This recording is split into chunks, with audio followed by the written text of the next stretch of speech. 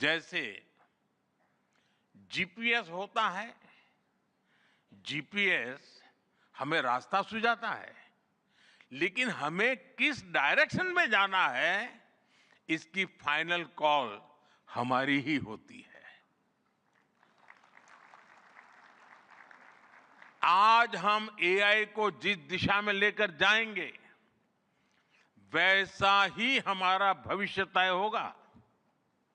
साथियों, आज new Delhi AI impact summit में मैं एआई के लिए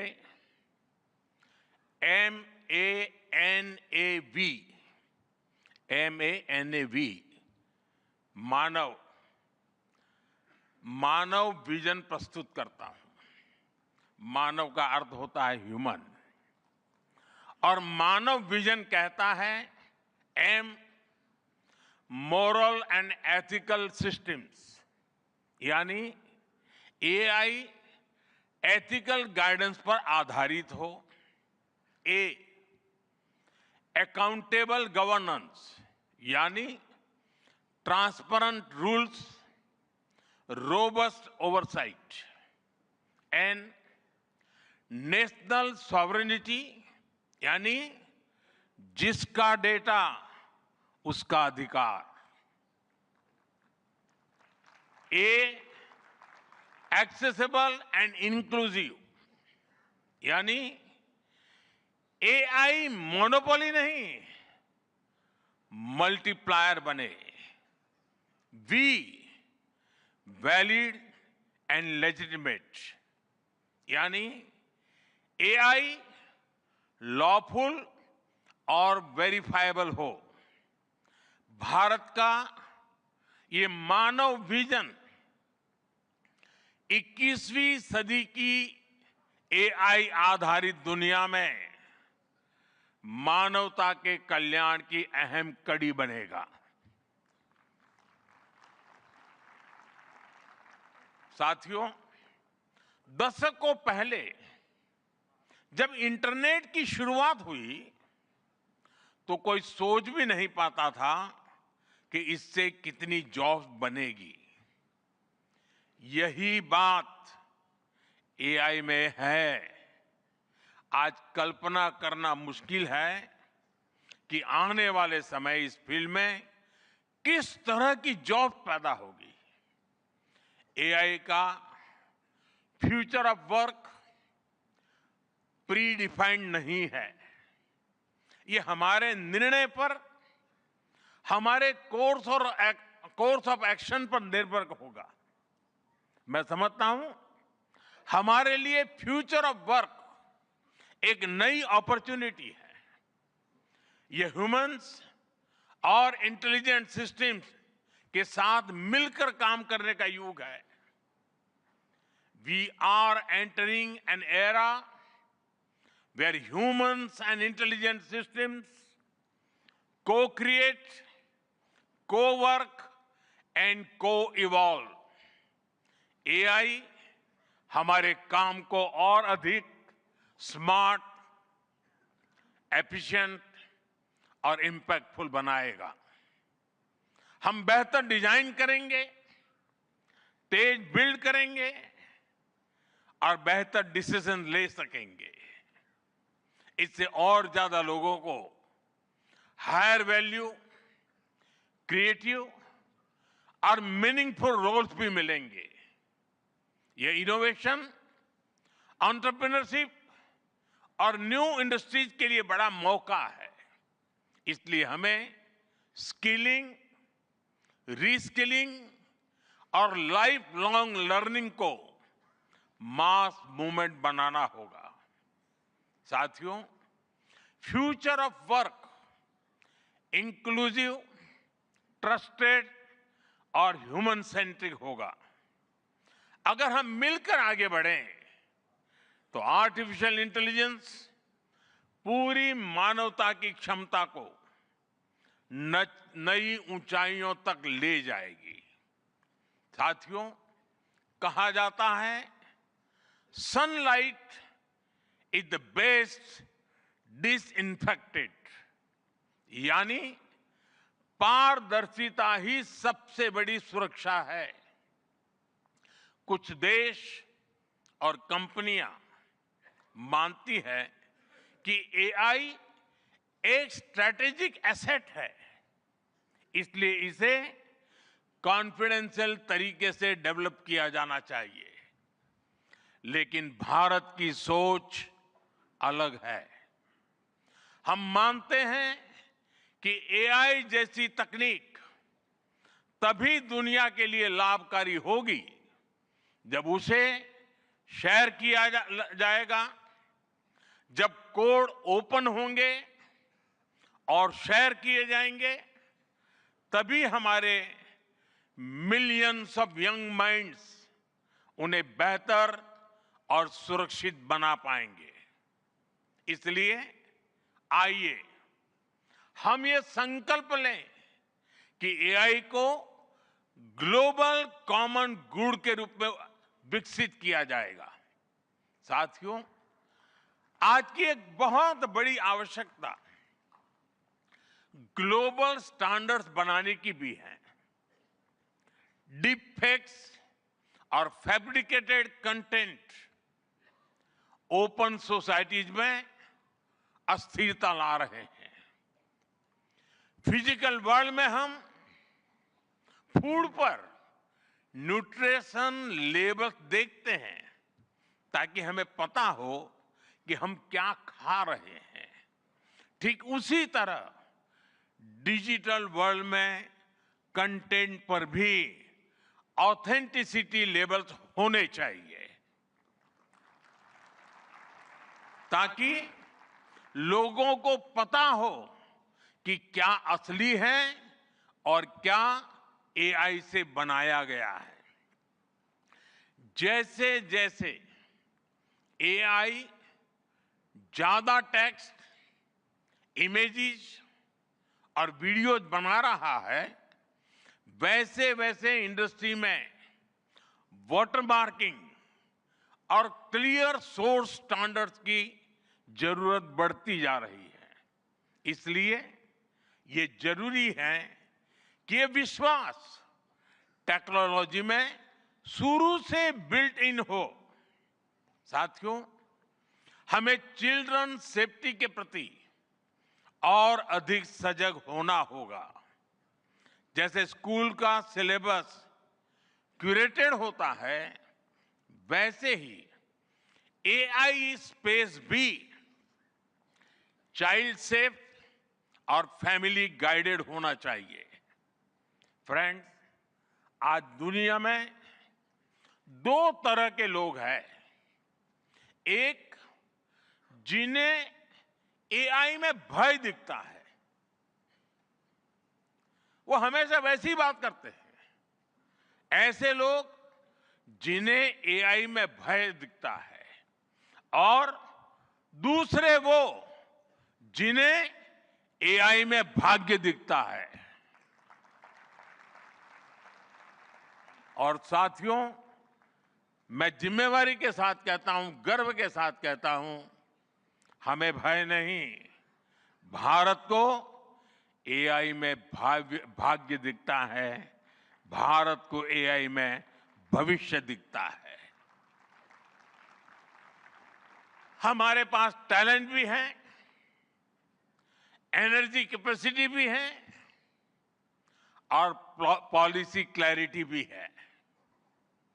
और मुझे आपको ये बताते हुए खुशी है कि इस समिट में 3 भारतीय कंपनियों ने अपने एआई मॉडल्स और एप्स लॉन्च किए हैं। ये मॉडल्स हमारे यूथ के टैलेंट को दिखाते हैं और भारत जो सॉल्यूशंस दे रहा है उसकी डेप्थ और डाइवर्सिटी का भी प्रतिबिंब है। साथियों, भारत सेमीकंडक्टर और चिप मेकिंग से लेकर क्वांटम कंप्यूटिंग तक एक रिजिलिएंट इकोसिस्टम बना रहा है। सिक्योर डेटा सेंटर्स, मजबूत IT backbone dynamic startup ecosystem Bharat को एफोर्डेबल, स्केलेबल और सिक्योर एआई सॉल्यूशंस का नेचुरल हब बनाते हैं। भारत के पास डाइवर्सिटी भी है, डेमोग्राफी भी है और डेमोक्रेसी भी है। जो एआई मॉडल भारत में सक्सीड करता है वो ग्लोबली डिप्लॉय हो सकता है। इसलिए मैं आप सभी को आमंत्रित करता हूं, design and develop in India, deliver to the world, deliver to humanity. एक बार फिर आप सभी को मेरी बहुत बहुत शुभकामनाएं। थैंक यू, धन्यवाद।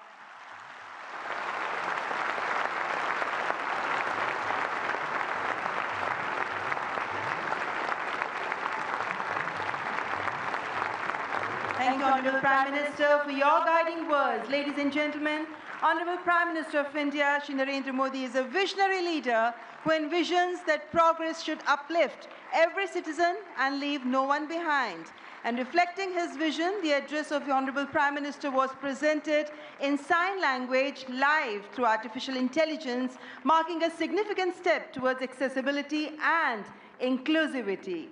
Guided by the three pillars of people, planet, and progress, from the timeless principle of Sarvajan Hitai, Sarvajan Sukhai, to the vision of sovereign AI and AI sovereignty, India's approach is impact-oriented and people-centric. I extend my heartfelt gratitude to all our distinguished guests, including His Excellency Emmanuel Macron, and to all the global leaders, speakers, and delegates for their august presence. Thank you all for joining us. Ladies and gentlemen, from India's perspective, India's development journey in AI is focused on development of AI for the global south, from limited ownership of AI to inclusive participation. That's India's approach to AI. Ladies and gentlemen, your presence has reaffirmed our तो आपने संबोधन सुना यहाँ पर प्रधानमंत्री नरेंद्र मोदी का, और इस संबोधन की जो बड़ी बातें थी वो आपके साथ हम यहाँ साझा कर रहे हैं। खासतौर से प्रधानमंत्री ने कहा कि भारत दुनिया की सबसे बड़ी युवा आबादी वाला देश है और इसका देखिए किस तरीके से हम आने वाले समय में इसका उपयोग कर सकते हैं, इस्तेमाल कर सकते हैं। तमाम बड़ी बातें प्रधानमंत्री ने कही। उन्होंने मानव विजन भी यहाँ पर दिया। खासतौर से प्रधानमंत्री ने कहा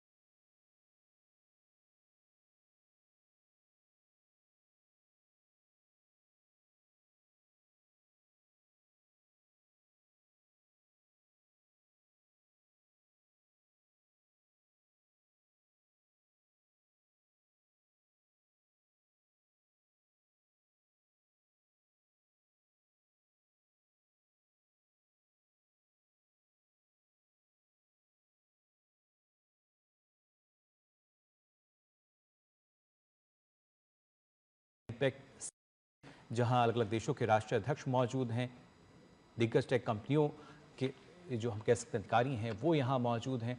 और ख़ासतौर से ना सिर्फ ये तमाम देश बल्कि इसके साथ और भी कई ऐसे देश हैं जो कि अब लगातार जब भविष्य की बात करते हैं तो कहीं ना कहीं AI की तरफ उनका ध्यान है। लेकिन भारत जो कि ग्लोबल साउथ की अगर हम बात करें तो पहली बार इस समिट का आयोजन किया गया, सफल आयोजन एक तरीके से, जहां पर हम देख सकते हैं इतनी बड़ी संख्या में तमाम वैश्विक नेताओं का जो जमावड़ा है वो यहाँ नज़र आ रहा है।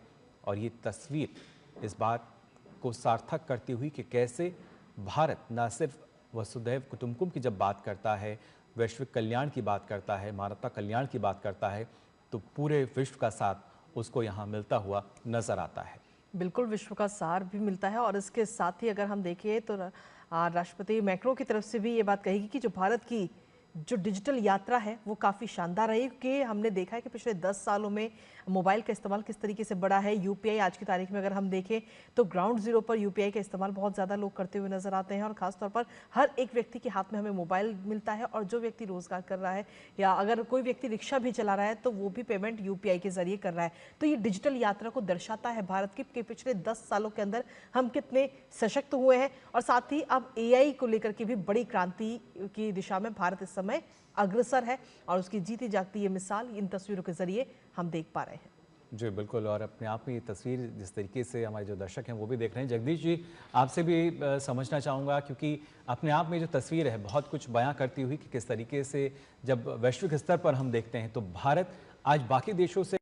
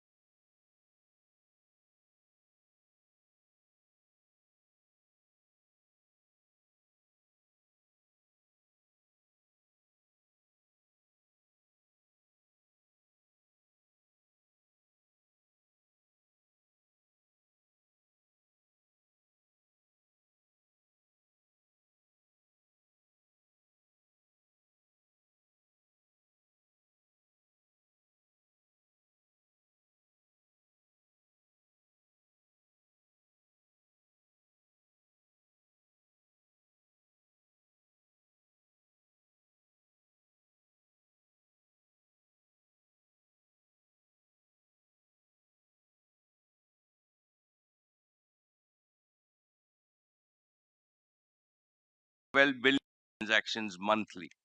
Fourth, India ranks among the top 3 startup ecosystems with 100,000 startups and 100 plus unicorns. Fifth, India's secure and inclusive digital public infrastructure stack is now being adopted by countries around the globe. Friends, in all humility, I wish to state that Geo, with over 500 million loyal subscribers, was privileged to play a leading role in this transformation across broadband, 4G, 5G, and home connectivity. With equal humility, I would like to announce that Geo will play an even bigger role in India's AI transformation. Today, on behalf of the Reliance Group and Geo Intelligence, I want to make 3 announcements. Announcement 1, Geo connected India to the internet era. Geo will now connect India to the intelligence era. We will deliver intelligence to every citizen, every sector of the economy, and every facet of social development and every service of government. Geo will do so with the same reliability, quality, scale, and extreme affordability that transformed connectivity. India cannot afford to rent intelligence.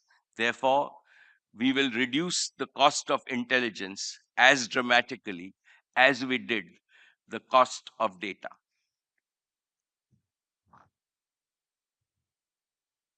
Announcement 2. Geo, together with Reliance, will invest 10 lakh crores over the next 7 years, starting this year. This is not speculative investment. It is not for chasing valuation. This is patient, disciplined, nation building capital designed to create durable economic value and strategic resilience for decades to come. Distinguished participants, the biggest constraint in AI today is not talent or imagination. It is scarcity and high cost of compute. Therefore, here is my third announcement. Geointelligence will build India's sovereign compute infrastructure through 3 bold initiatives. One, gigawatt scale data centers. We already started construction on multi-gigawatt AI-ready data centers at Jamnagar. Over 120 megawatts will come online in the second half of 2026 this year, and a clear path to gigawatt scale compute for training and large scale inference. 2, our green energy advantage. We have an in-house energy advantage with up to 10 gigawatts of ready green power, surplus anchored by solar in both Kutch and Andhra Pradesh. 3, a nationwide edge compute. An edge compute layer deeply integrated with Geo's network will make intelligence responsive, low latency, and affordable, close to where Indians live, learn, and work. From kirana stores to clinics, from classrooms to farms, intelligence will live at the edge. Our resolve is clear. Make intelligence as ubiquitous as connectivity. When compute becomes infrastructure, innovation will become inevitable. Friends, geointelligence is guided by 5 non-negotiable principles. First, AI for India's deep tech and advanced manufacturing leadership, reaching not just large enterprises, but agriculture, small businesses, and the informal sector. Geointelligence will not simply be a search or an ask tool. It will primarily be a resource for multiplying productivity and efficiency. Second, world-leading multilingual AI capability across all Indian languages. When farmers and artisans speak to AI in their own words and students learn in their own mother tongue, this is not convenience, this is inclusion. Geo AI Bharat की भाषा में बोलेगा, भारत की संस्कृति में फूलेगा, और भारत की मिट्टी में फलेगा। Third, responsibility, security, data residency, and trust as Geo's core guarantees, not afterthought. Fourth, we will prove that AI does not take away jobs. Rather, it will create new high-skill work opportunities. And fifth, the AI story has shifted from who has the best model to who can build the strongest ecosystem for speed and scale of usage. Therefore, we will build deep partnership ecosystem with Indian enterprises, startups, IIT, IISC, and research institutions. We will work shoulder to shoulder with India's leading industrial groups to embed AI across manufacturing, logistics, energy, finance, retail, agriculture, and healthcare. We will empower startups with affordable compute and co-development platforms. We will aspire to produce global breakthroughs in compute architecture, foundation models, and energy efficiency, designed in India, rooted in our values, powered by our talent, and scaled for humanity. And we will partner with the very best tech companies in the world, not as importers of intelligence, but as co-architects of a new AI century. Dear friends, I believe that social relevance, not momentary craze, should drive AI growth in India.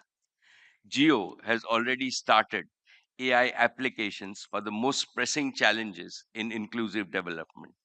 In education, we have Geo Shikshak, an adaptive AI teaching assistant in 22 languages.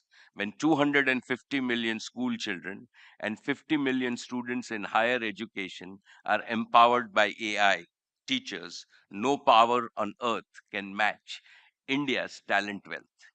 In healthcare, Geo Arogya AI delivering first medical guidance in under 5 minutes in local languages on any phone.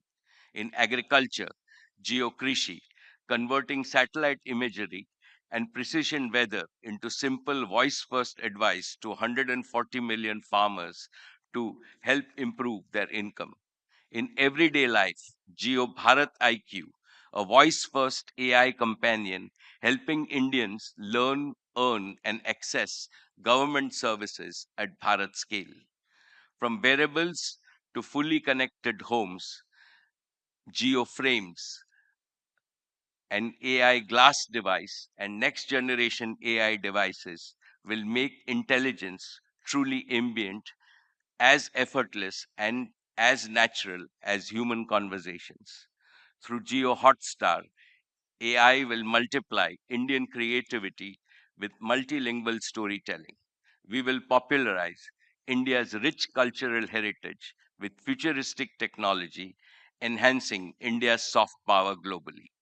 Friends, this inaugural Global AI Impact Summit in India has received a massive response. What does that show? It shows that AI is now becoming a people's movement worldwide. The success of this movement hinges critically on global cooperation and not polarization.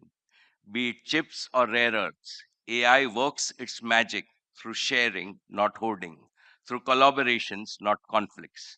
The unique strength of India is that India serves as the vital bridge connecting the global south and the global north. After all, south or north, east or west, all of us have only one earth, one family, and one future. Today, at this summit, let us all pledge to transform this noble aspiration into reality using the most powerful gift of the human mind, AI. Let us combine intelligence with empathy and let us build a better future for all. Thank you. Jai Hind.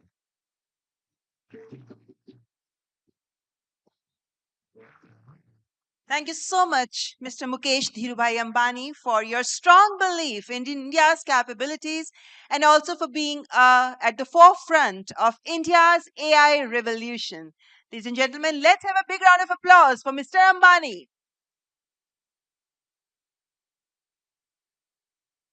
And now I would like to invite Sir Demis Hassabis.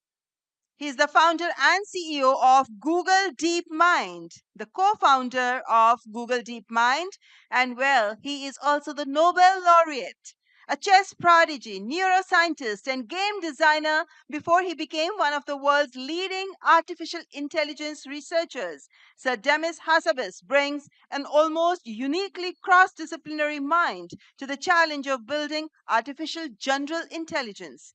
DeepMind's AlphaFold solved a 50-year-old problem in biology, and he's, well, just getting started.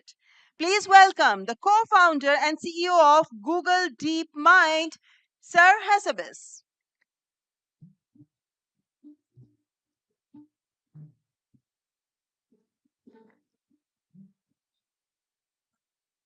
Thank you. It's a huge honor to be here today with so many of my esteemed colleagues from industry, academia, and government. And congratulations to Prime Minister Modi and the Indian government on convening such an impressive summit at this very pivotal moment for AI. It's fantastic to see how the summit has evolved over the years, with the first meeting convened by Prime Minister Sunak at Bletchley Park in the UK. It's become an incredibly important convening point for international dialogue and hopefully cooperation in the future over the future of AI. When we started DeepMind in 2010, almost nobody was working on AI in industry. It was just a dream. And it's been incredible to see how in the last 15 years, where we've come from the beginnings, those humble beginnings, to now where we are today, where the whole world is talking about AI. The reason I've spent my whole career working on AI is I always believed it would be one of the most important and beneficial technologies ever invented. And for me, my passion is to advance scientific discovery. And I always felt that AI would be the ultimate tool for accelerating scientific discovery and being a force multiplier for human ingenuity. From a very young age, I've been obsessed with the Greek questions of science, the nature of reality, the nature of consciousness, these deep mysteries that are in the universe. And I think AI can help us find answers to these questions that we've pondered over for thousands of years. We're already starting to see the beginnings of this with systems like AlphaFold that we built to solve the 50-year grand challenge of protein folding. And we hope that this will just be the first example of amazing advances in science and medicine that have been enabled by AI. And we and others are working on many other branches of science now to bring AI tools to help advance material science, fusion, physics, and mathematics. In fact, almost every branch of science and medicine can be impacted by AI. And now in 2026, we're another threshold moment where AGI, artificial general intelligence, is on the horizon, maybe within the next 5 years. And we're seeing these general purpose systems, foundational model systems, becoming increasingly capable almost week by week. So this is obviously an amazing opportunity that we should all grasp, economic and productivity, as well as in the sciences. But it's also something that we have to approach with humility and understanding that we don't have all the answers yet as to how this technology is going to develop and to be deployed into the world. I've been really impressed with what I've seen in India. I spent some time prior to the summit in Bangalore. We have a really big office there, Google and DeepMind, a great research office where we do some really critical research that we then bring to our products and our technologies around the world in areas like efficient models, continual learning, and multilingual capabilities.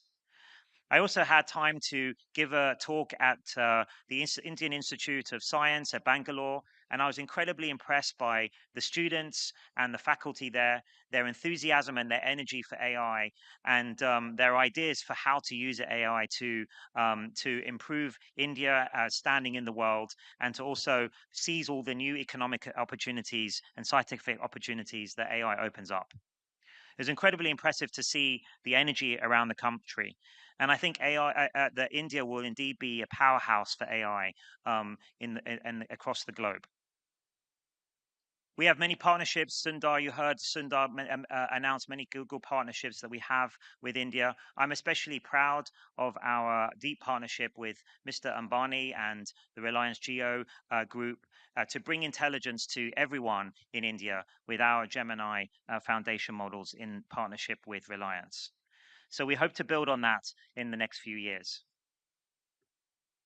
So if I was to try and quantify what's coming down the line with the advent of AGI, I think it's going to be one of the most momentous periods in human history. Probably something more like the advent of fire or electricity. One way maybe we can quantify that is, I think it's going to be something like 10 times the impact of the Industrial Revolution, but happening at 10 times the speed, probably unfolding in a matter of a decade rather than a century.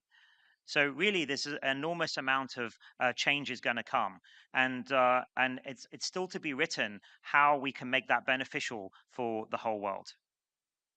And I think the main way we should try to do this is by taking a scientific approach, using the scientific method to understand what the capabilities of these systems are, to build good guardrails and monitoring systems, to understand more deeply what these systems are capable of, and how we can make sure that they serve the purposes that we want. And then, of course, simultaneously, we also have to be bold to grasp these new opportunities to advance science and medicine and to improve human health and the human condition that society and the globe badly needs. So I think we've got to try and navigate this moment very carefully, very thoughtfully.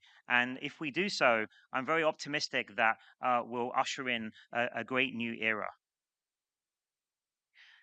But of course, this can't just be left to technologists. And that's why summits like this are really important, to bring together all parts of society, the technologists that are building it, the scientists that are building it, governments and how to deploy it for the best use of their citizens, but also artists, social scientists, and philosophers. We need to bring all of these debates into the tent to understand how we should navigate this next period in human history. And I think summits like this, international summits like this, are critical to encourage this kind of international dialogue and cooperation. And if we get this right, these next steps right, I think we can usher in a new golden era of scientific discovery and improve the lives and health of everyone in the world. Thank you.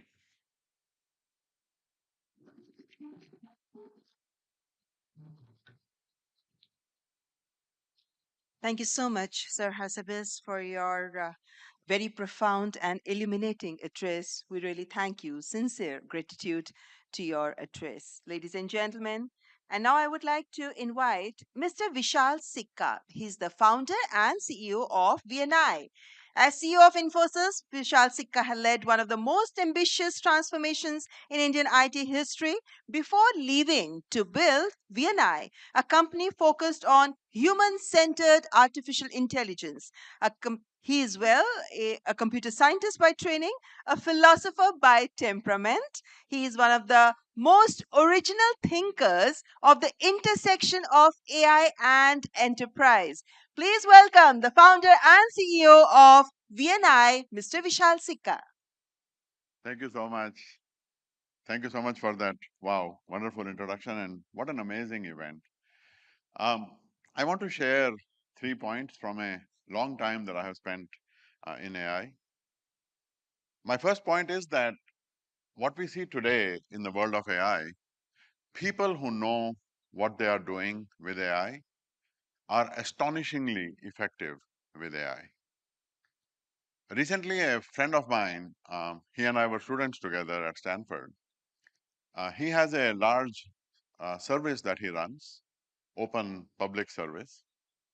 That service was built by 15 people, very world-class engineers, over 9 months. Recently, he rebuilt that service entirely by himself in 14 days using one of the generative AI coding tools. So if you are counting, that is about a more than 250 times improvement in productivity. Now, he's a genius, and not everyone gets a 250 times productivity gain. But you will see that people who understand how to use AI are astonishingly effective with it.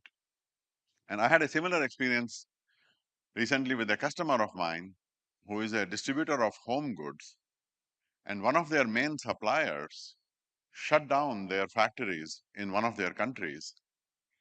And they did analysis using our product, all kinds of simulation scenarios. And over a few days, they reached the decision that they need to exit that country entirely. I asked him, such a monumental decision to get out of an entire country, how long would that have taken you before? And he said, easily it would have taken a year. And it would have involved heavy duty consultants and things like that. So we now have instant access to knowledge in any language, a condensation of things that we can present in any way. It is an incredible power. And yes, it is deeply disruptive to the ways that we have worked before, the way that we have done things in the past. But at the same time, and even more importantly, we can do unprecedented things with this, things that we could never do before. So this astonishing effectiveness, and Joshua referred to this as a jagged frontier, it is not uniform. Not everyone sees this. So that's my second point. Being effective with AI requires not only a knowledge of AI itself, but understanding its limitations and how to overcome those limitations. There is a huge gap between LLMs and the business users inside enterprises, especially, and how to bring value to those users. And overcoming that gap is where a lot of value creating opportunity is. That bridging that gap requires delivering correct systems, trusted, verifiable, reliable systems that deliver value to people.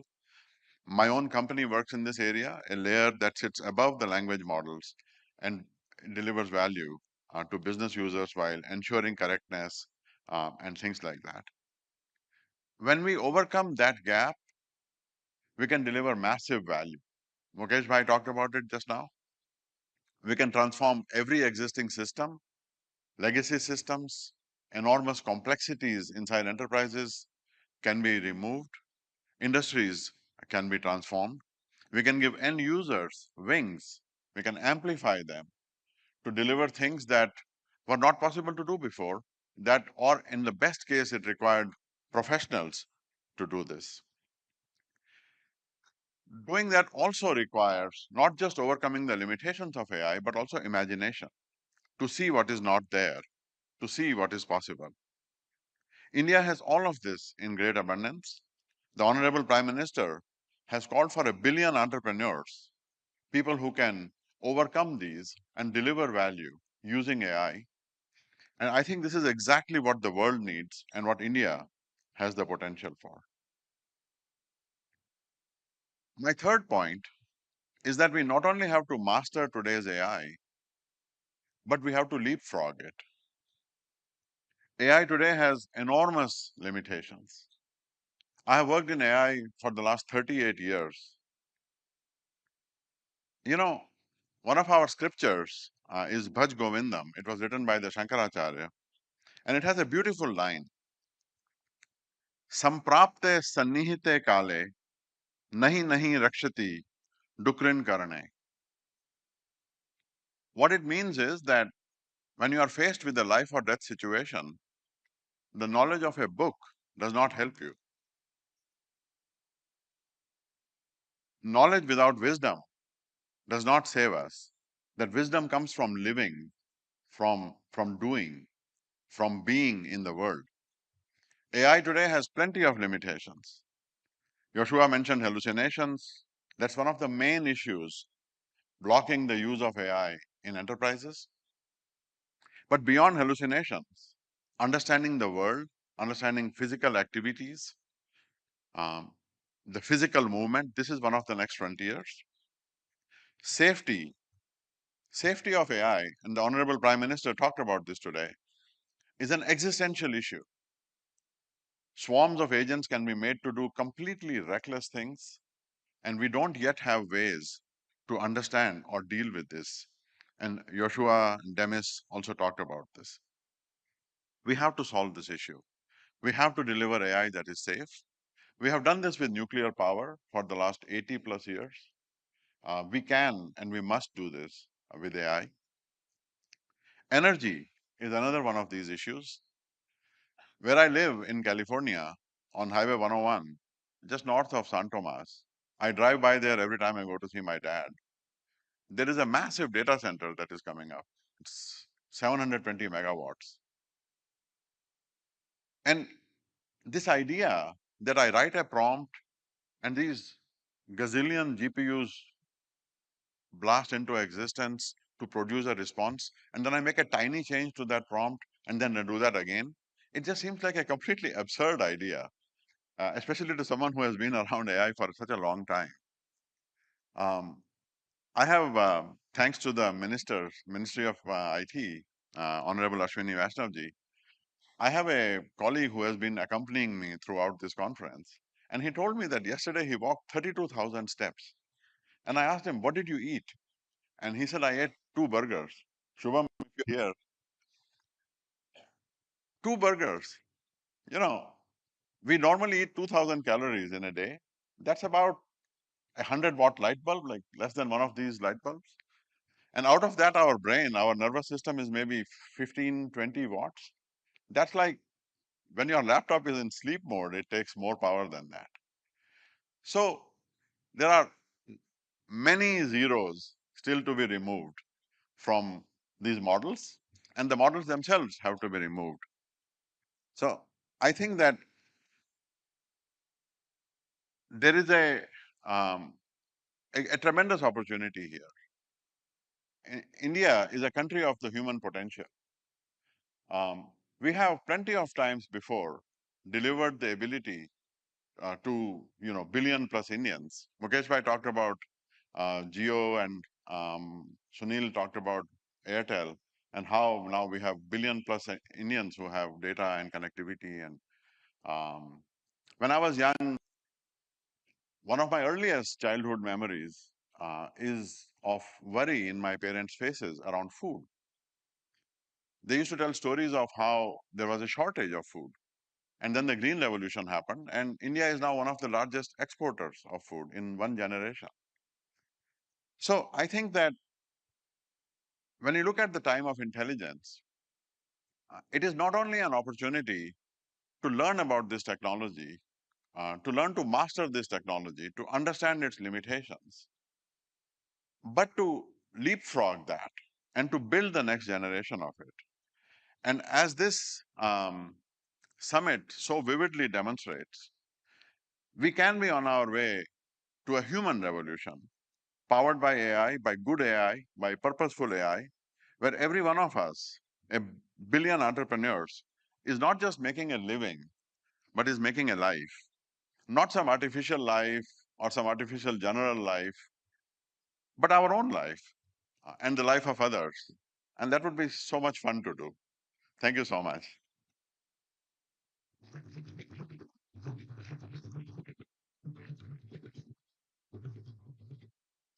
Thank you so much, Mr. Sikka, for your profound and very interesting remarks. And of course, your work at VNI also exemplifies the transformative potential of artificial intelligence. And with this movement on the stage, you can make out that now we are heading into a fireside conversation. And well, this would be a remarkable conversation we're going to have with Mr. Nandan Nilekani, co-founder and chairman Infosys, and Dario Amodei, founder of Anthropic. And before I invite our guests on the stage, let me say a few words about Mr. Nandan Nilekani, who is the architect of Aadhaar, the world's largest biometric identity system, and the intellectual godfather of India's digital public infrastructure movement. Nandan Nilekani has spent decades proving that technology built in the public interest can transform entire societies, and Aadhaar is a big example before the world. His thinking on artificial intelligence and open digital ecosystems is essential reading for anyone serious about this field. So, ladies and gentlemen, I would now invite Mr. Nandan Nilekani and Mr. Dario Amode for this conversation, which is being moderated by Mr. Rahul Mathan, partner Tri-Legal. I invite all our three guests on the stage.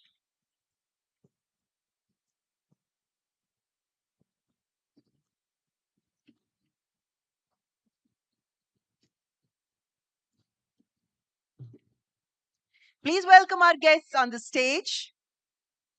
Thank you.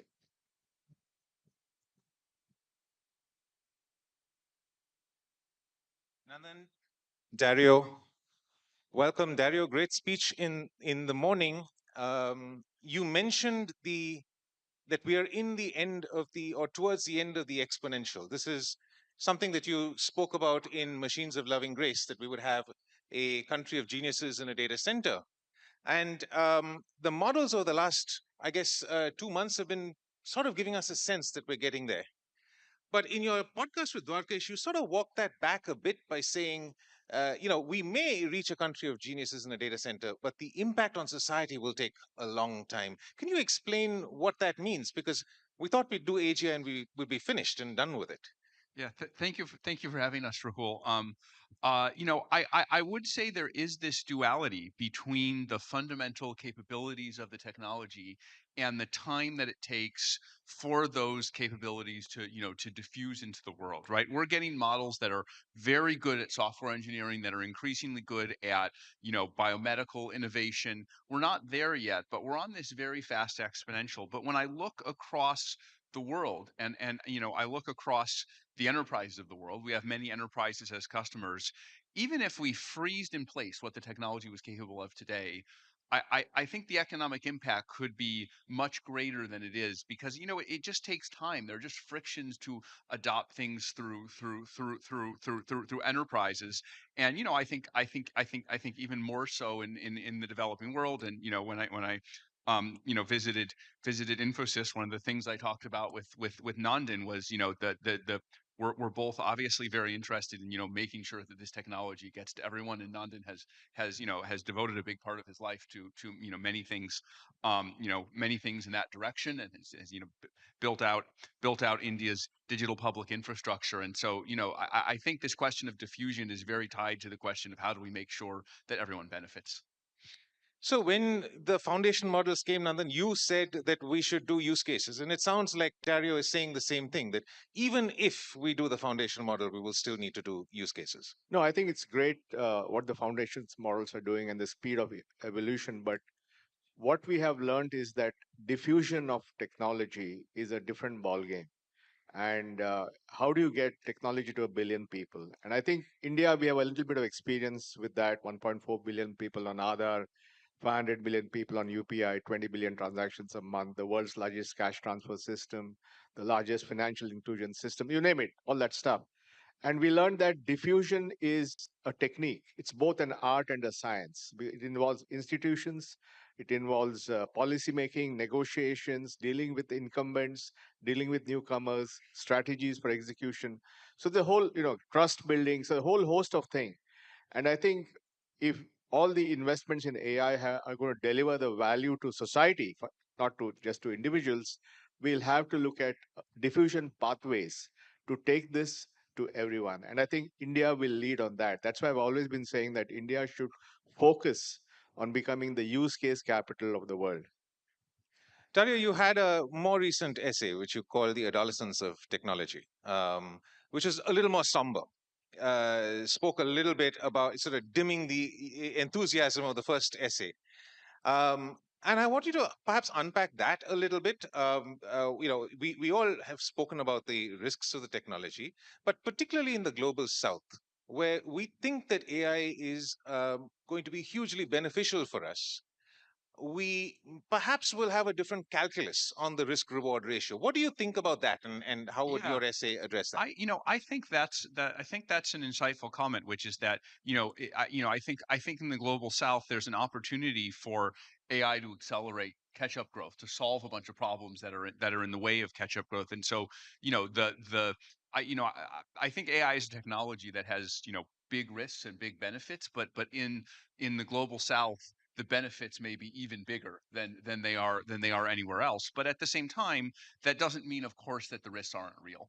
We kind of, India is the world's largest democracy. We need to think about how democracies handle AI, and how we confront other countries that are authoritarian. That's one of the risks I talk about. Another risk I talk about is making sure that AI systems are safe and predictable, and autonomously behave in a way that's under our control. And everyone in the world has to worry about that. That affects everyone in the world. And then, I think of particular relevance to India is, the concerns I raised around economic displacement, right? Where, I think the signature of this technology is going to be that it greatly grows the economic pie for the whole world. And again, huge upside because of the opportunity for catch-up growth. Like, growth can be very, very fast.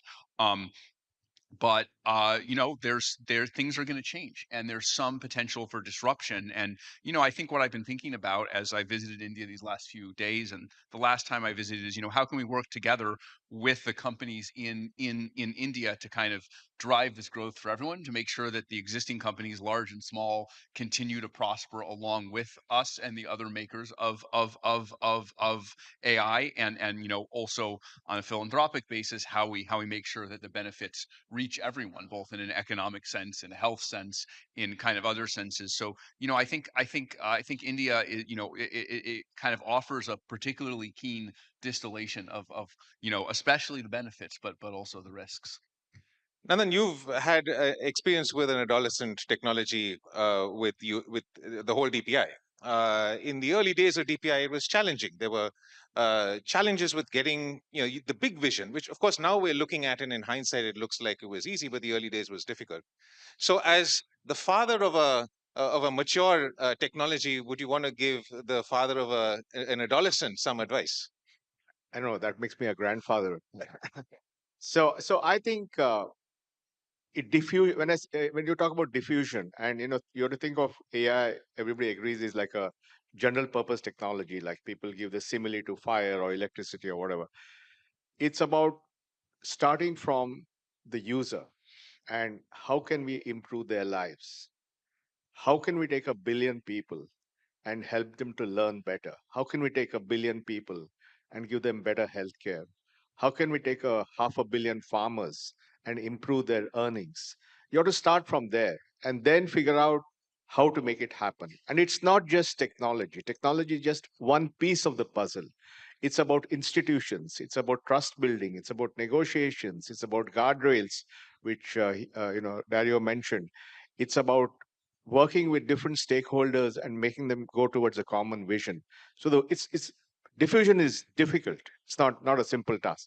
So I feel that India will demonstrate this because we have the experience of diffusion at population scale in all the various areas. And obviously, diffusion of AI, there are some differences that we need to think about, data, guardrails, and so on. But I think we can build a pathway or multiple pathways to that goal. And that will show the world, because I believe right now in AI, there's a race to the top and a race to the bottom. And the race to the bottom is faster than the race to the top. So I think all of us who have a stake in AI being useful to humanity have to accelerate and redouble our efforts to make the diffusion happen. Otherwise, the consequences are going to be very, very difficult, because there's going to be a backlash.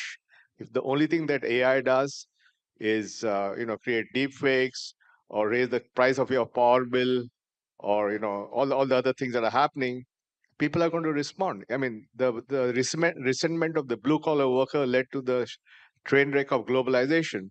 The resentment of the white collar worker is going to lead to the train wreck of AI. So I think we really have to work very hard to show profound, useful cases of AI. Dario, you were in India in October, and you're back again now. You spend a lot of time actually with the developer community. You clearly were impressed because you've come back so quickly. Could you tell us a little bit about, what your experience is with how India is building and using AI? Perhaps just go through the stack. I mean, enterprise, small business, startups, then developers. What's What's different about the way India does it? Yeah, so I would say there's just an excitement here and technical acumen, and we can even see it in the statistics of usage of Claude. Use of Claude for technical kind of programming and software engineering, mathematical tasks. The fraction is substantially higher here in India than it is in most other places in the world. And every time I go to speak at one of these, we'll host these builder or developer events in India, just there's a lot of excitement. I can feel the brimming excitement of, like, what is something that we can build in just the last 4 months. The use of Claude and Claude Code has doubled. Has doubled in India, and I'm sure it's the same for the other. I don't say that to promote Claude and Claude Code. Like, it's more a statement about the kind of excitement in India on the enterprise level. I mean, the two of us just announced a partnership just yesterday. So, we're really excited to work with all the large enterprises in India. They know much more about the Indian market. They know much more about, distribution. They know how to serve enterprises within India. And, they're much better at that than we are. And can we plug our technology into what they do, and create something that kind of wins for both sides, right? We would like to be able to, jointly win with the companies in India. And then finally, I think there's another element that's almost unique, which is that there's an excitement to build, but there's an excitement to build for public good and for philanthropic benefits. So, Nandan kindly introduced me to the XStep Foundation, of course, builds digital infrastructure, and we've already started to work on a number of projects really to reach people in rural areas. We're trying to combine Claude with something called Open AgriNet, which helps farmers in rural regions to kind of find better information and better advice to be more effective and efficient. And we're looking to expand that a great deal. So I think that's something totally unique to India. And that, through folks in the private sector, we would get connected to these efforts, and there would be mutual enthusiasm to promote these efforts. And you, of course, have an office. You've declared a managing director. But actually, more importantly, Sonnet 4.6, which dropped yesterday very inconveniently, so I couldn't try it, apparently is doing very well on 10 Indic languages. So there seems to be a bit of a focus in your development as well on India. Can you tell me why that's important? Why language, cultural context is important, and what India can play, what role it can play in that? Yeah. So, language models have always been multilingual, but of course they're better at languages than that they've been trained more on. And of course, as I learned when I first came here, India has a very long tail of regional languages. And we see this as something related to access, something related to making we provide benefits for everyone, right? If it can only speak the most common languages, then there's a long tail we're not reaching, right? The farmers that we mentioned, many of them speak one of the less common regional languages. And so we've put in place a push, collaborating with folks in India to acquire more data for this long tail of Indic languages, and Sonnet 4.6 represents an improvement. We're not all the way there yet. We want these models to be as good, even far out in the long tail of these languages, as they are at speaking English. And we're making progress towards that. We're not there yet, but we want to keep going. And then after you built DPI, I mean, I say after, like as if you stopped, you still continue to do it. But after you did the bulk of the work, you spent some time and effort actually taking it out to other countries. And I was wondering whether you've thought about that for AI. And, Sure. as it's been mentioned so many times today that this is the first AI summit in the Global South. And so I think perhaps countries of the Global South, if there's a model, as it were, for doing this, would benefit from those ideas. So as you think about it, is it costs? Is it skill? Is it data? Infrastructure? What is it that countries need to think about for this? No, sure. No, finally, it's about a lived experience. If you've done it, you can do it better next time. So what we did in the DPI part, the digital public infrastructure, is that after several years of that experience, we worked with global philanthropists, set up something called Co-Develop, and said, let's take DPI global. And today we have some version of DPI running in about 40 countries around the world. We recently had a summit in Cape Town where we had 1,200 delegates from 109 countries. So it's become a global movement. And we feel that AI has to be, if AI has to really be impactful, we need something similar. So yesterday we just launched something called 100 diffusion pathways by 2030. We like to have targets. So Can you explain that? yeah, so the idea is that a diffusion pathway is basically a way to reach a particular goal, which you got from learning, from doing things, and then packaging it. And it's not just technical packaging; it's about guardrails. It's about how do you get institutions on board, how do you make how do you make data available. There's a whole host of things. But think of it as a toolbox or a playbook for doing things. And then this is a global initiative. So we're going to work around the world and create multiple diffusion pathways and then share them with each other so that we can accelerate this thing. And, Anthropic is part of that. We have Google as part of that. Gates Foundation is there. UNDP is there. The Kenyans. It's a global coalition. Because what we learned from the agriculture experience, we worked with Maharashtra on their agri stack, which is called Mahavistar. And that took us 9 months to figure out how to make it work safely at scale. Using the same learning, it was done in Ethiopia, which took 3 months because we had the learning of Maharashtra. And then using the same learning the PM was very keen to see it in animal husbandry. So we worked with Amul and we did that in 3 weeks. So you can see the trajectory of time, right? From 9 months to 3 months to 3 weeks.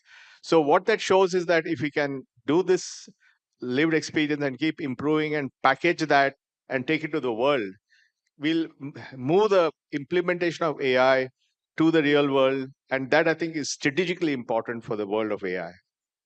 So 100 by 30 is the new. Yeah, 100 diffusion pathways by 2030. And we'd welcome everyone to join this moment.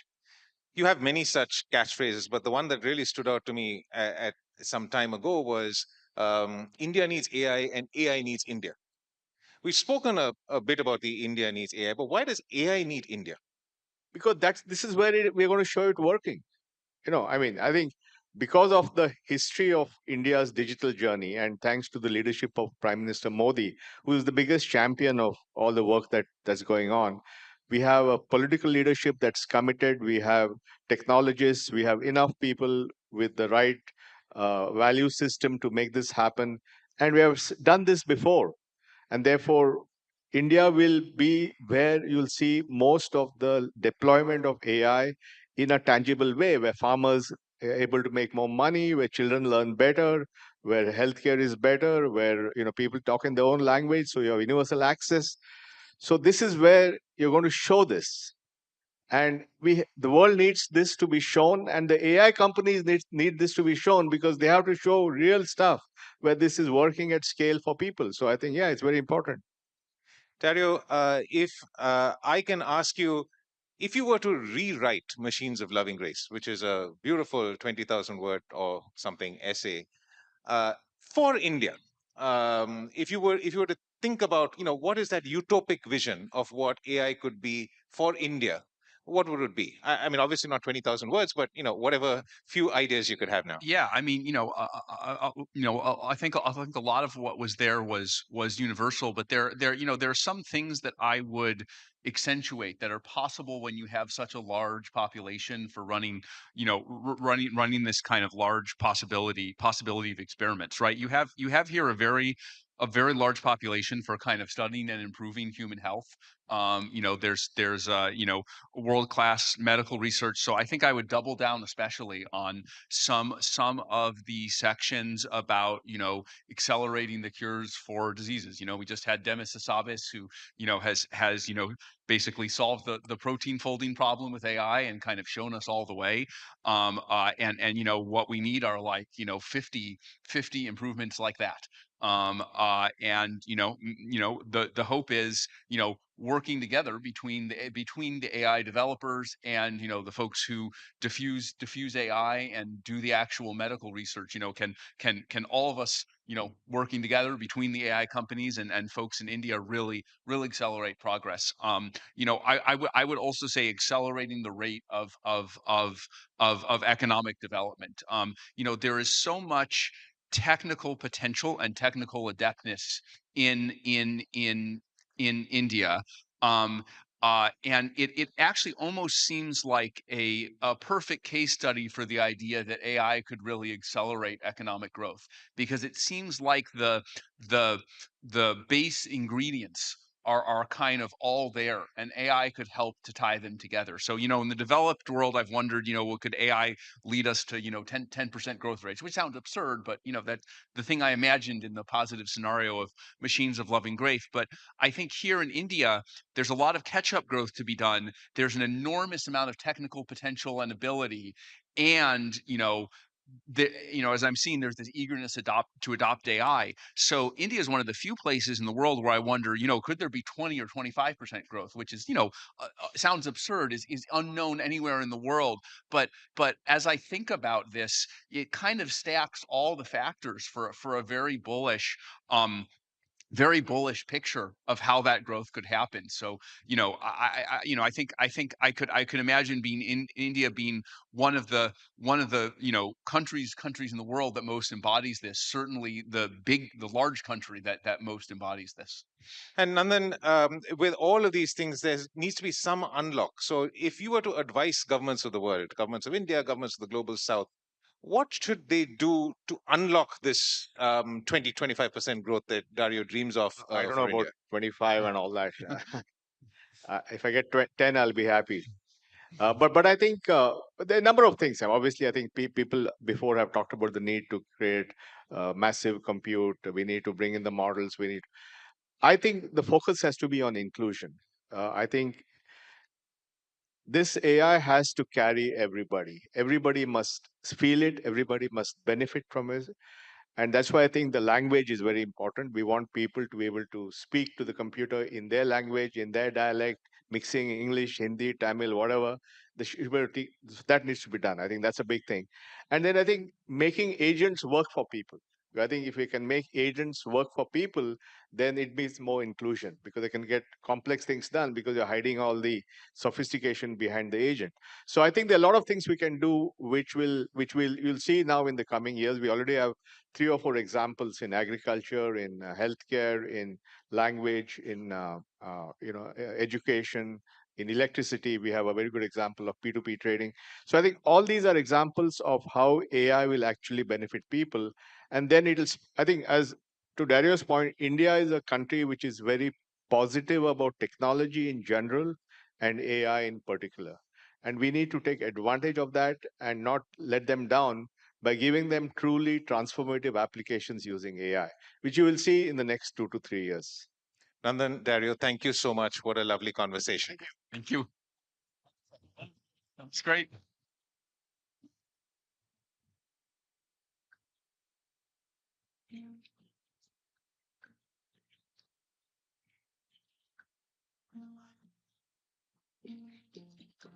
There's no audio. Thank you so much, Mr. Nandan Nilekani and Mr. Dario Amote. And thank you, Rahul Mathan, for moderating it. Well, it was quite an engaging conversation, I must say. And they are the pioneers and the thought leaders of artificial intelligence, and they shared their profound perspectives. I thank our panelists. Ladies and gentlemen, our next speaker is Mr. Rishad Premji. He's the executive chairman of Wipro, the son of one of India's most beloved business leaders.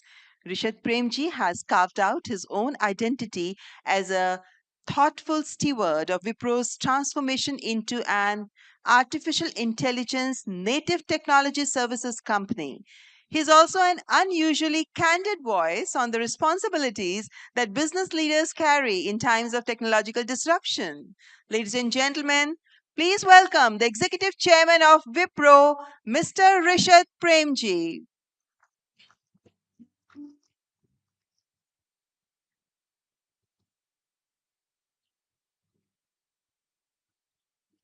A warm welcome once again. That's Mr. Rishad Premji.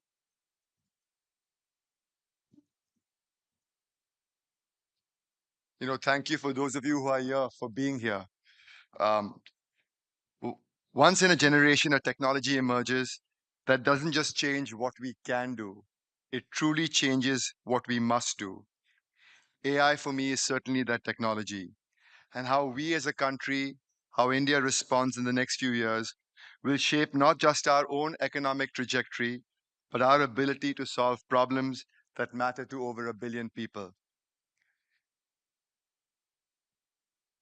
For the past several years, the conversation around AI has focused just not on the possibility.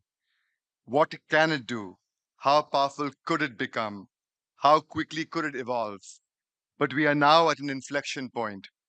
The conversation has fundamentally shifted from possibility to practicality, from experimentation to adoption, and from pilots to scaled impact. This shift matters, and it matters tremendously because technology creates value only when it is applied to solve real world problems responsibly and at scale. So, what does this moment mean for India? It means India has the opportunity to become one of the world's most consequential environments for the application of AI, not just as a builder of the technology, but as a place where AI is tested against real world complexity and made to work at scale. Our context as a country is demanding. Systems here must work across multiple languages, across urban and rural settings, and across populations with very different levels of access, need, data quality, and infrastructure. That raises the bar, but it also makes success meaningful. We already see what this looks like in practice. In education, AI can support learning outcomes in local languages and help address teachers' shortages across skill mismatches. In healthcare, it can enable earlier disease screening and strengthen rural care, especially where access is limited. And in public services, it can help build smarter, safer infrastructure and reduce leakages in welfare delivery. Which brings me to India's strengths and why I believe India is well placed today to take advantage of all of this. Let me just highlight a few that matter most and have been highlighted by many. One of the most significant is our experience with DPI. UPI today processes over 20 billion transactions every month and has transformed how individuals and businesses participate in the digital economy. It has demonstrated that technology can scale rapidly when it is accessible, reliable, and most importantly, inclusive. India also has one of the largest and fastest growing pools of AI talent in the world. We are truly the AI and talent destination of the world. Approximately 650,000 professionals in India work in AI related roles today, and this number will double by 2027. This talent brings not only technical capability, but importantly, practical experience in applying technology in complex real world environments. Equally importantly, many of the foundations to build out this talent are already in place. Government initiatives to train 10 million young people in AI, along with industry partnerships with universities, are expanding access to practical, job ready training. Curricula is evolving, and people are giving opportunities as apprenticeships to get exposure to real world applications.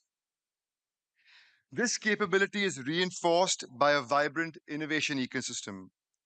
India is home, as many of us know, to the world's third largest technology startup base, including more than 4,000 startups in the deep tech and AI space.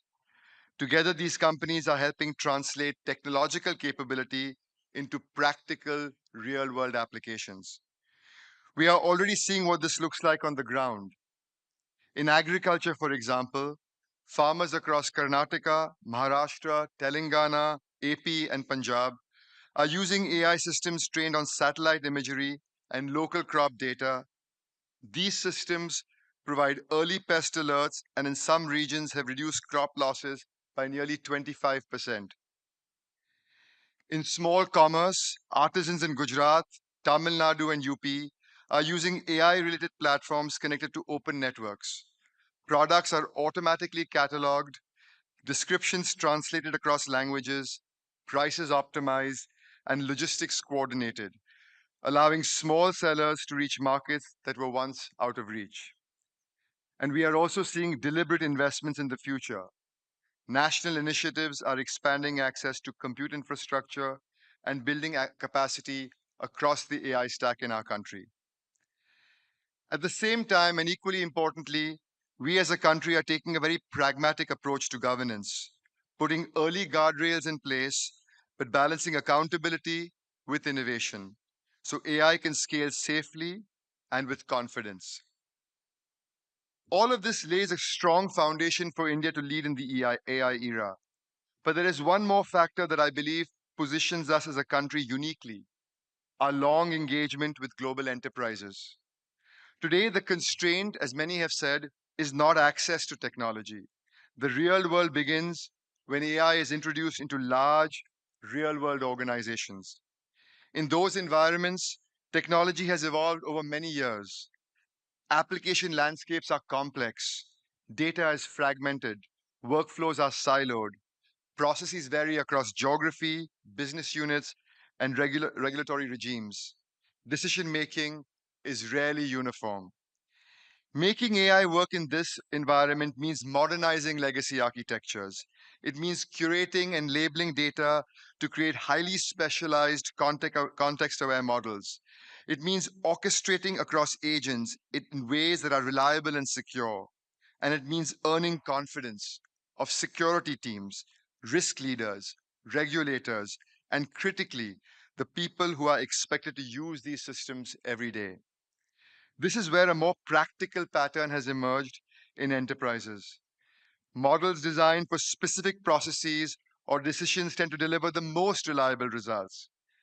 When AI is closely aligned to a defined workflow, it becomes more predictable, easier to govern, and more effective over time. What enterprises need today is not a model that does everything, but models that do the right thing consistently inside how work actually happens. But technology alignment alone is not enough.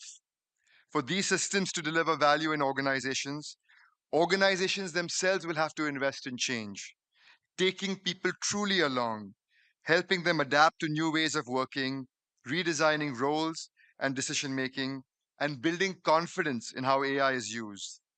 That includes reskilling people, reskilling teams to work effectively with AI tools so that they understand the outputs and exercise judgment where it matters most. When models are well aligned to workflows and people are supported through the transition, AI becomes just not deployable, but it becomes sustainable at scale. And that plays directly to India's strengths. We have decades of experience working inside complex enterprises, helping them modernize systems, manage risk, and take people along through this change. And that works in environments like these is not just deployable, it is resilient, responsible, and truly scalable. The same dynamics that determine success inside organizations will also shape how countries navigate this moment. As we look ahead, India's advantage in AI will not be defined only by the size of our models or the scale of our infrastructure. It will be defined by the choices we make about where we apply AI, how we diffuse it, how responsibly is it deployed, and whether we can translate capability into real impact for governments, citizens, and enterprises. India's advantage will come from developing talent at scale, not just people trained on AI, but people who can apply it with context, judgment, and an ability to adapt to change. That is why AI fluency must extend beyond engineers to teachers, to nurses, to administrators, to supervisors, to small business owners, among everyone else. The dividing line will not be human versus machine. It will truly be between those who adapt and those who hesitate to adapt. Technology shifts inevitably create uncertainty, but for countries that act decisively, they also create opportunity. India has embraced such shifts in the past, and I believe we are really well positioned to do so again. I want to close by sharing a personal story from the work of the Azim Premji Foundation, which is also the majority shareholder of our company, Wipro. India sees 2.7 million tuberculosis cases every year, making it one of the country's most serious public health challenges. Early detection is essential, but confirming TB often requires patients to travel to distant public hospitals for sputum or molecular tests. For many, the real barrier is not medical capability, but it is access. To address this, our foundation is running a pilot in a rural community in Tamil Nadu. Community health workers carry portable X-ray devices directly to people's homes. AI analyzes the X-rays instantly and identifies signs consistent with TB, enabling that early screening and faster referral without requiring patients to travel. If successful, this approach can help detect TB earlier and extend the reach of healthcare into communities that need it most. With a national doctor to population ratio of roughly 1:800 and even deeper shortages in rural India, AI does not replace care, it multiplies scarce expertise infinitely. The same last mile challenges exist across other countries in continents of Asia, Africa, and Latin America, home to more than 4 billion people.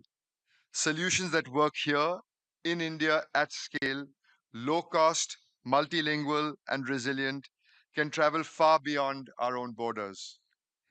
If we can do that, India's contribution can be vast, not just in building AI, but in applying it to solve problems for enterprises, for our own country, and for the world at large, thoughtfully, inclusively, and with impact at scale. Thank you for listening to me.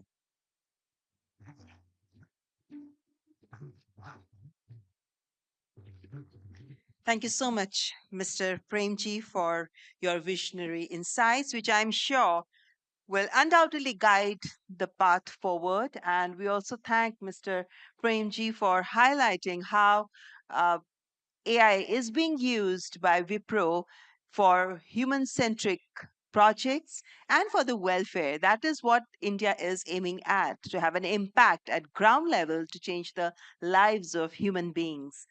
Ladies and gentlemen, few individuals have done more to bring artificial general intelligence from the realm of science fiction into boardrooms, into parliaments, and living rooms than our next speaker, Sam Altman, CEO, OpenAI.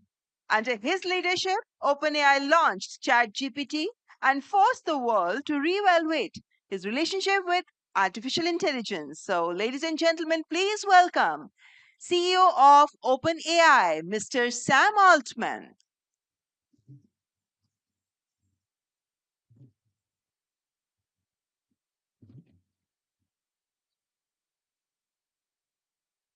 Thank you so much. It's really a treat to be here in India, and it's incredible to see the country's leadership in advanced AI. I was last here a little over a year ago, and it's striking how much progress has happened since then. We've gone from AI systems that struggled with high school level math to systems that can do research level mathematics now and derive novel results in theoretical physics. It's also striking how much progress India has made in its mission to put AI to work for more people in more parts of the country. And India's leadership in sovereign AI, building on infrastructure, SLMs, and much more, has been great to watch. More than 100 million people in India use ChatGPT every week. More than a third of them are students. India is also the fastest growing market now for Codex, our coding agent that works to help people develop software faster and better. India, the world's largest democracy, is well positioned to lead in AI, not just to build it, but to shape it and decide what our future is going to look like. And it's important to move quickly. On our current trajectory, we believe we may be only a couple of years away from early versions of true superintelligence. If we are right, by the end of 2028, more of the world's intellectual capacity could reside inside of data centers than outside of them. This is an extraordinary statement to make. And of course, we could be wrong.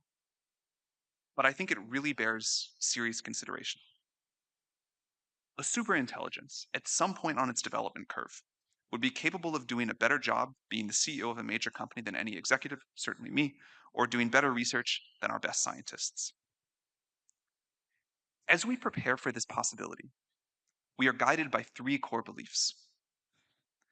Number one, we believe that democratization of AI is the only fair and safe path forward. Democratization of AI is the best way to ensure that humanity flourishes. On the other hand, centralization of this technology in one company or country could lead to ruin. The desirable future a couple of decades from now has got to look like a world of liberty, democracy, widespread flourishing, and an increase in human agency. Some people want effective totalitarianism in exchange for a cure for cancer. I don't think we should accept that trade-off, nor do I think we need to. AI should extend individual human will. We'll probably need superintelligence to help us figure out the new governance mechanisms to ensure that this happens fairly at scale, and to avoid problems like extremely unbalanced compute access or something else. Second, we believe that AI resilience is a core safety strategy. We don't mean that this is the only safety strategy. We will continue to need to build safe systems and solve difficult technical alignment challenges. But increasingly, we need to start broadening how we think about safety to include societal resilience. No AI lab, no AI system can deliver a good future on their own. For an obvious example, there'll be extremely capable biomodels available open source that could help people create new pathogens. We need a society-wide approach about how we're going to defend against this. And third, the future of AI is not going to unfold exactly like anyone predicts. And we believe that many people need to have a stake in shaping the outcome. The development of AI has already held many surprises, and I assume there are bigger ones to come. We understand that with technology this powerful, people want answers. But it's important to be humble about what we don't know and always remember that sometimes our best guesses are wrong. Most of the important discoveries happen when technology and society meet, sometimes have some friction, and co-evolve. For example, we don't yet know how to think about some superintelligence being aligned with dictators and totalitarian countries. We don't know how to think about countries using AI to fight new kinds of war with each other. We don't know how to think about when and whether countries are going to have to think about new forms of social contracts. But we think it's important to have more understanding and society-wide debate before we're all surprised. Of special note, and related to all 3 points, we continue to believe that iterative deployment is a key strategic insight, and that society needs to contend with and use each successive new level of AI capability, have time to integrate it, understand it, and decide how to move forward. This has been working surprisingly well so far. If we are right, this has been working surprisingly well so far. If we are right, it's been working some super not some answers to 30 wireless available open source that could help people create new pathogens. We need a society-wide approach about how we're going to defend against this. And third, the future of AI is not going to unfold exactly like anyone predicts. And we believe that many people need to have a stake in shaping the outcome. The development of AI has already held many surprises, and I assume there are bigger ones to come. We understand that with technology this powerful, people want answers. But it's important to be humble about what we don't know and always remember that sometimes our best guesses are wrong. Most of the important discoveries happen when technology and society meet, sometimes have some friction, and co-evolve. For example, we don't yet know how to think about some superintelligence being aligned with dictators and totalitarian countries.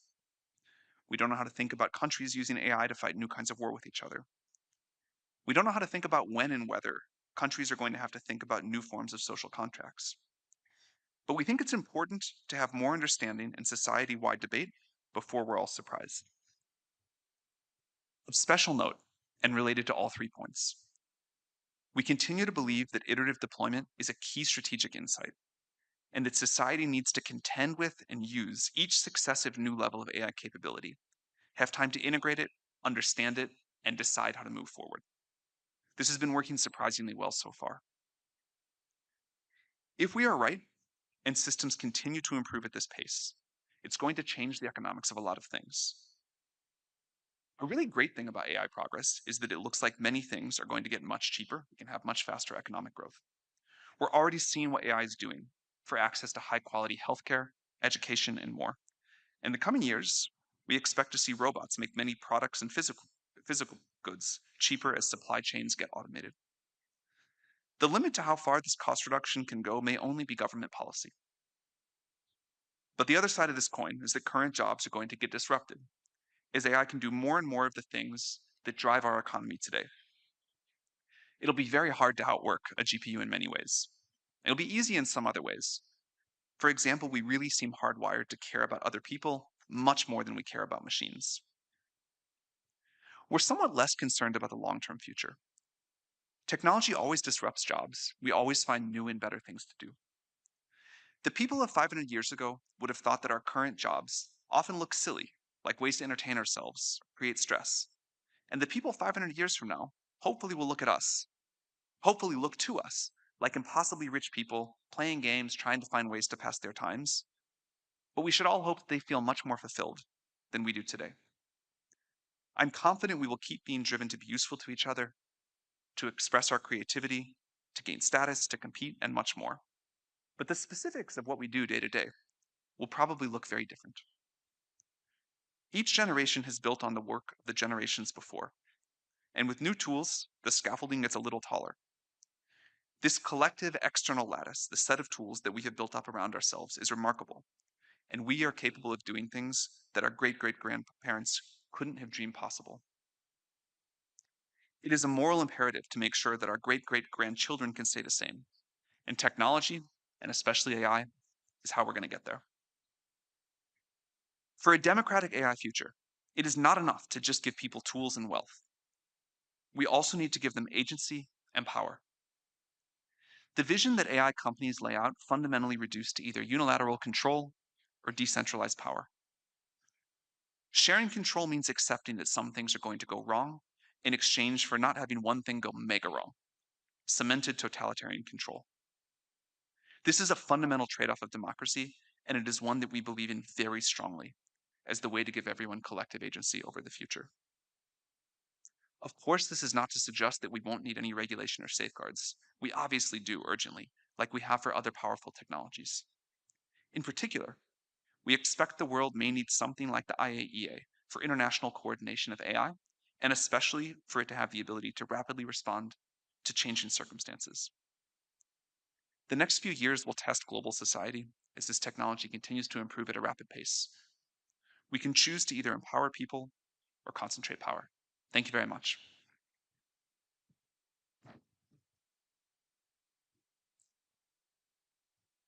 Thank you, Mr. Sam Altman, for your very interesting and compelling remarks.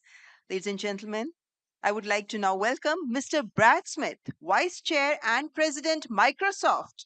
Mr. Brad Smith has been Microsoft's conscience and its chief diplomat through some of the most consequential debates in technology policy, from privacy and cybersecurity to AI regulation. His book, Tools and Weapons, remains one of the most lucid accounts of the responsibilities tech companies carry in the modern world. So please welcome the Vice Chair and President of Microsoft, Mr. Brad Smith.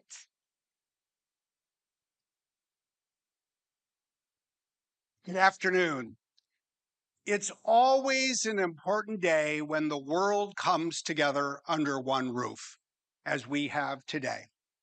It gives us an opportunity together to ask important questions, even hard questions, and think about how we want to answer them. As we think about this summit, the first AI summit in the Global South, it's only right that we start, I believe, by focusing on AI and what it means for the Global South. In some ways, I think the best way to start thinking about AI is to look more broadly and think about the state of the world in which we live. We live in a tumultuous time and in a fragmented world, but I think in so many ways, the deepest and most enduring divide has been the economic divide between the global North and South.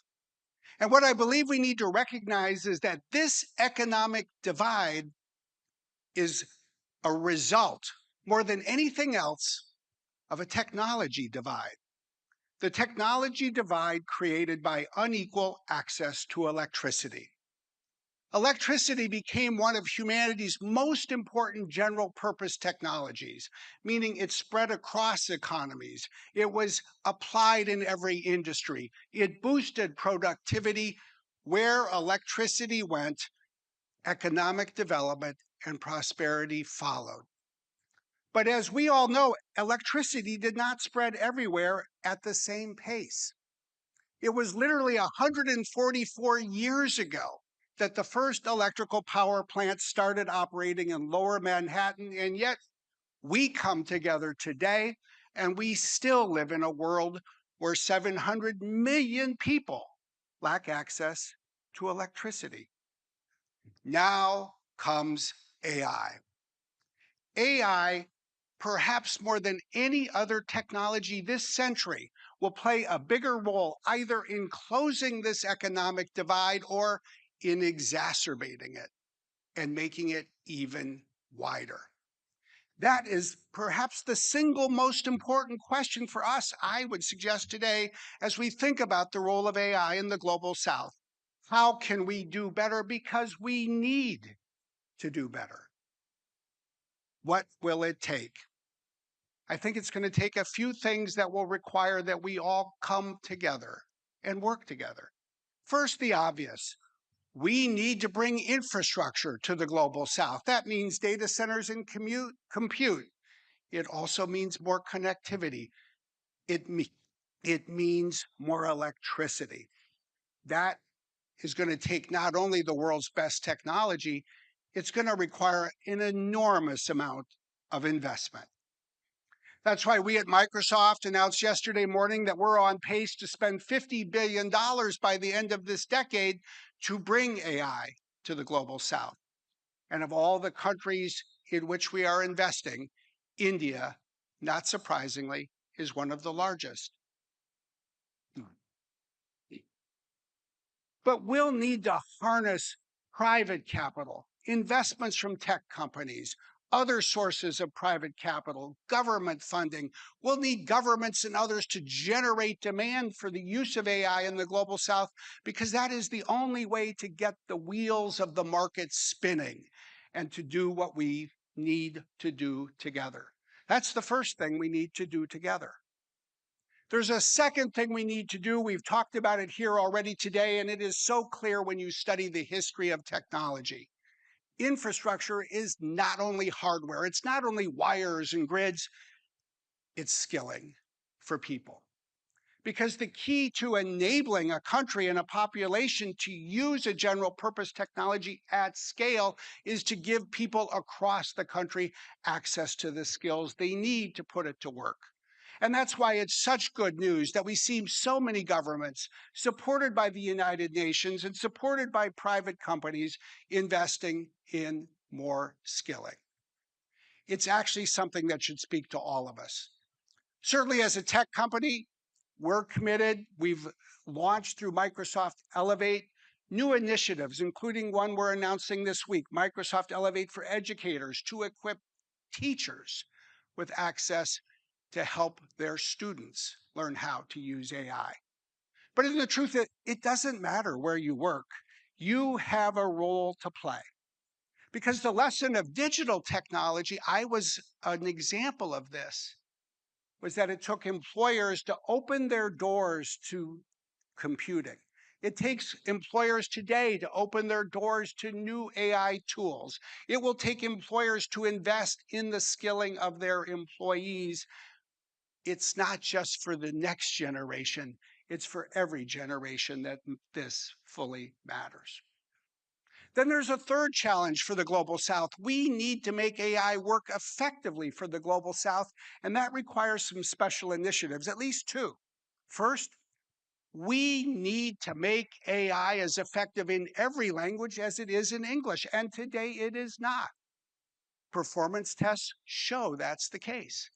That's why one of the good things to come out of this week is new announcements to invest upstream in better data in other languages, to provide better tools and measurement systems for AI that is built in other languages, to build out data provenance with a view to linguistic diversity, diversity that we need to advance around the world. And we need to use AI in the global south to solve the problems that matter to the global south.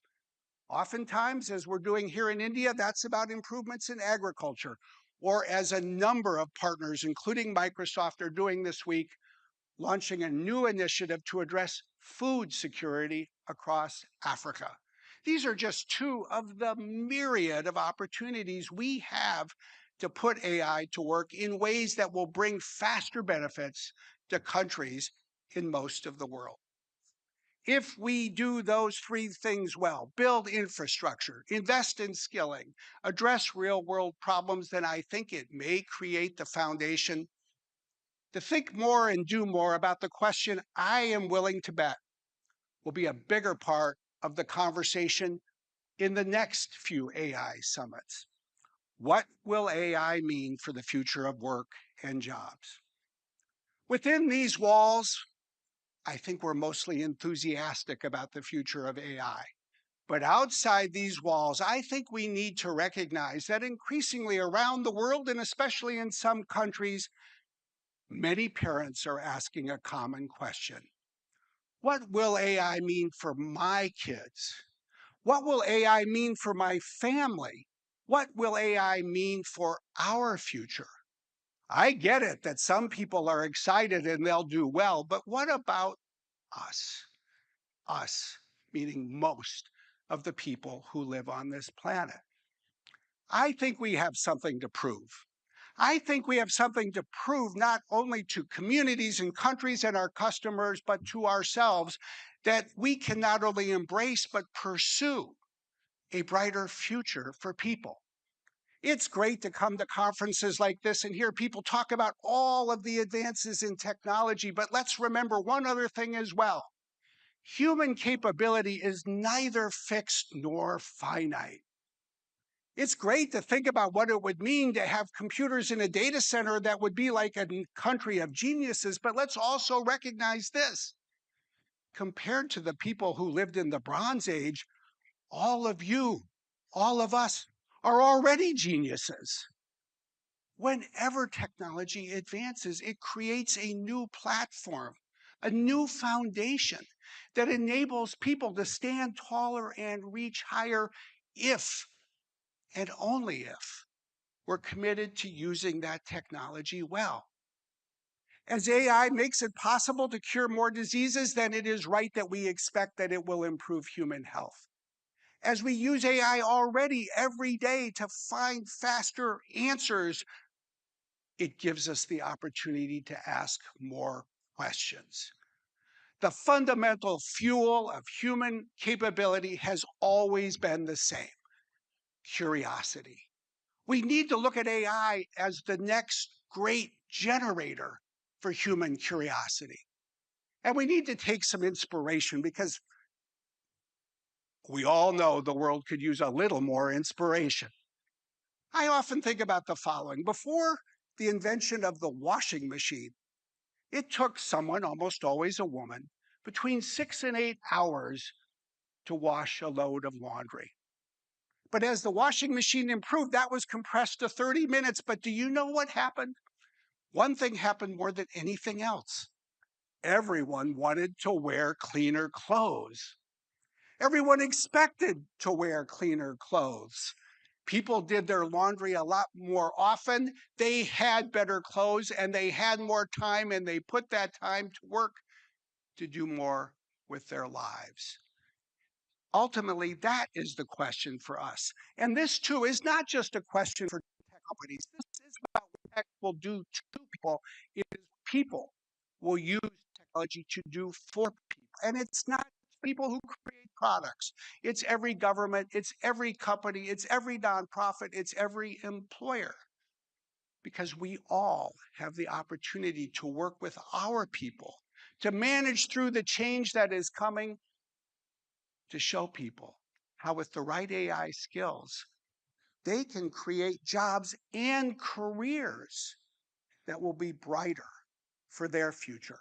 That will not be easy, but if that's not our goal, then we're missing the big picture. As we come away from this AI summit, it reflects so much progress, but I would say one thing as well. Each of these AI summits is a proud moment for a great nation. But we have an opportunity.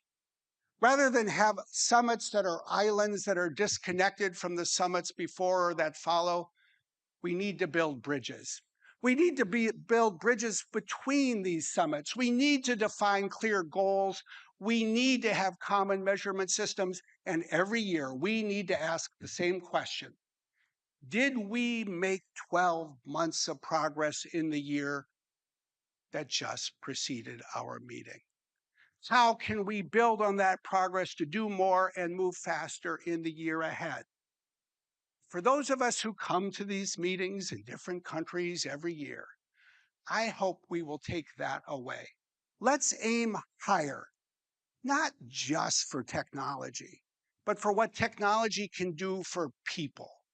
Let's be clearer in defining what we want to accomplish. Let's put in place the ability for us to measure our progress and all hold ourselves accountable as a global community. If we can do these things, then we can use these summits and we can use this next generation of technology to build a better world. I know that's what we within these walls want us ourselves to do. But even more than that, I know that the people outside these walls are hoping and expecting us to do just that. Thank you very much.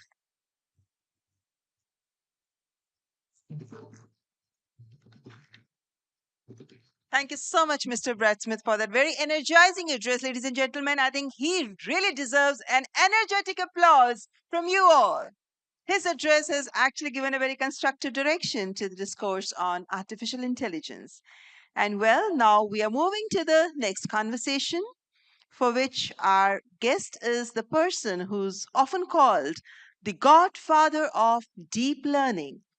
Our guest is Mr. Jan LeCun, Executive Chairman, Advanced Machine Intelligence Labs, and his foundational work on convolutional neural networks underpins virtually every image recognition system in use today. Now, at the frontier of next generation AI architectures, he's one of the field's most provocative and independent voices. Please welcome our next speaker, Mr. Jan LeCun. And this conversation will be moderated by Ms. Maria Shakil, Managing Editor, India Today. Please welcome our guest and our moderator. Mr. Jan LeCun. Welcome.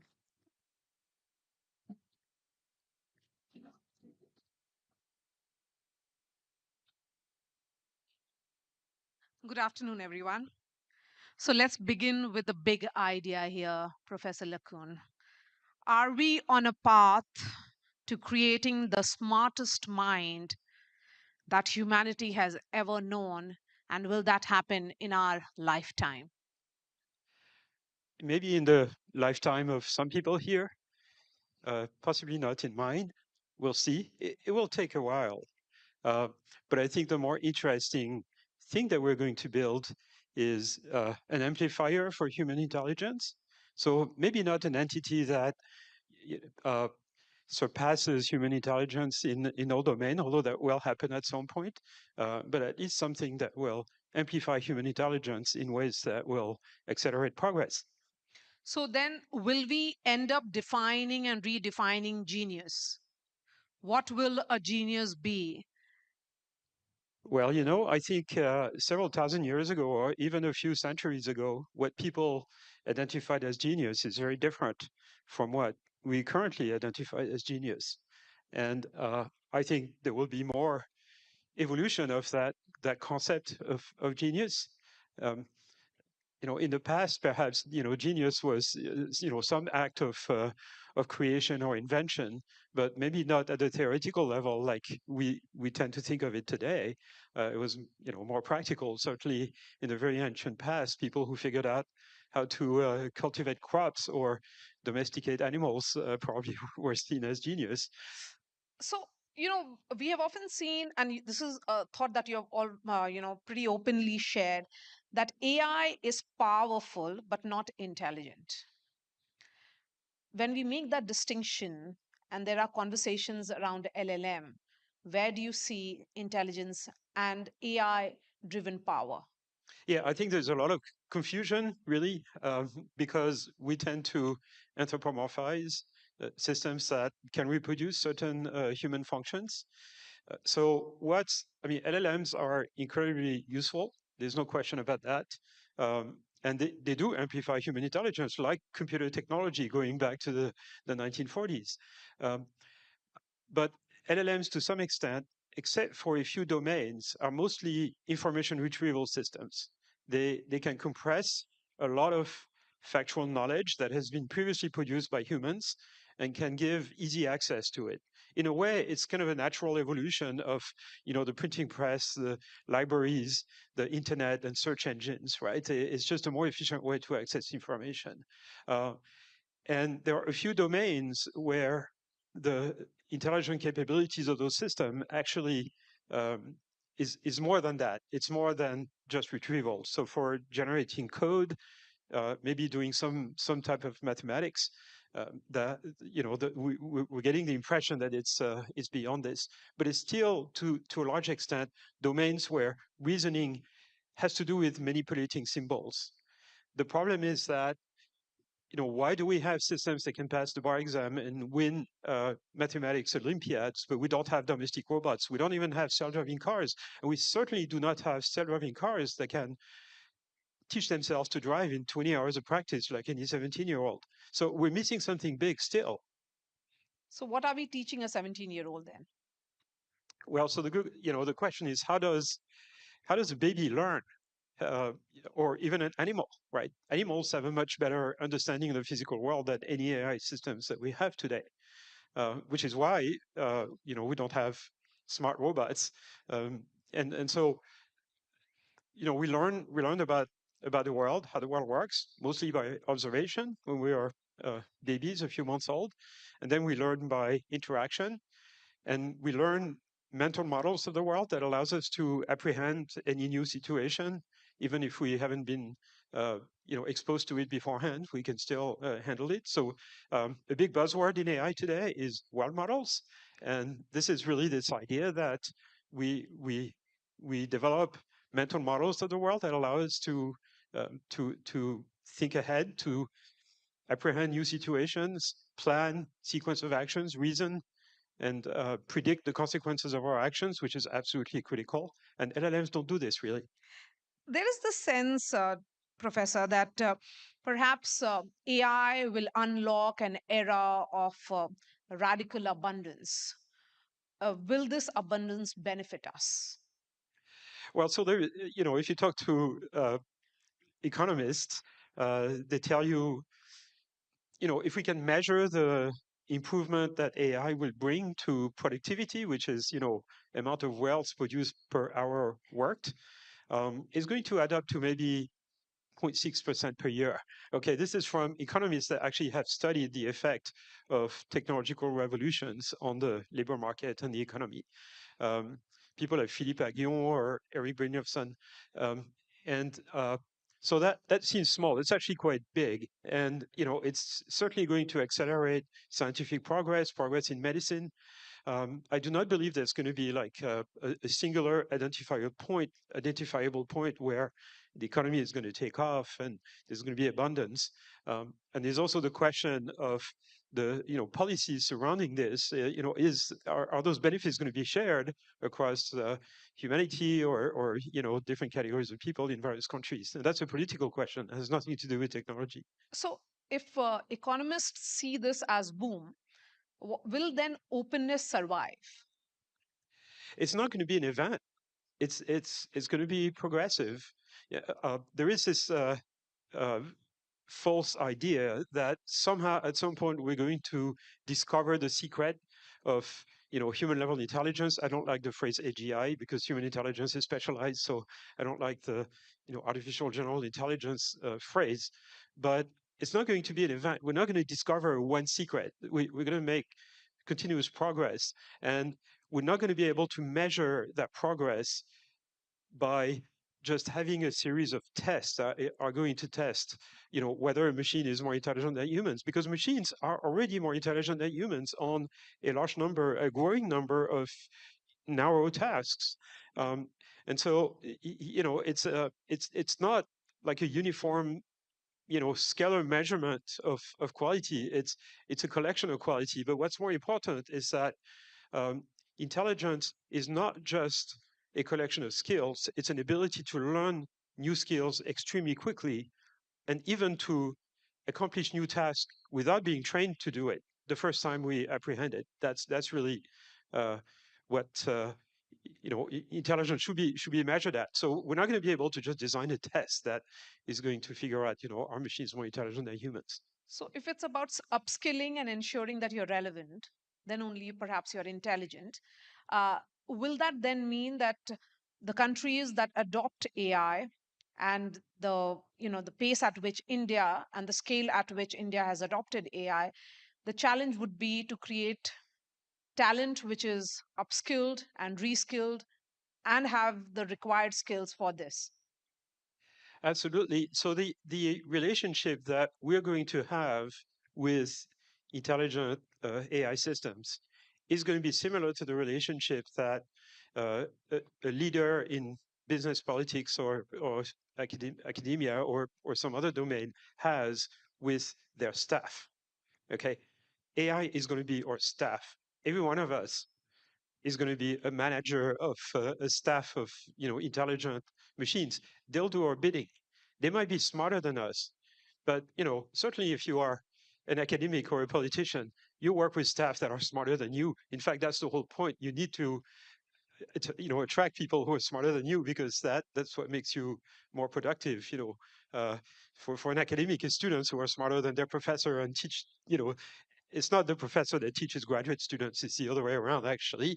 And certainly, we have a lot of examples of politicians who are surrounded by people who are smarter than them. Earlier today, when Prime Minister Modi addressed the gathering, he said that India doesn't fear AI. We are seeing this as our destiny, future, which is Bhagya. Do you see that with a summit of this nature being hosted in India, it's a message to the global south, and that's where perhaps the next big innovation in AI could be coming from? Well, long term is going to come from countries that have favorable demographics, and that means India, Africa.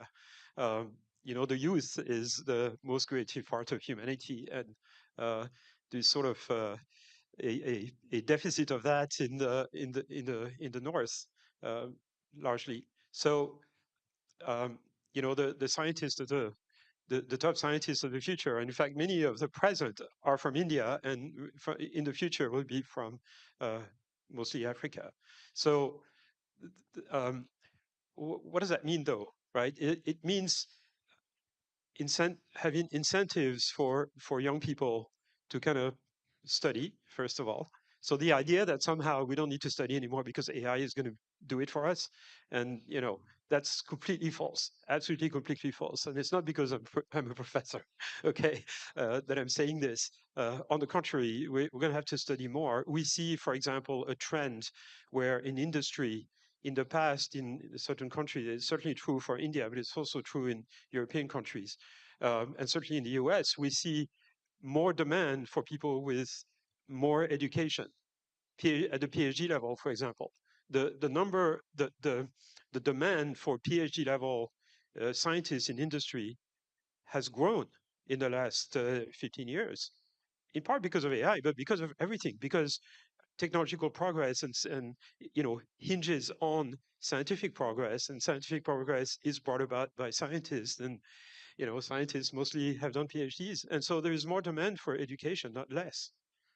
And so for countries in the global south, that means investing in education and youth.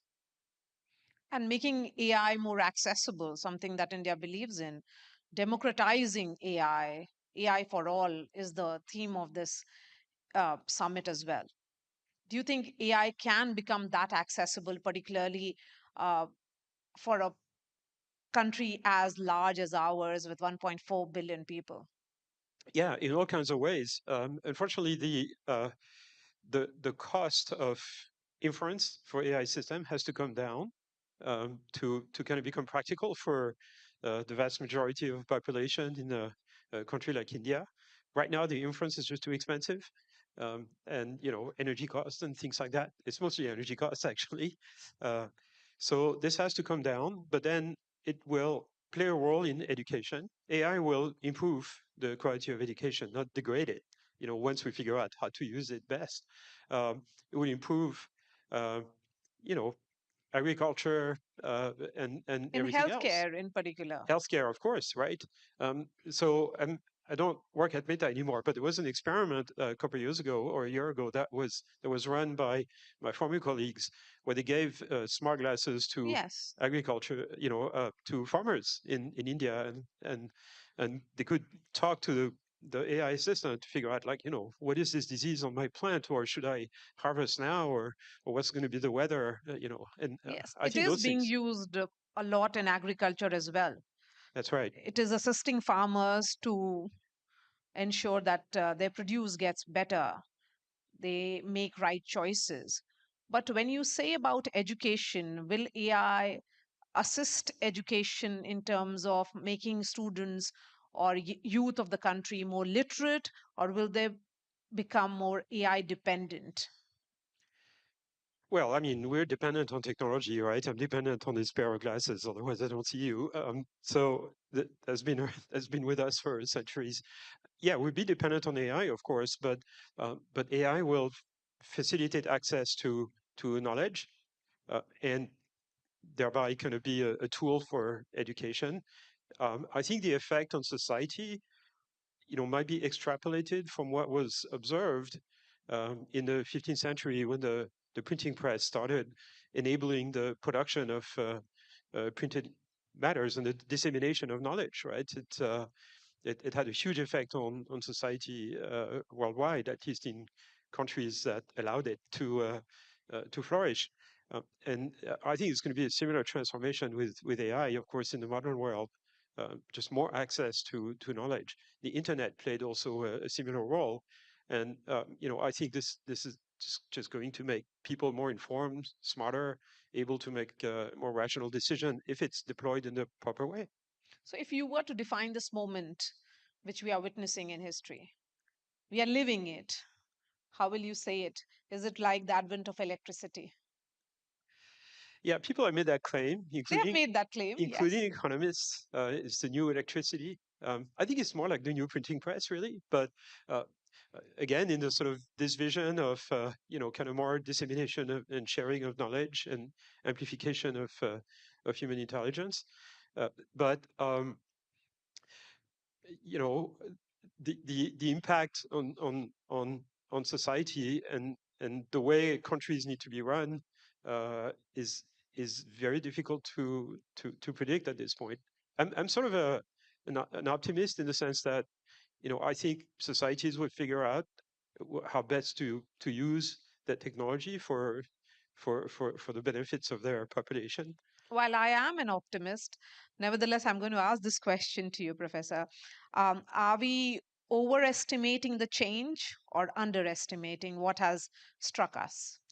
So usually in technological shifts of this type, we are overestimating the changes in the short term and underestimating them in the long term.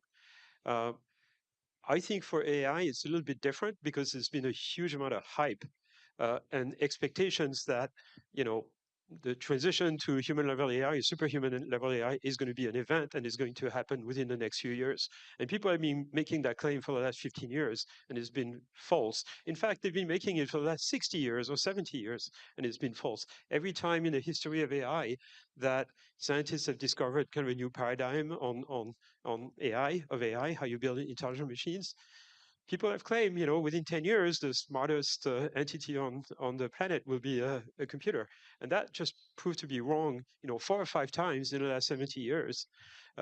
It's still wrong. we're still very far from that. We're not very far. We're getting close, right? We're seeing the end of the tunnel, but it's not like, we're going to have super intelligent systems within 2 years. It's just not happening because of this gap. Like, where is the robot that can learn to drive in 20 hours of practice, like a 17-year-old?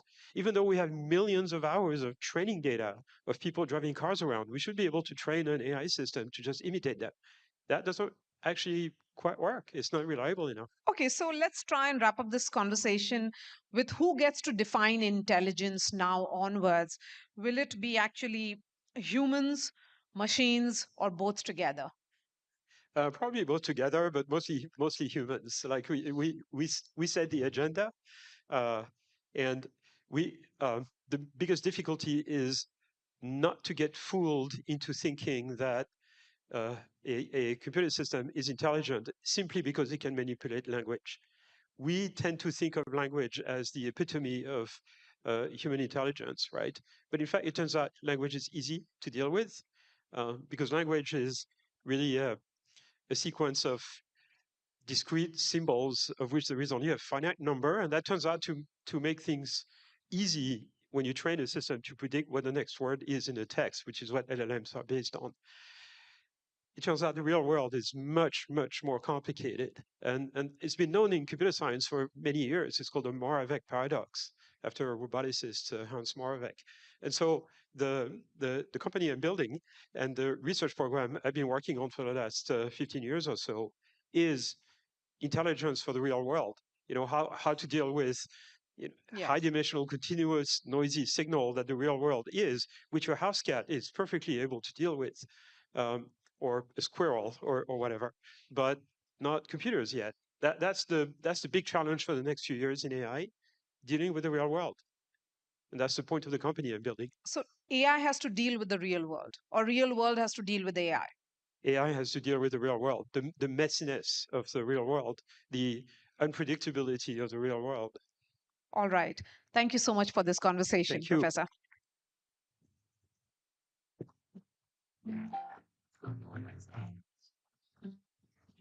Thank you, Mr. Yanlakun, for sharing your insights on artificial intelligence. And thanks, Maria, for moderating this conversation. Ladies and gentlemen, I would like to now welcome Mr. Ankur Vora. He's the President of Africa and India Offices and Chief Strategy Officer at the Gates Foundation. And well, talking about him, Ankur is a development economist by training, whose life trajectory was influenced by his parents' dedication to purpose and India's economic reform that lifted millions out of poverty. Ladies and gentlemen, please welcome Mr. Ankur Vora.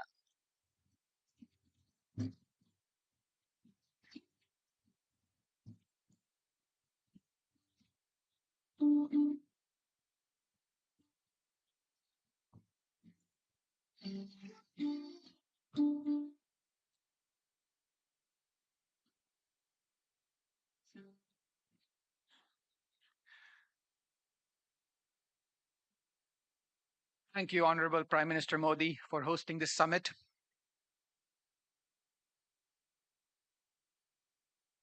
Is the person okay?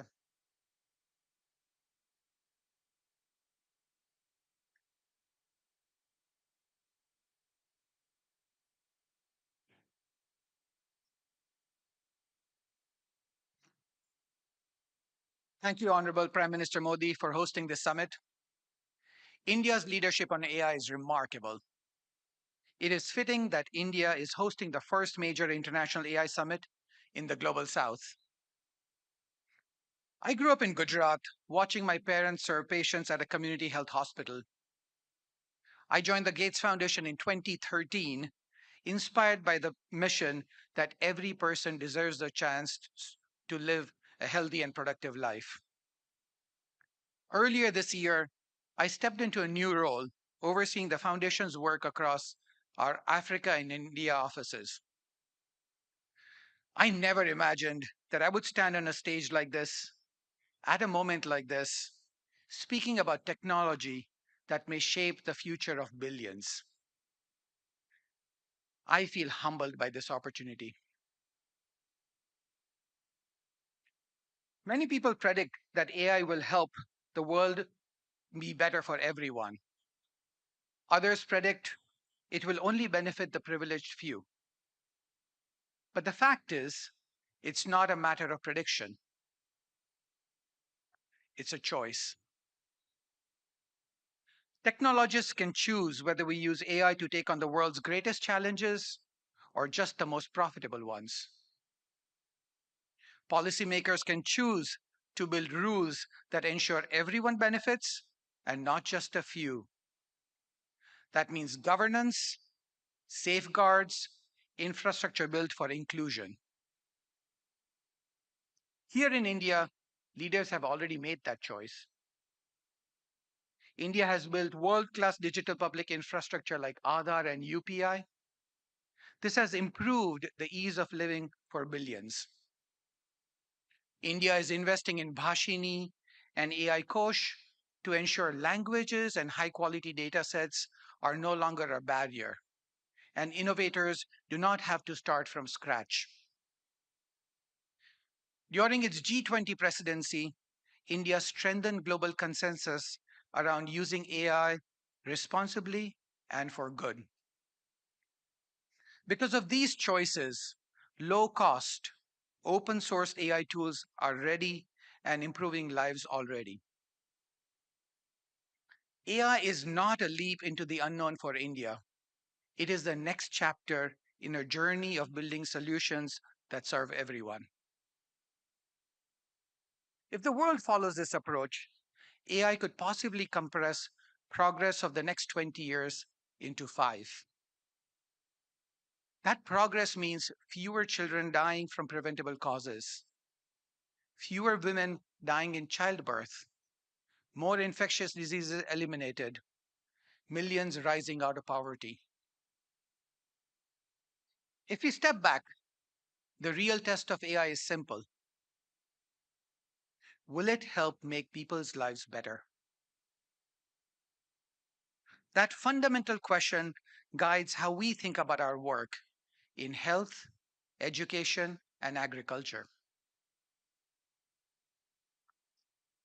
Since 2000, the world has cut child deaths into half. That represents millions of lives saved. Within our lifetimes, we could see the end of preventable child deaths. AI can help us get there faster. In sub-Saharan Africa, there are 6 million fewer health workers than we require. AI tools, when deployed correctly, can free up time of existing workers so they can help more patients. Last month, Bill announced Horizon 1000 in partnership with OpenAI, the government of Rwanda, and ministries of health across the regions. The effort will deploy AI tools in 1,000 primary health clinics across Africa. Imagine visiting a local health center that offers AI-powered guidance. Simple cases can be resolved immediately, complex ones are referred appropriately, and millions of lives are saved. AI will not just speed up innovation, it can help bring that innovation to community clinics, to health workers like my parents, and to the patients who depend on them. That is expanded access. Another area where AI can make a material difference is in education. There are 2 hard problems in education. First, accurately assessing where each child is in his or her learning journey. And second, once a teacher knows that, helping her customize her lesson plans for that child. Earlier in my career, I worked to bring Pratham's teaching at the right level model to Africa, to Ghana. I have seen firsthand that works, but the challenge has always been about cost and scalability. AI now makes that challenge surmountable. It makes activities like personalized assessment far more affordable and easier to implement at scale. With Vadhwani AI here in India, we developed a tool that analyzes short audio clips of children reading. Each assessment takes only 2 minutes. It costs about 5 paise. That is less than 1 cent per child. The result is more children being supported, more hardworking teachers having the time and ability to do the things that they love the most, shaping the next generation. 6 million children in Rajasthan and my home state of Gujarat have already benefited from this revolution. So it is clear AI will make a difference in health and education. But can it also help advance economic opportunities for the poorest? More than half of the workforce in the global south is engaged in agriculture. Every country that has moved out of poverty has seen rising farm productivity. For a farmer, every cropping season comes down to a handful of decisions: what to plant, when to plant, what seeds to buy, what fertilizers to use, when to sell.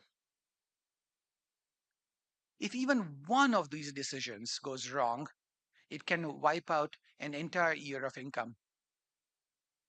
And that does not just affect the harvest. It affects the choices the farmer's family can make for that year. AI can ease that uncertainty. It can provide timely, localized information so farmers can make better decisions with confidence. Earlier this week, Bill and I met Annapurna, a banana farmer in Andhra Pradesh. She showed us how she used an AI assistant on her phone to identify a pest attacking her crop. She took a photo on her app. Within 48 hours, a drone had precisely treated the affected area. She saw technology help her in real time to save her harvest and protect her family for the season. When Bill and Melinda first thought about the Gates Foundation, the vision behind it was simple. Innovation should serve those who are left behind. At that time, it meant vaccines, diagnostics, better delivery systems. Today, it also must mean artificial intelligence. Globally, the Gates Foundation has 3 objectives. No mother or baby should die of preventable causes. The next generation of people should grow up in a world without infectious diseases, and millions of people should escape the clutches of poverty. AI can accelerate progress across all 3. For the first time, we can deliver precision at scale, replacing one-size-fits-all solutions with the right fit solutions that are cheaper, faster, and more inclusive. To support these efforts, the Gates Foundation is launching Advantage India for AI. Yes, that is AI for AI. This initiative will bring together innovators and philanthropists across India and the global south to advance AI for social good. Ultimately, history will not remember the models we perfect or the speeches we give. It will remember the lives we improve. It's not a prediction, it's a choice. Thank you.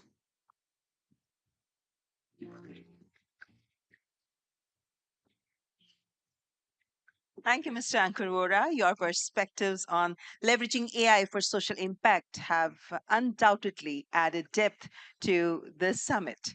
And ladies and gentlemen, our next speaker is Ms. Julie Sweet, Chair and CEO, Accenture. Ms. Julie Sweet has repositioned Accenture as one of the world's largest AI and technology transformation companies, deploying hundreds of thousands of professionals across every sector of the global economy. Her perspective on what AI adoption actually looks like at scale, beyond the hype, is grounded in hard operational reality. So please welcome the CEO of Accenture, Ms. Julie Sweet.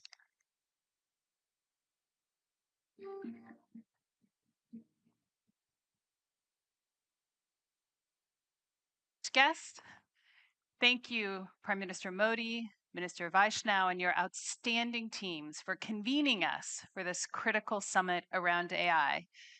The breadth of distinguished guests from around the world is a recognition of the importance of broad global partnerships to capture the incredible potential of AI and address the risks. It is also a recognition of the importance of India in our AI-enabled future. At Accenture, we're incredibly proud to have over 350,000 and growing reinventors here in India. We also have one of the largest AI workforces in the world, tightly integrated with our growing AI hubs in the US, Europe, the Middle East, and Japan. And I want to take this time to thank all of our people in India for your incredible commitment to value and to our clients. Today, I want to leave you with 3 perspectives that we believe will help us ensure that AI's immense potential is captured for the benefit of all. First, using AI as an engine for growth is the only path for global prosperity for all. Second, the agenda ahead of us is unprecedented. Companies, countries, and individuals must reinvent how they work together, and how they learn. And finally, it is humans in the lead, not humans in the loop, that will determine our future. As we turn to the imperative for growth, I want to take you back for a moment to 2013.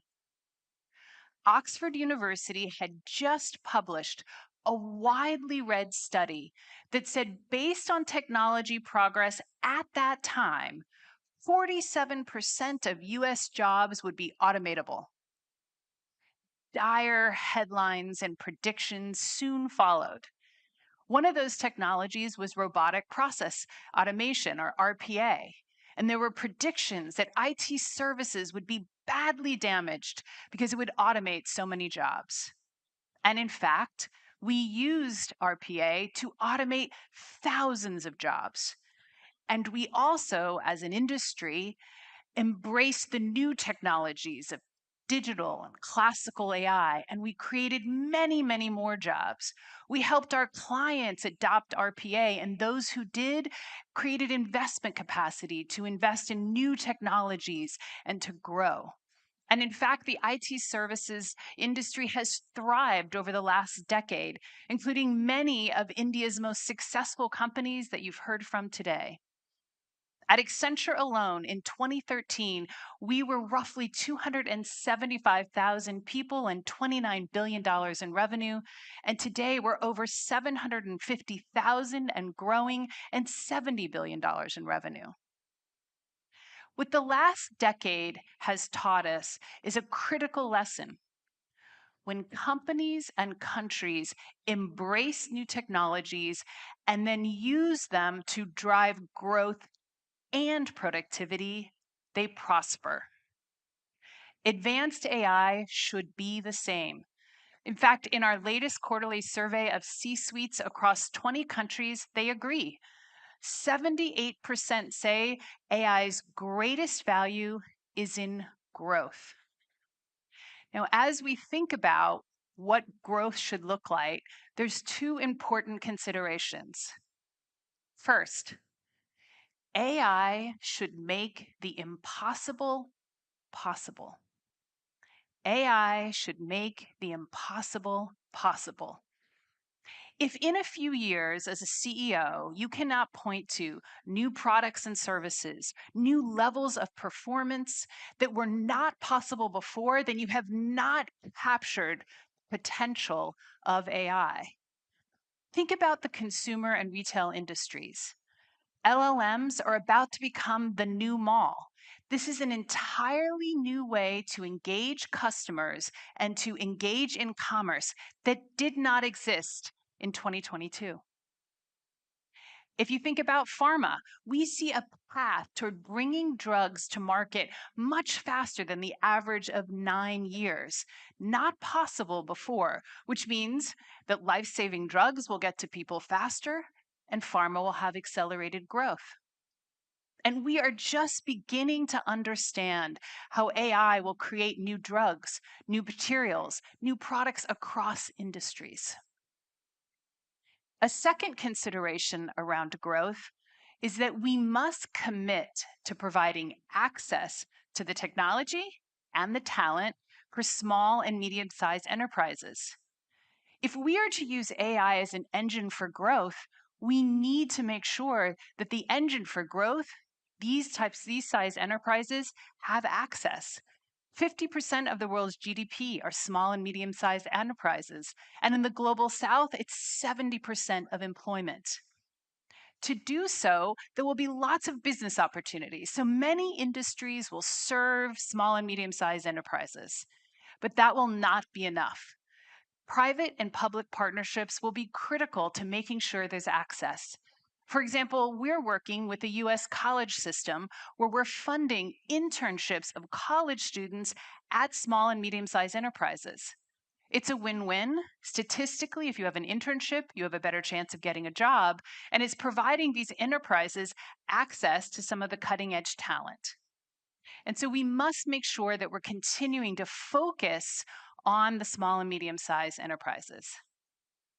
Now, I know, and we all know, that advanced AI is much more powerful than the technology advancements of the last decade. And of course, that means that the impact is more profound. But that doesn't change the critical lesson that AI must be used for growth and productivity. What it does change are the sets of actions, the time frame, the need for global collaboration, the need for more public and private partnerships, and the urgency of what we must do in order for AI to drive growth. So companies must be willing to reinvent how they operate, their processes, how they've been doing work for the last decades. Underneath the headlines of a failure of AI is mostly a failure to reinvent. Companies have to invest to reshape their workforces, and companies must commit to creating sustained entry-level jobs. Now, entry-level jobs makes economic sense. They're the only way to create future leaders. And they bring needed, truly AI native talent to each of our organizations. But AI fundamentally is changing what an entry-level job looks like. And so a commitment means we have to be intentional about changing the roles, investing in training, which is exactly what Accenture is doing. We will hire into more entry-level jobs this year than last year. But the skills we require and the way we're onboarding those individuals is fundamentally different. Now, countries must also reinvent. They must reinvent their role and how they work with the private sector. They have to themselves, as governments, become the best credential for why AI matters. They must work with the private sector to help create lifelong learning, because education is no longer a destination. We have to have lifelong learning. India is doing a great job of embedding AI into the educational system, starting in primary school, and governments across the world will need to do so. At the same time, as countries are thinking differently, individuals have to think differently and recognize that formal education is no longer the destination. But perhaps the biggest fundamental change that must be made is that companies and countries need to pound the table for global standards. These standards should apply to safety, but also to the industries where AI can make the greatest impact. For example, in pharma, if one country is allowing pharma companies to use the latest technologies to discover drugs and then test drugs, but other countries don't follow suit, it means that you won't be able to scale, you won't be able to bring it. And we know that most often that impacts the most vulnerable. Now, we have a view, of course, that we have to reinvent. But as we think about that reinvention, core to our future is the fundamental belief that it is humans in the lead, not humans in the loop, that will shape that future. We should not confuse how you deploy AI responsibly. Of course, all of our compliance programs have humans, they have technology. That doesn't change the critical lesson that we've learned over and over again. Technology, no matter how powerful, is only a tool. It is simply a tool. It is leaders who decide how to use those tools.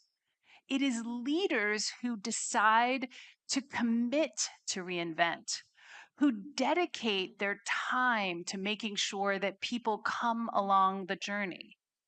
And it is leaders who must choose to work together to ensure the safe, widespread adoption of AI.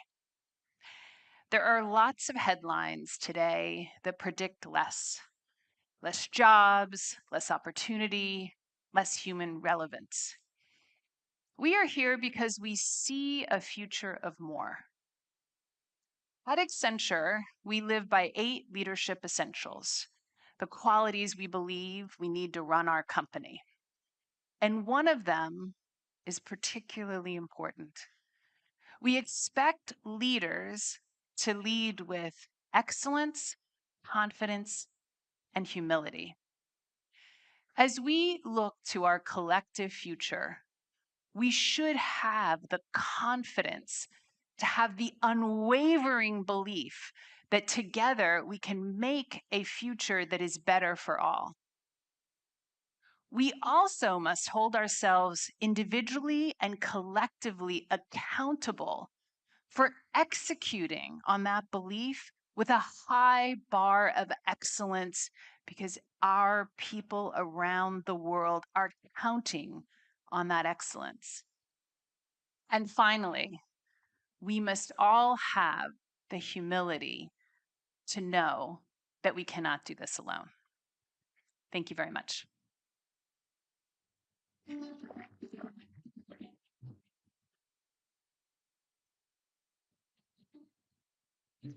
Thank you so much, Ms. Julie Sweet. I think I can take a tagline out of her address, which says that AI should make the impossible possible. But thank you for your thoughtful articulation of AI's impact on industry and on society. Ladies and gentlemen, our next speaker is the youngest billionaire in history, and he's now helping to define how one of the world's largest technology platforms deploy AI at unprecedented scale. Next speaker is, ladies and gentlemen, Mr. Alexander Wong, Chief AI Officer at Meta, the founder of Scale AI. Alexander Wong built the data infrastructure that powers much of the modern AI industry before joining Meta as Chief AI Officer. So with a round of applause, please welcome Mr. Alexander Wong.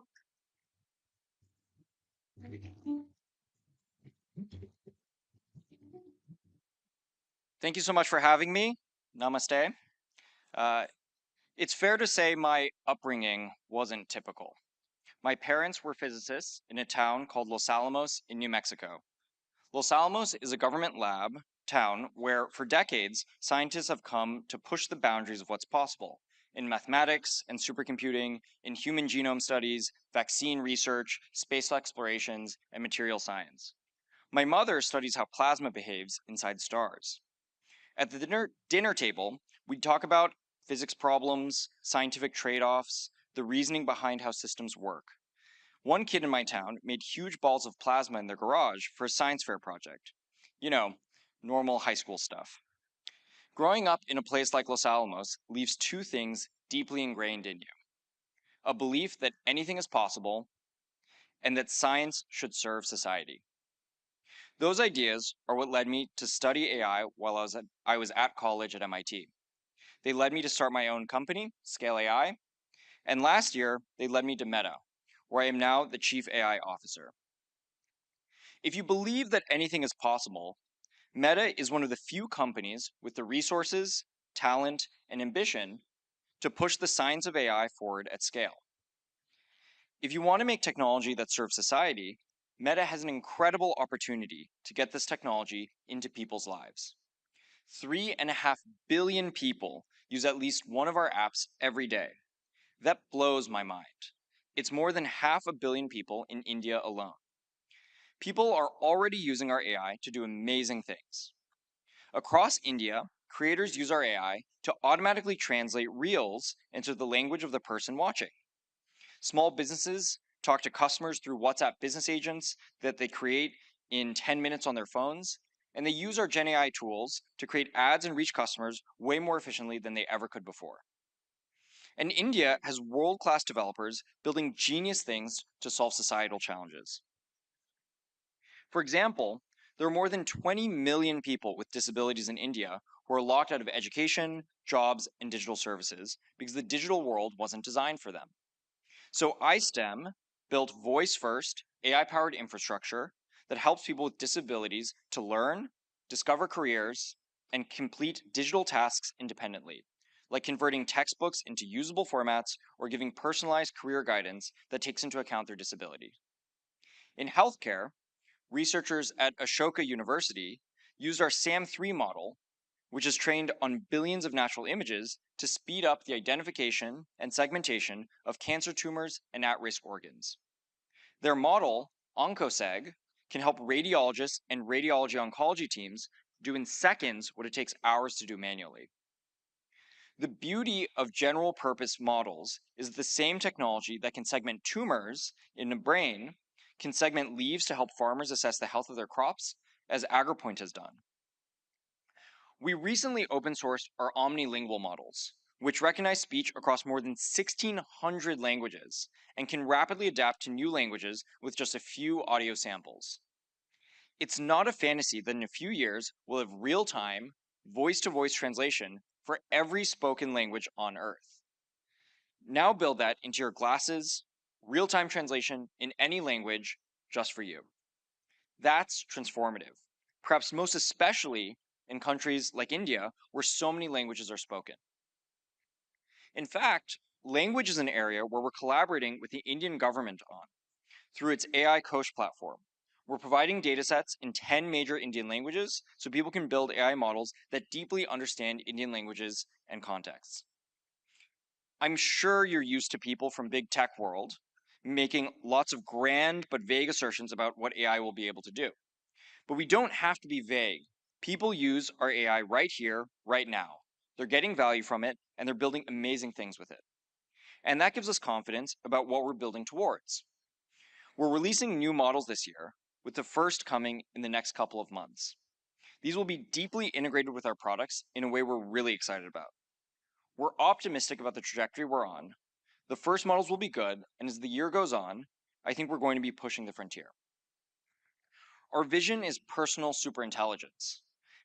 AI that knows you, your goals, your interests, and helps you with whatever you're focused on doing.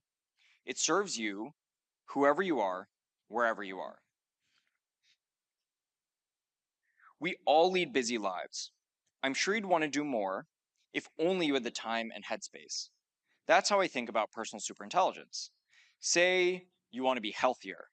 Your personal AI could help you see through a personal health plan covering diet, exercise, and sleep, and your daily routine. Or you have a project you'd like to get done, like putting on an event. It can track your progress, reach out to venues, arrange invites, remind you of things you haven't considered, and more.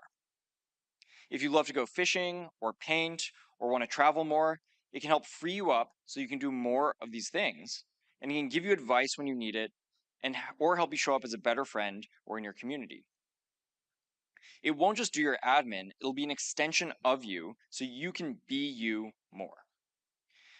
I get that some people will worry what companies like Meta really want is to get you hooked and leave you passively staring at screens. But the whole point of personal superintelligence is the opposite. It's about helping you be more active in your life, in pursuing your goals, and deepening your relationships. I know people are going to be skeptical when I say we're going to do this work responsibly. But you don't have to take us at our word, take us at our incentives. This is a competitive space, which is why we're seeing so much innovation. Given how intimately your personal AI will know you, people aren't going to hire us for the job if we're not doing it responsibly.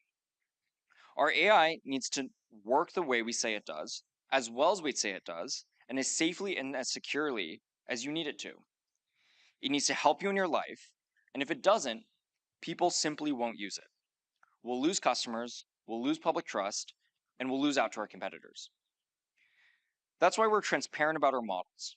We publish model cards and evaluation benchmarks and data so you can see how they work, their intended use, and how we assess their performance. And as they get more advanced, we're looking at ways to share even more. It's why we invest in the science of model evaluation, both improving the existing tests and building new ones for risks we haven't yet confronted. And it's why, over many years, we've developed ways to identify and mitigate potential risks before we release a model through risk assessments, scaled evaluations, red teaming, and fine-tuning. And we can monitor aggregate trends in how people use AI in our apps. So we have a feedback loop that can flag potential risks and help us improve our models. As the models improve, the governance around them has to keep pace. So we're innovating with how they learn and apply principles and how they're tested and evaluated using AI to strengthen checks and balances. Realizing the full promise of AI is as much a matter of getting policy right as it is investment. There are 4 building blocks for AI: talent, energy, data, and compute. Governments and industry need to work together to make sure there's access to each so we can realize AI's potential and do it in a way that means you can build for your needs, not ours.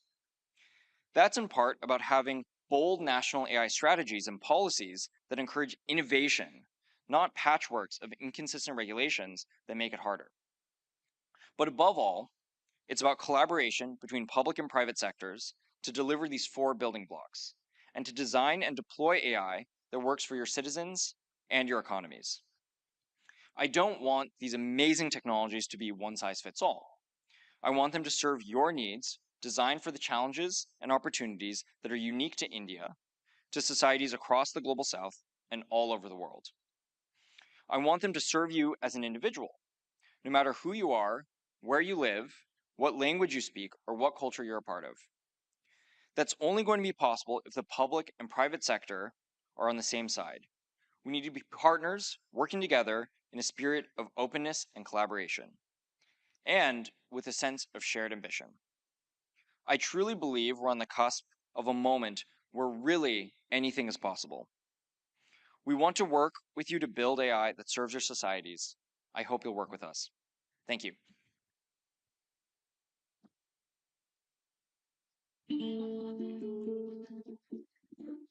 Thank you, Mr. Alexander Wang. Our heartfelt gratitude to you for your remarks, for sharing your findings as well.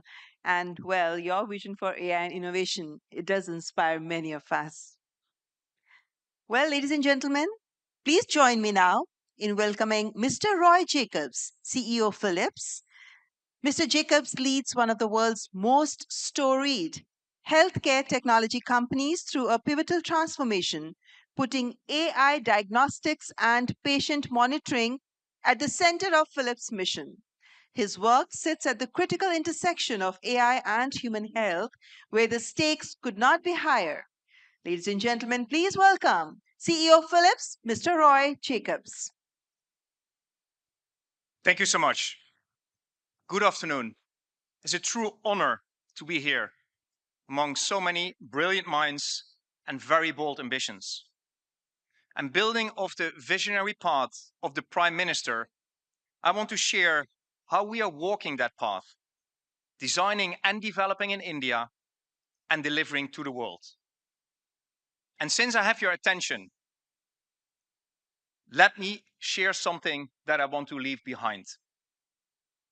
We believe that artificial intelligence will have its biggest impact in healthcare, because healthcare needs it. And maybe some of you are skeptical, but let me try you to convince you otherwise. For decades, healthcare has been adopting technology cautiously. And there are different reasons for this. For today, something fundamental has changed in healthcare. Healthcare systems are under immense pressure. Rising demand, chronic disease, stretched workforces, and high expectations of patients and society. The pressure is only accelerating, and that will also accelerate the adoption of data and AI-driven innovation. AI is already today helping to provide better access to care. It's embedded in clinical workflows. It's augmenting human expertise. It's improving imaging precision. It's enabling earlier detection. It's extending care beyond walls. And so the task now is, how do we build an intelligent care system that is predictive, trusted, more effective, and accessible for people everywhere? Because ultimately, it's not about AI or technology. It's about the people that are served by technology and AI. Just consider for a moment the pressure care teams are under. If you ask clinicians what they lack most, the answer is almost always time. Time to think, time to explain, time to connect with patients. In many health systems, nurses and physicians spend hours on documentation and administrative tasks, hours not spent on the patient. AI has the full potential to change that equation. The first wave of AI is about removing friction, automating repetitive steps, reducing clicks, supporting documentation, making systems more intuitive. This may not be flashy, but it is transformative, and it does generate huge impact. When AI listens to a clinical conversation and drafts structured documentation in the background, that is not replacing a clinician, it's giving time back to the clinician. When AI prioritizes work lists so that the most urgent cases rise to the top, it's not making decisions independently, it's supporting better clinical judgment. This is AI working quietly in the background, so clinicians can focus on what matters most. And this is real today. Let me make it even more tangible, because AI is already reshaping what's possible across healthcare. Imagine a patient in a regional hospital. She has been waiting for weeks for an MRI scan. The backlog is long. The technologists are stressed. Clinicians are not available to support. Traditionally, an MRI required significant manual setup, precise parameter selection, and highly specialized expertise to conduct a scan. Variability was inevitable, and access was limited. Now imagine something completely different. The patient arrives for her MRI and checks in smoothly. Her clinical information is already available to the system that will conduct the scan. AI helps position her first time right, accurately, and selects the optimal scan protocol. It's tailored to her autonomy. And as the scan runs, the image quality is continuously monitored and adjusted automatically. This is autonomous MRI scanning. The result? Clear, precise images, delivered efficiently and consistently. The radiologist receives AI-driven insights and quantitative biomarkers. And Philips is working to make that a reality. It means more patients diagnosed earlier, earlier detection of chronic and complex conditions. It expands capacity and access to care. It reduces variability. It scales expertise. And over time, it helps reduce the overall cost of care. And at Philips, we have been laying the groundwork for this future through advanced automation, integrated MR workflows, and an AI engine that scans faster while enhancing quality. We are also leaders in helium-free MRI systems. That's a hardware breakthrough.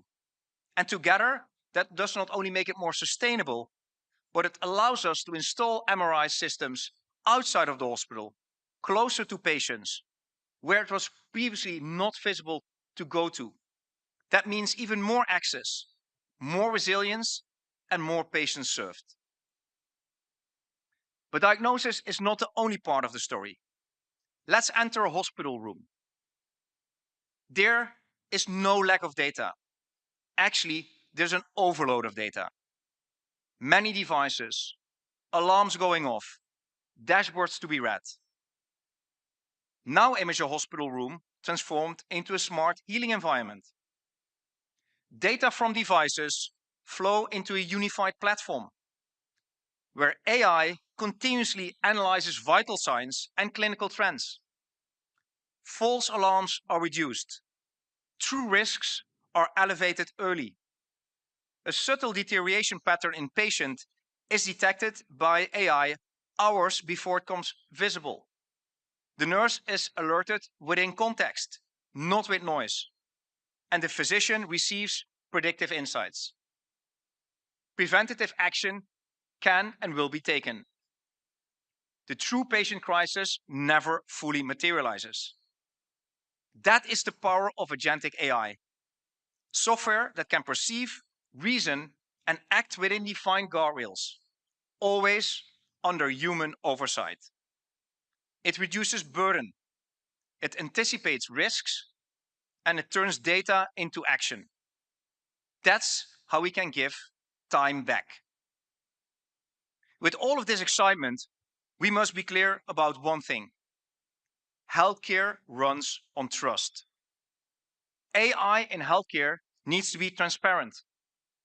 It must be validated continuously, not approved just once. It must operate within regulatory frameworks.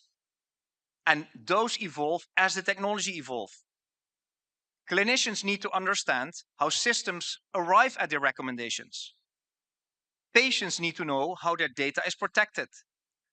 And regulators need confidence that safety and efficacy is rigorously monitored all the time.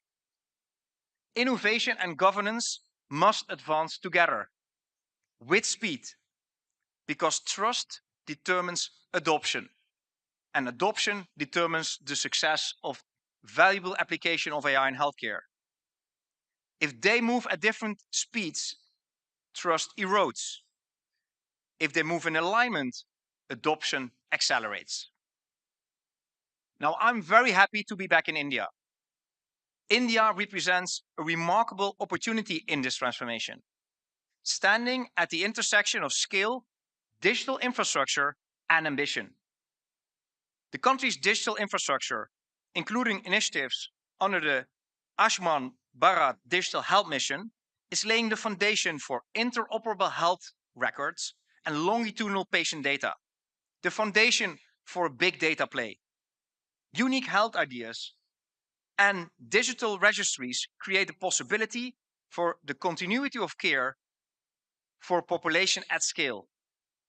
This matters enormously, as we have heard earlier today. AI systems thrive on structured, high-quality, longitudinal data.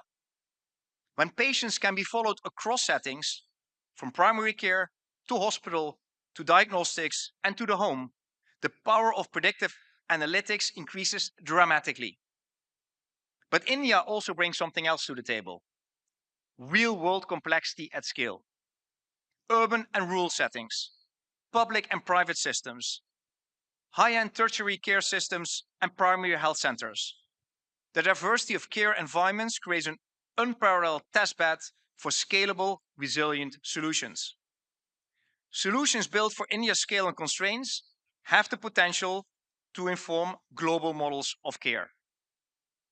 And at Philips, we see India as a global innovation engine. We are already here for 97 years. And through our Philips Innovation Campus in Bengaluru and the Healthcare Innovation Center in Pune, we have made significant investments in R&D, manufacturing, digital platforms, AI engineering, and clinical collaboration. Our teams in India contribute to global development as much as to local development. And they do that across imaging, monitoring, and connected care. The work done here does not stay here alone. It shapes solutions deployed around the world. For example, AI algorithms developed and validated with diverse data sets here improve robustness across geographies. That's done by more than 4,000 engineers that we have in India, developing for India and for the world. These software platforms, engineered here, connect ecosystems in multiple markets. Clinical workflow solutions co-created with Indian partners inform designs that scale globally, exactly as the Prime Minister says. We are doing that today. And this is the kind of distributed innovation model that healthcare needs. Not isolated breakthroughs, but integrated, globally connected ecosystems. If we look ahead, in 10 years, success will not be defined by the number of algorithms deployed. It will be defined by the outcomes they generate. Earlier detection of disease, fewer avoidable complications, shorter waiting times, greater access, more times for clinicians, nurses, and technicians. The Philips Future Healthcare Index, one of the world's largest recurring health research initiatives, tells a clear story. 76% of Indian healthcare professionals are optimistic that AI can help them improve patient outcomes. 79% of the Indian patients are optimistic that AI can improve their personal healthcare. This shows us that patients in India are ready for this, and that Indian healthcare professionals are asking for this. And so are policymakers and government, as we heard today. The promise is real. It's for today. Healthcare will move from reactive to predictive, from fragmented to connected, from episodic to continuous. The systems we build today will shape the health of billions tomorrow. So let me return to where I started. AI will have its greatest impact in healthcare for the world. And when we look at this in a decade from now, we will look at the outcomes and impact it has delivered. It will not be remembered for what is optimized on the screen, but for the billions of lives that we could improve with it. That's the responsibility. That's the exciting opportunity. And that's the future that we are committed to building together with all our partners, together here in India and across the world. Thank you so much.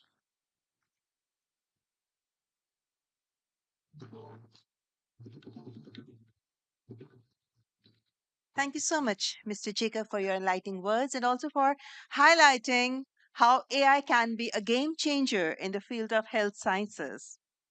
Ladies and gentlemen, I would now like to welcome Mr. Martin Schroeter, who is the chairman and CEO, Kyndryl. As the leader of the world's largest IT infrastructure services company, spun out of IBM, Mr. Martin Schroeter manages the technology backbone of thousands of enterprises across the globe. His view of what it takes to actually run AI in production environments offers a necessary corrective to summit stage optimism. Ladies and gentlemen, please join me in welcoming the Chairman and CEO of Kyndryl, Mr. Martin Schroeter. Thank you. Thank you. Thank you very much. Good afternoon, everybody. First, I want to thank the Honorable Prime Minister of India, Shri Narendra Modi, for convening this distinguished group of ministers, policymakers, global leaders, fellow CEOs, and of course, everybody watching on the live stream. It is an extraordinary opportunity for us to be here with you as we all focus on how to usher in this new era of AI responsibly for people, for industry, and for our communities. Today, I'm proud to represent the collective knowledge and experience of Kyndryl's engineers, technical practitioners, problem-solving consultants, the people who support the mission-critical systems that the world depends on every day. As the largest IT infrastructure services provider, the question that we continuously come back to at Kyndryl, and one that I suspect many of the policymakers and the business leaders and the technologists and the citizens here among us have, is how do we actually make AI work in the real world for real world impact? Not a demo, not a pilot or an experiment, and not in theory, but in day-to-day operations under real constraints with people working alongside AI agents at national and enterprise scale. Scale means something here in India that's different than anywhere else, where failure of these systems is just not an option. Because when AI moves, when it moves from labs into the systems that power economies, the hospitals and the banks and the transportation networks and the energy grids and the governments, getting it wrong, and these are the systems we run every day, getting it wrong is not just an inconvenience, it actually impacts lives. And these systems sit at the heart of what this summit represents, the people, the planet, and the progress that we're all working on. Progress in all three depends on the ability to operationalize AI reliably and, again, at scale. So today I'll share a bit about what we're learning, working with our global customer base and our partners to close the gap between intelligence and reality, and where AI either becomes part of how we work and how work actually gets done, or never makes it out of the experimentation phase. And what we're seeing is not an innovation problem. The innovation is real, but it's a readiness problem. We've conducted global studies with business and IT leaders countless times, and our research shows that while more than 2/3 of global organizations are already heavily invested in AI, almost half still struggle to see meaningful returns. And in India alone, 75% said their innovation efforts stall after the proof of concept stage. So based on our research and our experience with our customers, both in regulated and unregulated industries, the leading indicator for why project stalls, not because of the technology isn't smart, it's brilliant. It's brilliant. It's because we haven't industrialized it yet. AI today is not industrialized. The infrastructure, the data, the operations, and the people simply aren't ready to support AI adoption and deployment at scale. Our customers really want greater clarity and greater support on 4 critical questions. First, on operational conduct, they want to know how to deploy AI when data is fragmented across clouds, across their core systems of record, and at the edge of the environments in which they operate, when business processes were never designed for AI, and when regulations differ by sector and by geography, and when trust, security, and resilience are imperative to how it works. Second, and more systemically, they're asking, can this system really run 24/7 without failure? Can it withstand cyber attacks and outages and data drift and regulatory scrutiny?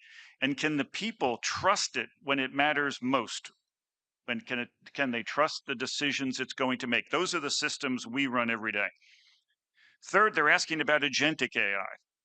Whether they're truly ready to use it in mission-critical environments, are they able to meet the regulatory requirements that come with those environments, and are they able to integrate with existing systems? And fourth, they're asking about their workforce. How to prepare people for new ways of working with AI. 9 in 10 leaders expect AI to fundamentally reshape work, yet fewer than 1 in 3 believe their workforce is ready, or that they're equipped to help their teams get there. All of this ladders up to trust. Can leaders trust these AI systems and the insights they provide?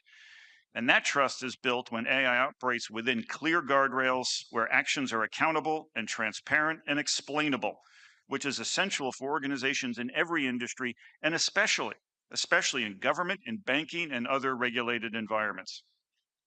These are the core readiness questions and the core readiness challenges that we see every day, and they're at the heart of why so many AI initiatives stall. They remind us that innovation must operate reliably, predictably, and securely day after day in the real world. So I'm thrilled that this year's AI Summit is India, because India is one of the world's most important proving grounds for industrializing AI at extraordinary scale.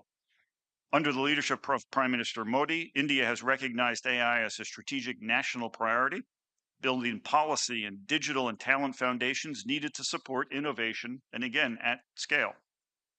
Through initiatives like Digital India and the India AI Mission and investments in digital public infrastructure, India has positioned itself not just as an adopter of AI, but as a global contributor to how AI can be deployed responsibly and inclusively.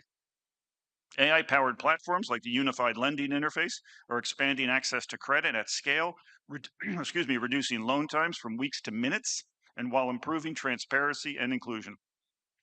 India's digital experience offers an important lesson for the world when technology must operate at a national scale across public services and financial systems, healthcare, transportation, and energy. Reliability, governance, and human integration are not features, they are prerequisites. Kyndryl is very proud to be a partner to many of India's leading companies and government agencies. Our local engineering teams have built scalable platforms for banking, for citizen services, for telecoms, and for airports to handle the millions of users and transactions every day. At Bangalore International Airport, we've applied agentic AI to shift IT operations from a reactive response to a proactive resilience, supporting self-healing capabilities that improve operational predictability and strengthen trust in the airport's digital backbone. Through our community partnerships in India, we're helping build digital and cybersecurity skills, because safe, responsible AI adoption depends on people being ready, not just technology. And because sophisticated adversaries are already using AI to move at machine speed, tomorrow we're opening a new cyber defense operations center in Bangalore, so we can detect and contain threats that already start at the edge of the network before they become disruptions. So we are deeply committed to helping India and our partners around the world implement AI at the scale to drive people, planet, and progress outcomes. In every part of the globe, conversation about agentic must now shift from intelligence to industrialization, from what AI can do to how it's orchestrated and how it's governed and secured and integrated, and how it's sustained with agents and humans partnering to drive business impact. This is a transition every major technology invention has gone through. Invention comes first, but impact only comes when societies learn how to industrialize it safely, reliably, and at scale. A critical part of this industrialization is operationalizing the governance of AI. That means moving governance out of policy documents and into live systems, embedding auditability, logging, explainability, and compliance directly into how AI operates. We're seeing how our approaches like policy as code can establish clear guardrails for agentic AI to drive trust and compliance, giving regulators, boards, and the citizens alike that confidence in these systems are controlled, accountable, and safe. So what do we do next? We get ready by focusing on the fundamentals: infrastructure that can scale, security that earns trust, and people with the skills to operate AI responsibly. This readiness perspective is particularly important for policymakers, because the impact of AI not be measured only by productivity gains or economic growth, as important as those are to drive the future. It will also be measured by how institutions help people adapt in the next phase of industrial automation and how work evolves. AI can absolutely change the world. It can change work, it can change skills, it can change mindsets, and it can change operating models.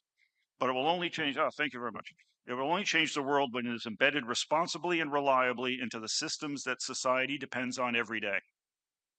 The future of AI will not be decided in the research labs or the boardrooms. It'll be decided by the choices and the investments we make now, by how we close the gap between experimentation and industrialization. Excuse me. The work ahead is hard because this is not just a technology shift, it's a human shift. We have to build trust in AI. We have to reskill our workforces at scale. And we have to ensure these systems are worthy of the societies that depend on them. The responsibility belongs to the companies and the governments alike. And it is a responsibility worth embracing, because when AI is industrialized responsibly, it doesn't just optimize, it strengthens the institutions people rely on every day. And that is how AI truly changes the world. Thank you very much.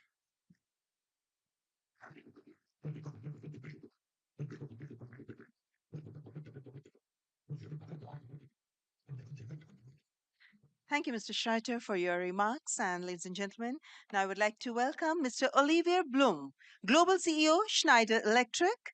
Schneider Electric sits at the intersection of two of the most pressing challenges of the AI era: energy efficiency and digital infrastructure. As data centers consume ever-growing share of global power, Olivier Blum is leading the company that is helping make that infrastructure sustainable. Please welcome the Global CEO of Schneider Electric, Mr. Olivier Blum. Thank you very much. So first of all, I'd like to congratulate the Prime Minister and the entire Indian government and all the associates for this beautiful event. This week has been tremendous. And that put together an ecosystem of stakeholders who are really moving technology to the next level. Now, I'd like to tell you a little bit about my own story. I landed in 2007 in India, was appointed at that point of time managing director of Schneider in India to develop Schneider Electric. And I discovered a country where the major issue was really access to power, access to reliable power. Now I am sitting in front of you, I'm standing actually in front of you as a CEO of a global company, Schneider, almost 20 years later. And guess what? What is the biggest problem of the planet? Access to reliable and clean power. So it's not only the issue of India, it's the issue of the worldwide planet. And we are just at the beginning of a new era, because we are facing issues with access to power in many geographies. You heard many stories of problem of peak load in different geographies, including the US, where you have power cut. And we have not even started the era of AI. What AI changed to the world? AI means more compute. More compute means more energy. And we just don't underestimate today. We don't know exactly what it's going to take, but that's going to put the pressure on the energy system, which has nothing to do with what it is today. So we know that energy is already a priority for government, for organizations everywhere in the world. It's even a geopolitical topic. But we are entering a new era where AI could transform the planet. And since this morning, you have heard many speakers talking about how AI could impact our life, our businesses everywhere in the world. But the real question is how we take the energy system to the next level and what AI can bring to make energy more efficient. So we do believe for a company like Schneider, it changed everything, because we are the first time in the history of Schneider, after 190 years in the power sector, where we are at a point where we can connect the physical and the digital world. And it was not possible before. Now, let me look back since 2015, what happened. In 2015, something very important happened in the world, which was the climate agreement, the Paris Agreement, where the world has put a huge focus on energy. And if you remember, at that point of time, a lot of people spent time on the supply, bring clean energy everywhere in the world, which was great. But Schneider Electric was a very strong advocate to say, look, working on the supply is very important, but we have to spend even more time to work on the demand side, on how we make energy efficient. And guess what? In the past 10 years, company like us, but not only, we've been really strong advocates that if we build a world which is more electric, if we build a world which is more electric and more digital, we might have a path really not only to decarbonize the planet, but to give access to energy everywhere in the world. I think we've made good progress. We've made good progress, but it has been complicated because we faced a lot of resistance in the system. We face resistance with power grid actors. We face resistance by companies implementing those new technology. We know large companies don't like necessarily to put all their data on the cloud. You know, they want to do it on premise, and so on and so forth. But let's make it clear, I don't think all the technology were ready everywhere in the world to make energy system much more efficient. So I think it has been a good journey in the sense that we've started really to electrify more and more in the world, but I think we have just started to scratch the surface. Now, let me come to the topic of AI and the conference, and I will come back on energy. I'm sure you are aware that in any kind of report, we are talking about more than 200 gigawatts of capacity that needs to be built in data center in the next coming years by 2030. We say usually that 50% will be AI driven, and we see the acceleration. For a company like Schneider, we see the acceleration since 2 years, and we started to see the acceleration when we built our partnership with Nvidia, when we started really to understand the next generation of chips that will be used to Nvidia. For those who are not very familiar with what is a data center, we are talking about a couple of years, about a couple of kilowatts per racks in a data center. Then we move to 10, 20, 30.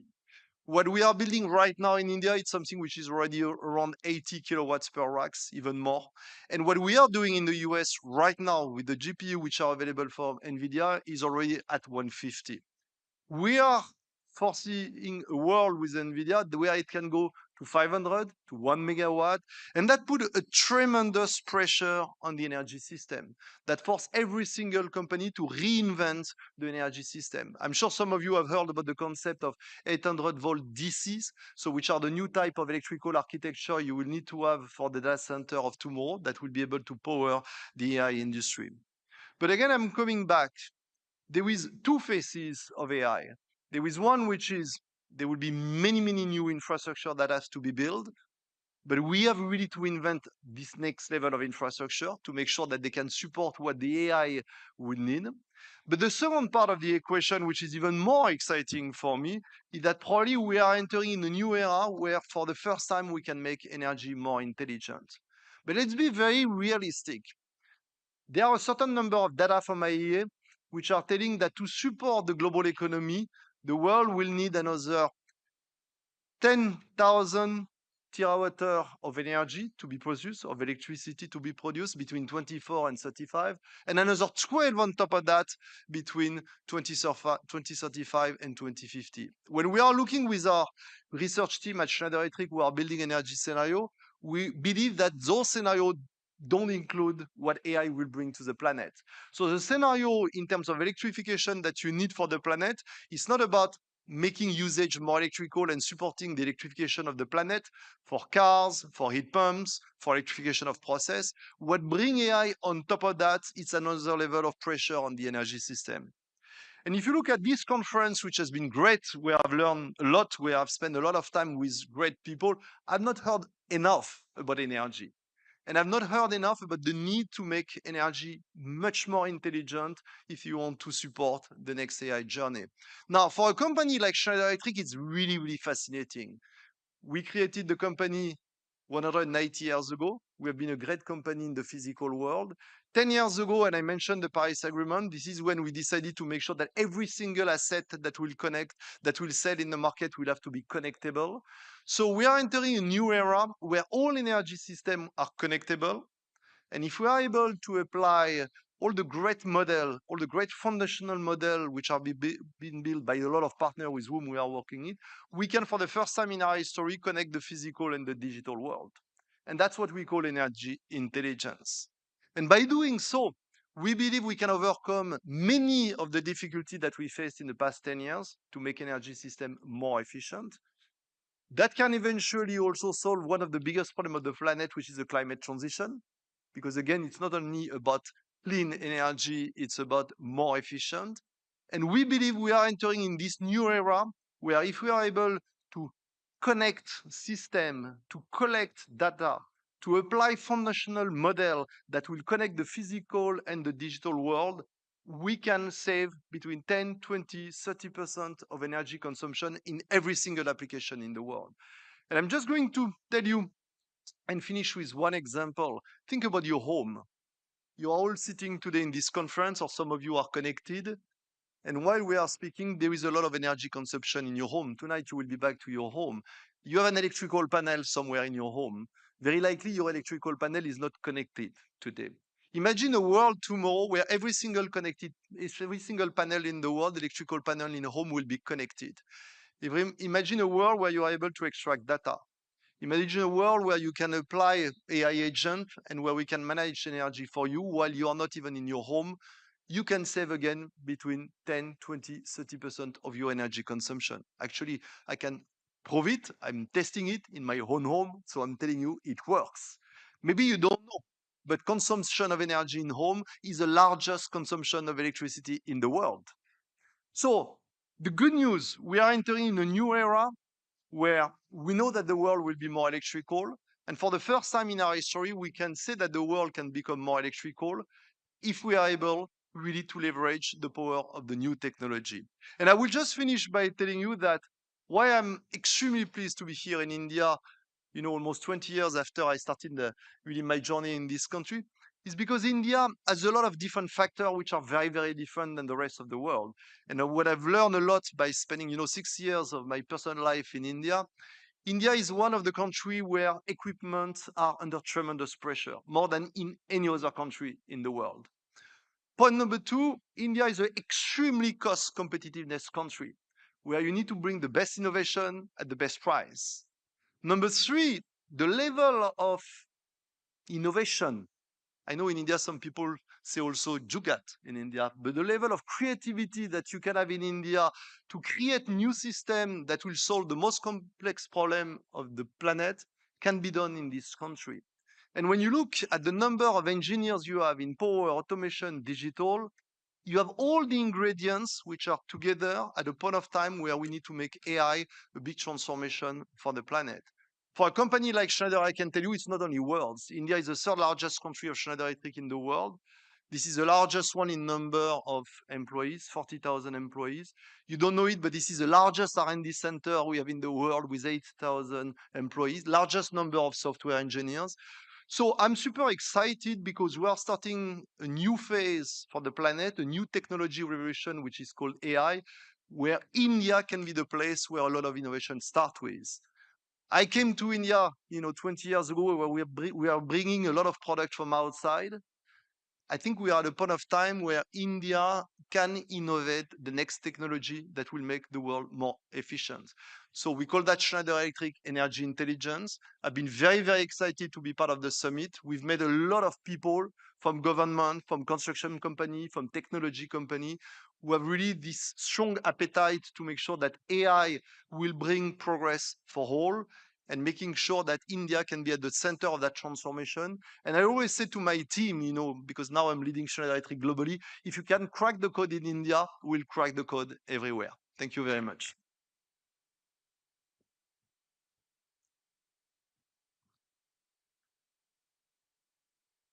Thank you so much, Mr. Bloom, for highlighting all those facts which concern the power consumption so far as AI is concerned, which is, of course, a very important factor, especially when we talk of sustainability, when we talk of innovations. And I must thank Mr. Bloom for highlighting the role of innovation and sustainability so far as energy sector or energy secured future is concerned. And all those numbers which you could see on the screen here were actually mesmerizing.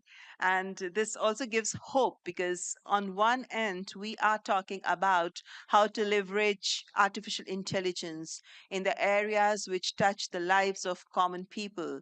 And at the same time, it's like hardware and it's a software part. And when it comes to the hardware part, that is where the whole world is now, moving forward to have more data centers, to have more advanced servers, to have more GPUs installed.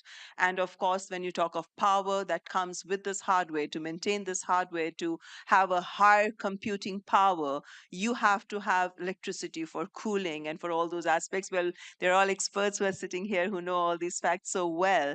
But then this is one important aspect which I think it's raising a big question also in front of the whole world as to how do we find answer to it. I could see the statistics, the numbers which were being showcased for India as well. well. And then, of course, Honorable Prime Minister has given us a goal of, zero emissions by 2070.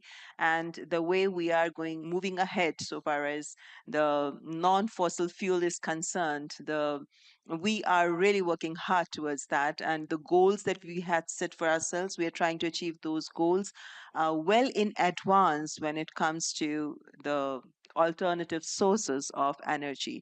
Yes, there are questions which are being raised about all the alternative sources of energy as well when it comes to the environment and the pollution and things like that. There are a lot of questions being raised, but I'm sure, as everybody is hopeful, that the science will find answers to such questions. But for the moment, we are here at AI Impact Summit, and artificial intelligence as is helping us find solutions to the common man's problem. And that is what India is aiming at to achieve through this AI Impact Summit. That is, we are looking at those aspects of AI where we can leverage AI, we can use AI to find common solutions to the problems of people, not only in India, but across the world, and especially global south, because we feel that if we find solutions to the problems of India, we are able to provide those solutions to global south, as the factors more or less are really common. The problems are common. So, well, now let me move on to our next speaker, ladies and gentlemen. I would like to invite Mr. Arthur Mensch, CEO and co-founder Mistral AI. In just a few years, Arthur Mensch and his co-founders built Mistral AI into Europe's most significant large language model company, proving that world-class frontier AI need not be exclusively an American or Chinese story. His work is a model for what sovereign AI capability can look like. Ladies and gentlemen, please welcome CEO and co-founder of Mistral AI, Mr. Arthur Mensch.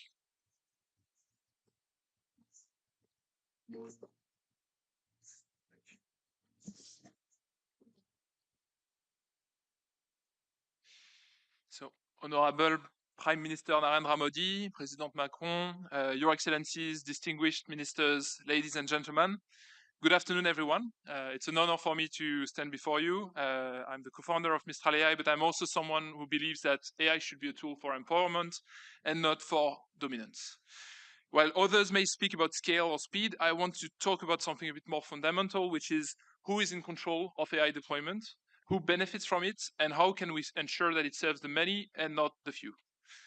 So we believe that the futures belong to the people that are building the AI, that are deploying the AI, and that actually owns it.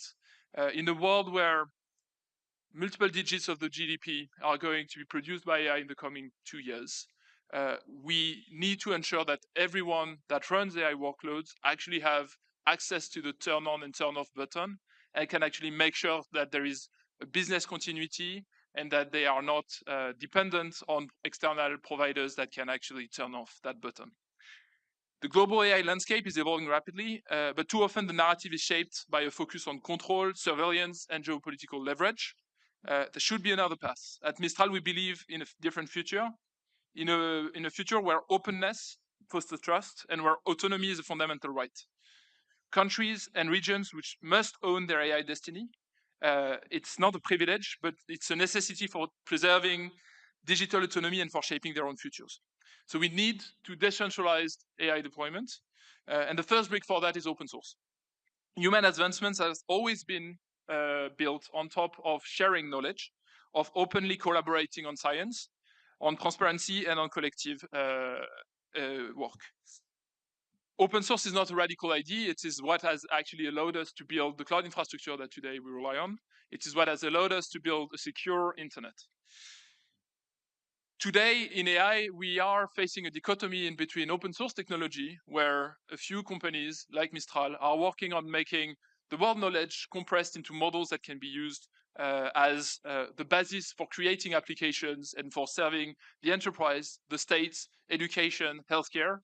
And another world where all these models are actually compressed by a few large private corporations that actually use them as leverage against their users.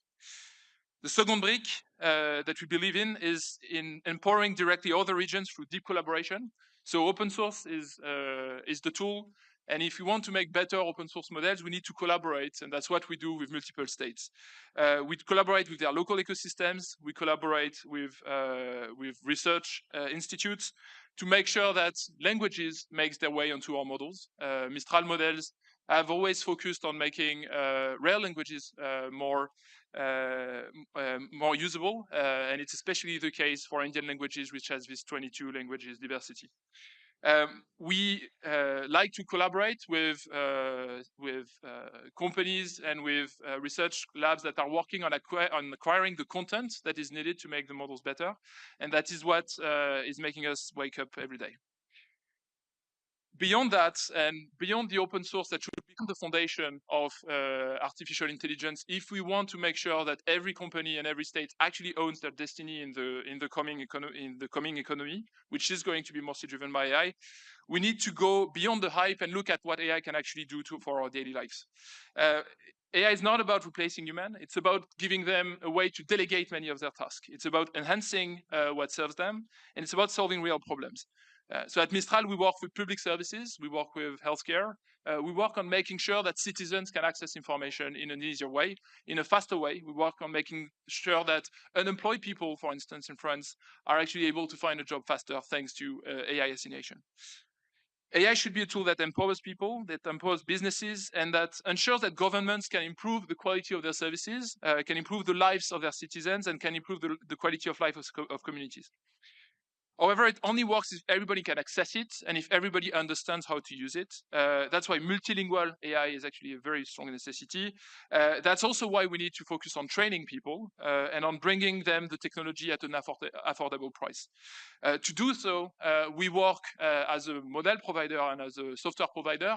We work with infrastructure providers across the world to deploy and modify our technology so that it is amenable to large communities, so that our small models can actually be deployed to create products that are cheap to serve and therefore are affordable by the masses. So at Mistral, we're not waiting for the future. We're trying to build practical and impactful solutions on top of the open source models that we're creating.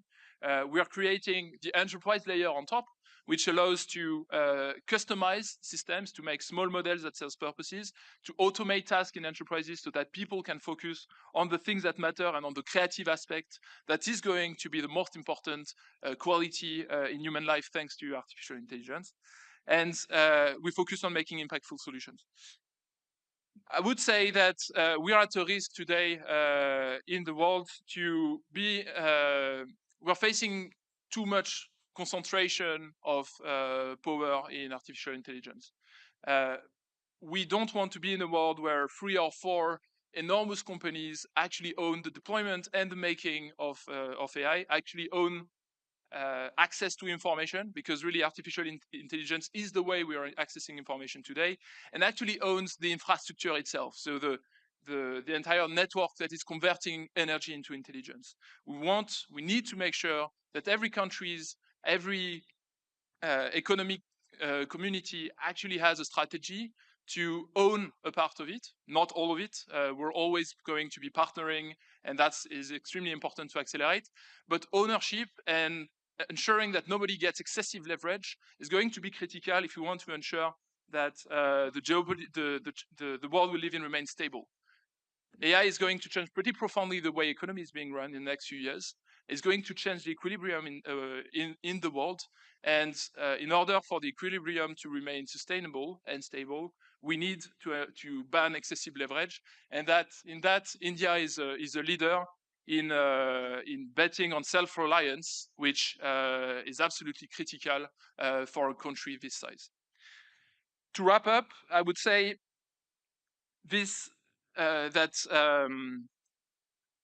the true potential of artificial intelligence is to level the playing field.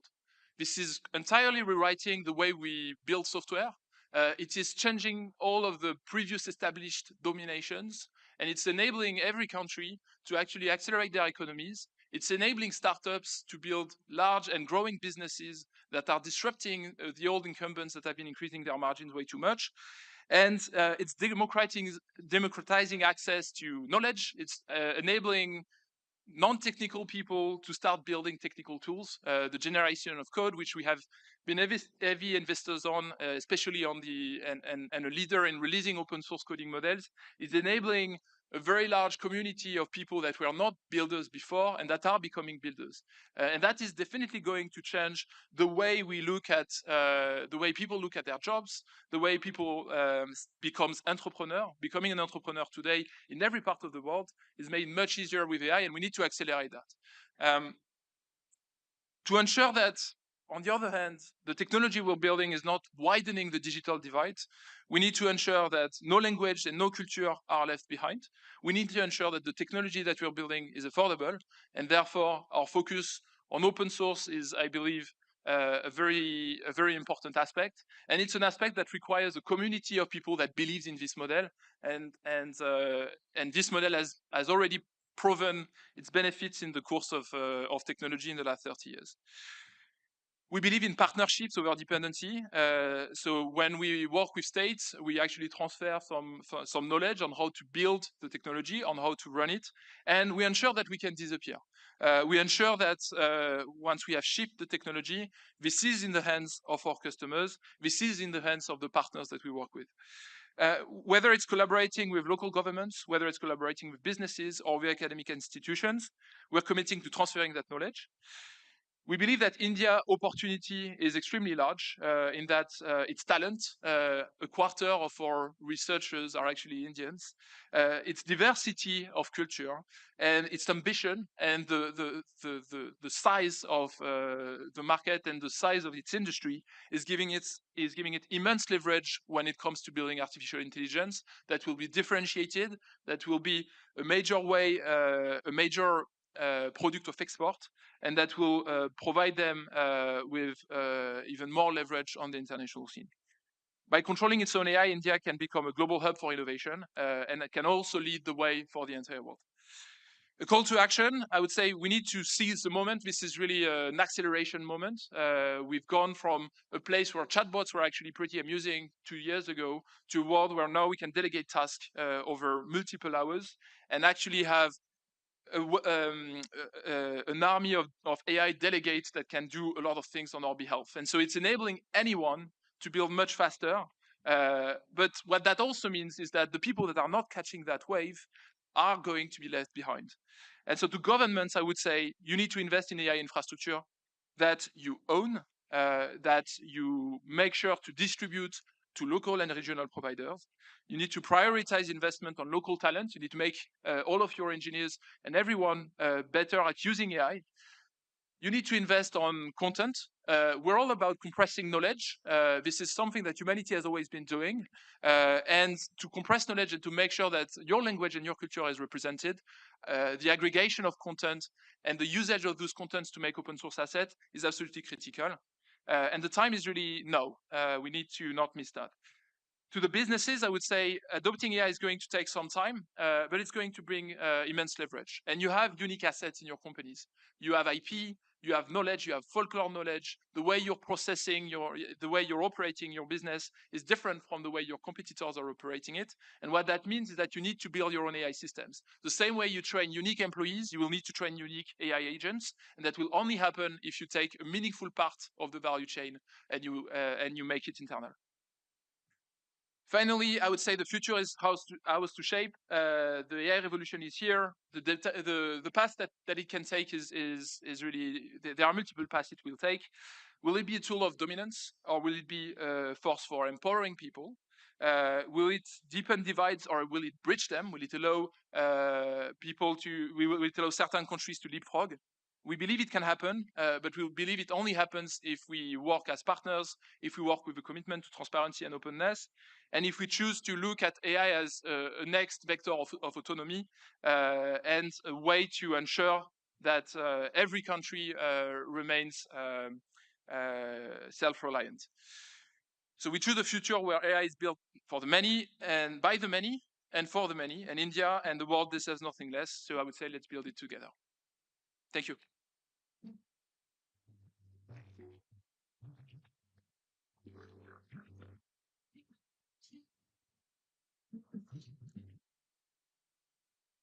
Thank you so much, Mr. Mensch, for your compelling insights and also for highlighting the importance of technological independence in this digital era. Ladies and gentlemen, I would now like to invite Mr. Rajesh Subramanian, CEO FedEx. At the helm of one of the world's largest logistics networks, Mr. Rajesh Subramanian is deploying artificial intelligence to optimize supply chains, predict demand, and make global trade more efficient.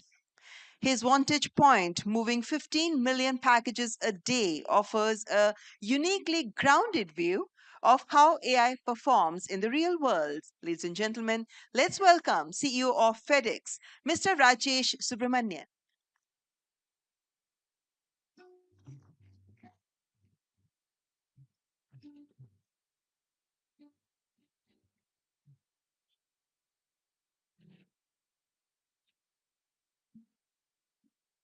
Thank you very much for the kind introduction and for the opportunity to participate in this important discussion. Gatherings like this are critical to advancing technology and making global progress collaboratively, responsibly, and equitably. And that's truly our charge at this pivotal moment. The recent exponential growth of AI has the potential to be one of the most significant events in human society since the advancement of electric power systems and the introduction of the internet. AI is no longer a trend. It's the next industrial system, a union of compute, the energy and labor that will redefine how economies operate and how humanity evolves. We understand the science, and now it's about rapid amplification and application. Building AI capabilities is not optional, it's essential. Intelligence is not an asset, it's infrastructure, the foundation of the future of global progress, productivity, and economic growth. As such, we have an opportunity and a responsibility to be more than consumers. We must be architects of AI. Every company, government, and institution should ask, how can we use AI to expand our ability to solve our most pressing problems, from broadening the economy to eradicating disease to improving energy efficiency?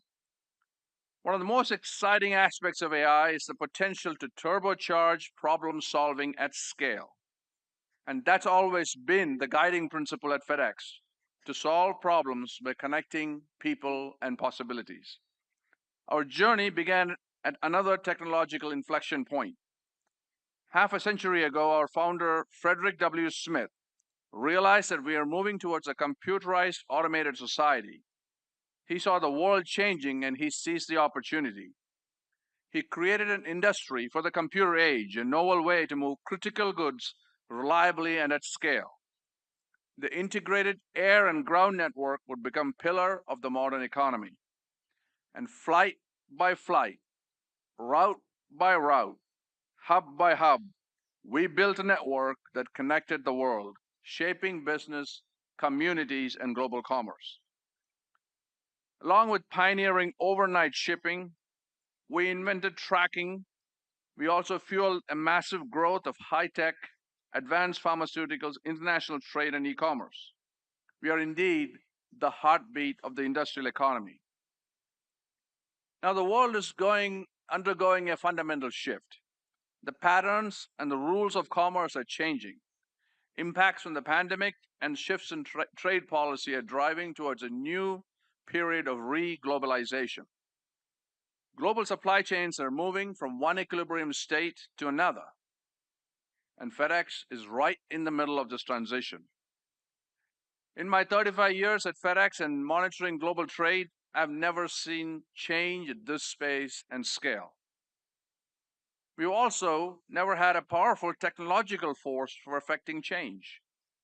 AI is a force multiplier for shaping modern supply chains in a more connected, complex, and opportunity-rich world.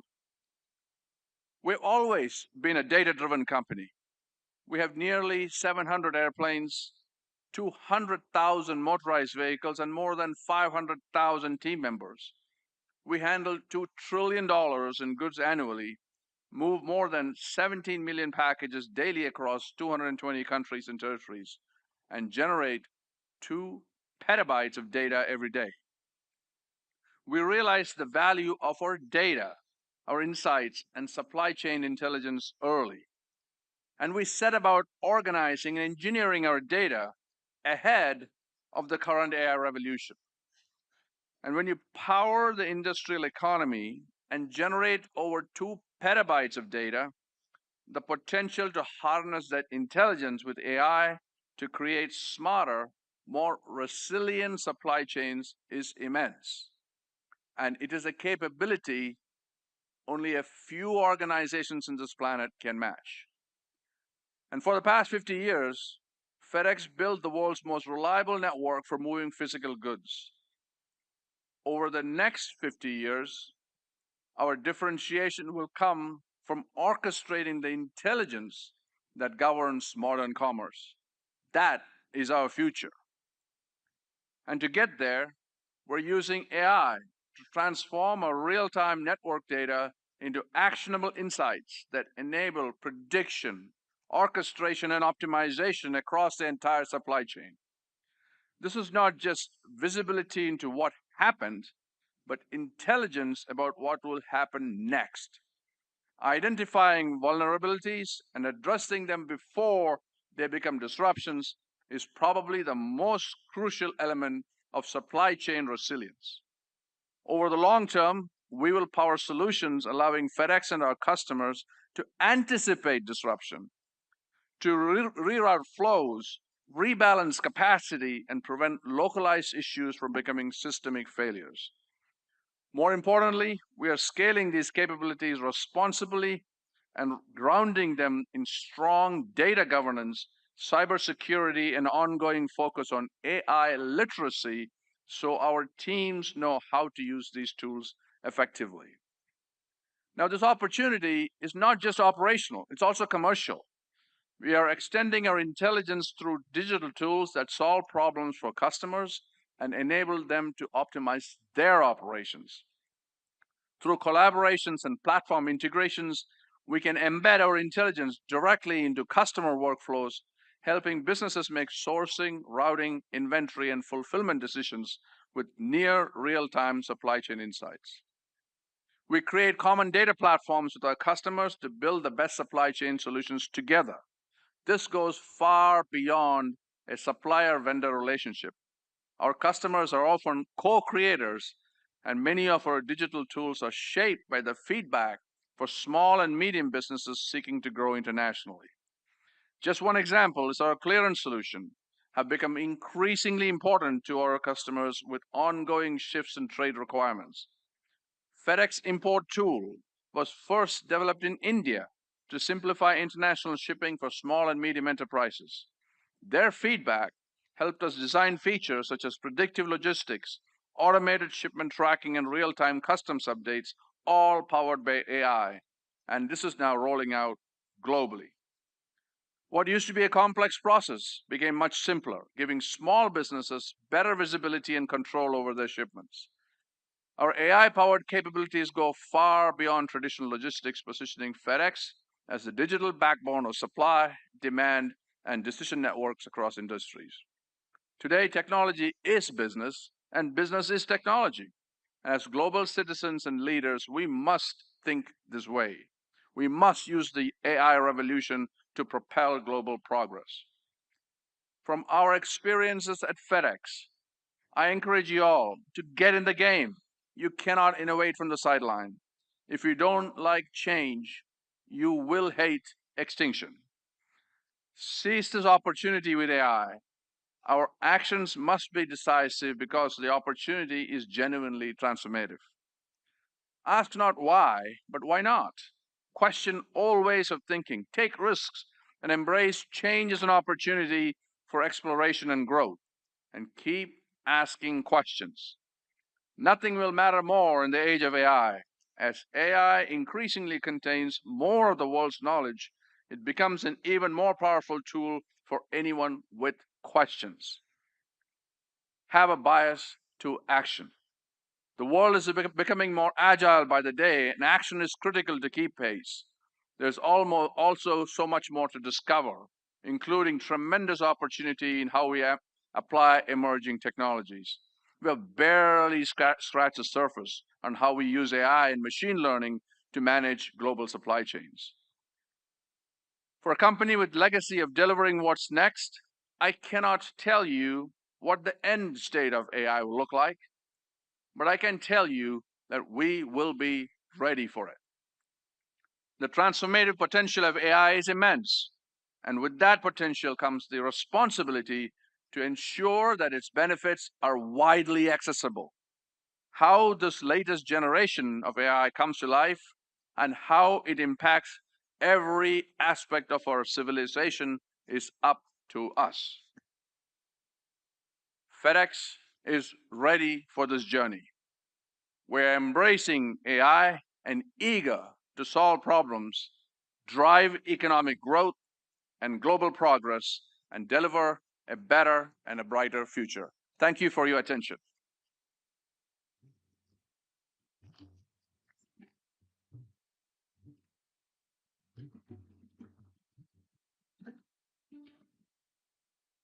Thank you, Mr. Rajesh Subramanian, for your valuable insights and also highlighting the importance of practical application of artificial intelligence in global logistics. Ladies and gentlemen, and I now take the pleasure of introducing our next speaker, Mr. Jeet Adani, Director, Adani Digital Labs, representing the next generation of one of India's most consequential business families. Mr. Jeet Adani is driving Adani Group's ambitions in digital infrastructure and AI. With data centers, green energy, and ports as the foundation, the group is positioning itself as a critical enabler of India's AI economy. Ladies and gentlemen, please welcome Director of Adani Digital Labs, Mr. Jeet Adani.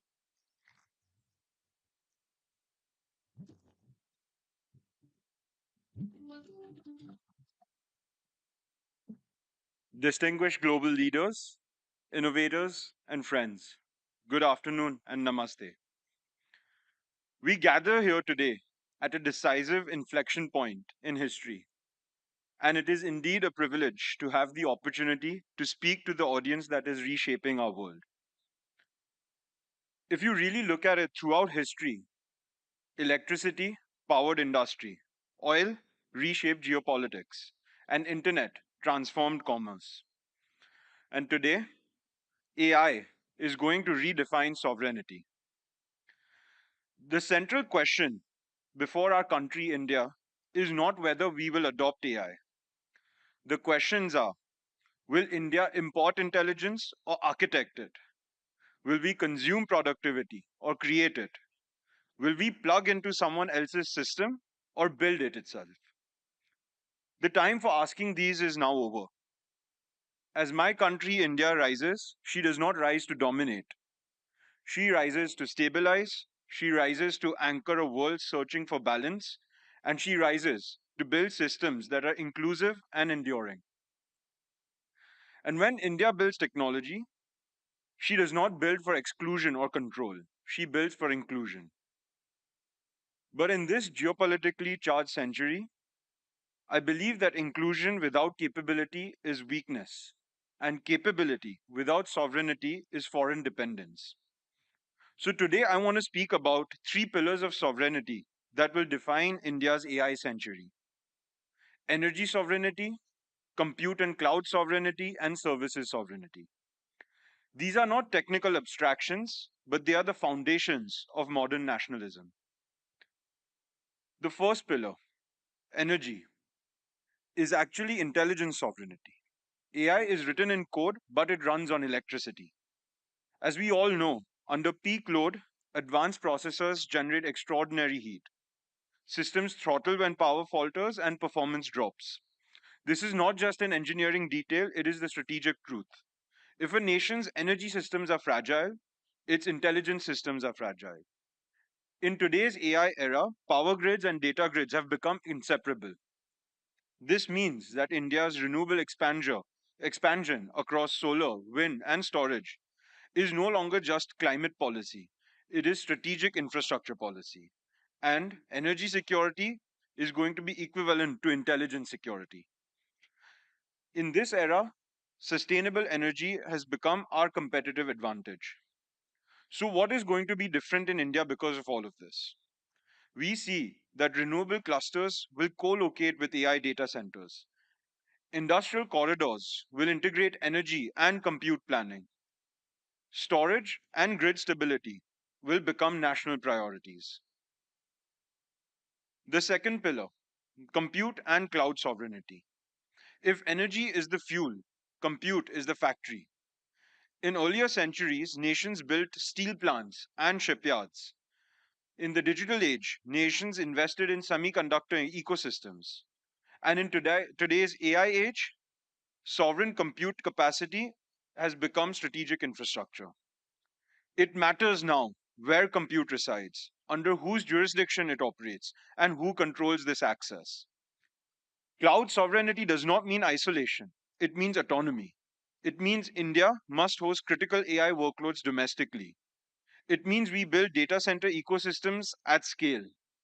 It means domestic access to high performance compute for our startups, academia, defense, healthcare, and manufacturing. If intelligence infrastructure is concentrated externally, strategic leverage concentrates externally, and external concentration creates national fragility. In earlier centuries, nations have built navies to secure those important trade routes. Today, we build sovereign compute to secure our intelligence routes. And lastly, the third pillar, services sovereignty. We all know that India's IT revolution made us a global digital services powerhouse. But much of the productivity dividend accrued not in our nation, but elsewhere. The AI revolution gives India a once in a century opportunity to change that equation. Our AI must first amplify our Indian productivity. It must enhance our agriculture resilience. It must personalize our education at a massive scale. It must optimize our networks of logistics and ports. It must improve our our energy and distribution efficiency. It must modernize our manufacturing competitiveness. It must expand our healthcare and diagnostics across rural India. It must deepen our financial inclusion across tier 2 and 3 towns and villages. AI must become a force multiplier for Indian citizens before it becomes a margin multiplier for others. This is not protectionism, this is preparedness. This is not isolation, this is strategic maturity. Earlier this week, the chairman of the Adani Group made one of the most transformative announcements in India's technology history. Our group will invest $100 billion to build a sovereign green energy powered AI infrastructure platform for the nation. This is not just data center expansion. This is the trigger for a 5 gigawatt, $250 billion integrated energy and compute ecosystem engineered to anchor India's intelligence revolution. It signals a decisive shift from importing intelligence to architecting it, from consuming AI to creating it. By integrating renewable energy, grid resilience, and hyperscale compute into a unified architecture, this commitment ensures that India's AI future is not only powered, but secured, sovereign, and built at a national scale. I stand here today as a citizen of the new India. I belong to a generation that did not have to fight for freedom. We received it as a gift secured by sacrifice. But history does not reward inheritance, it rewards guardianship. So today, our responsibility is to strengthen it, to secure it, to defend it. This is modern nationalism at its highest form. We must focus on capability over rhetoric, resilience over vulnerability, execution over entitlement. The question is no longer whether India will participate in the AI century. The question is whether the AI century will carry India's imprint in its infrastructure, with her intelligence, with her standards, and most importantly, her values. I believe deeply and without hesitation that she will. Because when India rises, she does not rise to dominate. She rises to stabilize, she rises to build, and she rises to include. And this century will remember that. Thank you and Jai Hind.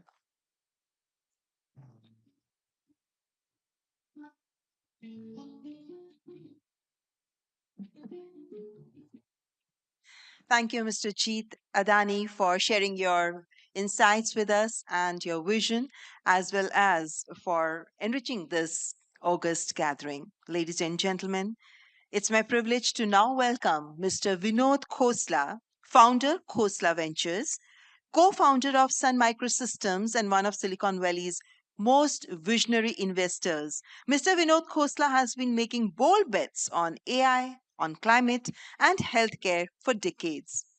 He has argued that AI will replace 80% of the jobs and that this is cause for optimism rather than despair. How? Let's listen to him. Please welcome the founder of Khosla Ventures, Mr. Vinod Khosla.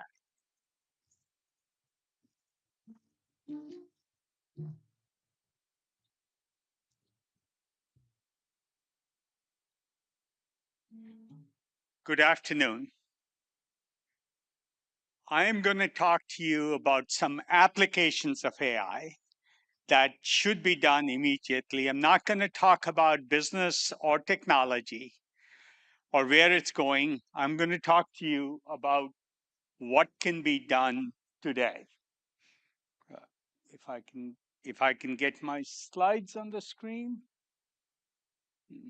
Oh. Okay. So I'm going to talk to you about what can be done today in the next year or two to reach 1.5 billion people in this country with really impactful immediate benefits.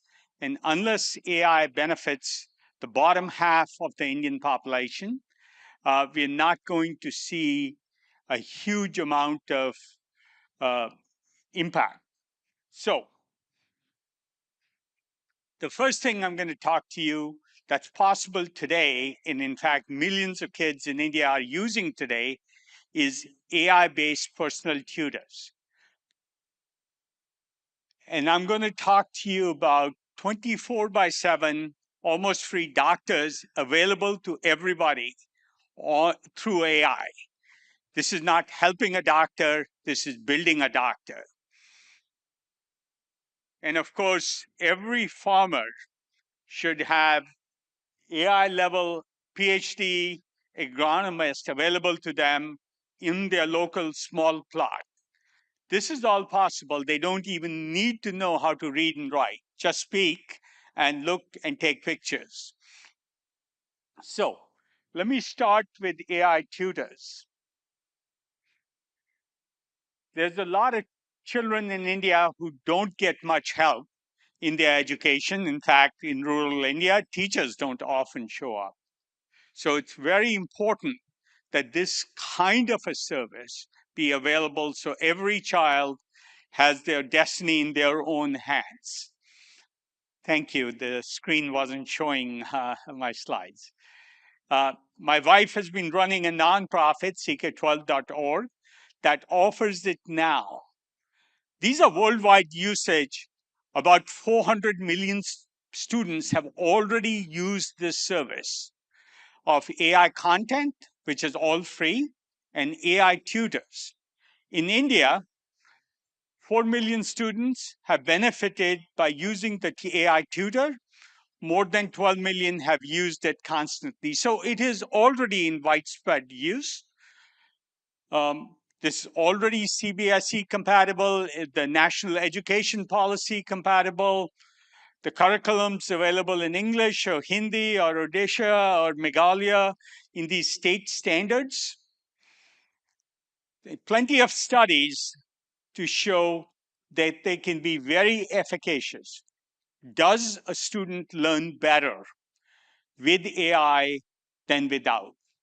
In fact, I would venture to guess a student learns better with AI than if they had a personal tutor. Rich people can afford personal tutors. They won't do as well as people who have access to this AI. It's a holistic kind of approach. I won't go into much. It's a pretty complex system that, and I won't go into the complexity of the system, but this is not just a chatbot. This is not just a key sort of use AI simply. This has been built based on, and we've been working with Sarvam here in India to propose Diksha, which is a large collection of content in India, which is mostly unusable, to be honest, and build a 3.0 version of Diksha, which is an AI-first experience. This is built on billions of student questions that have already been asked on the CK12 website, billions, that is used to train the model to know how to teach a student. So it also has a teacher professional development curriculum. So teachers can keep up with it and keep up with most modern education. Again, compatible with the national education standards in India and the CBSE curriculum. Before I go talk about AI doctors, I'm going to make a couple of comments. The AI tutors I'm talking about are far superior to human tutors. Here's what they can do.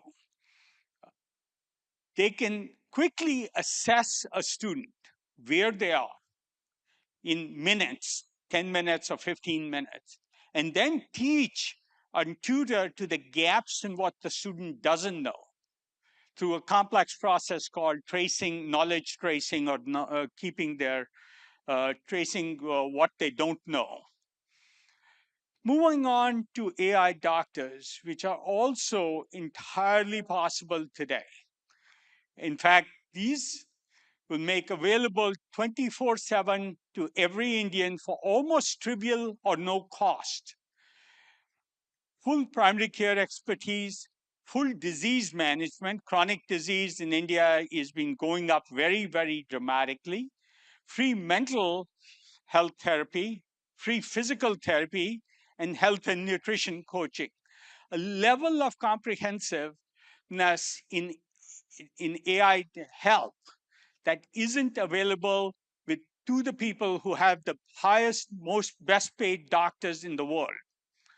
None of this is available at this level, even in the US or most Western countries.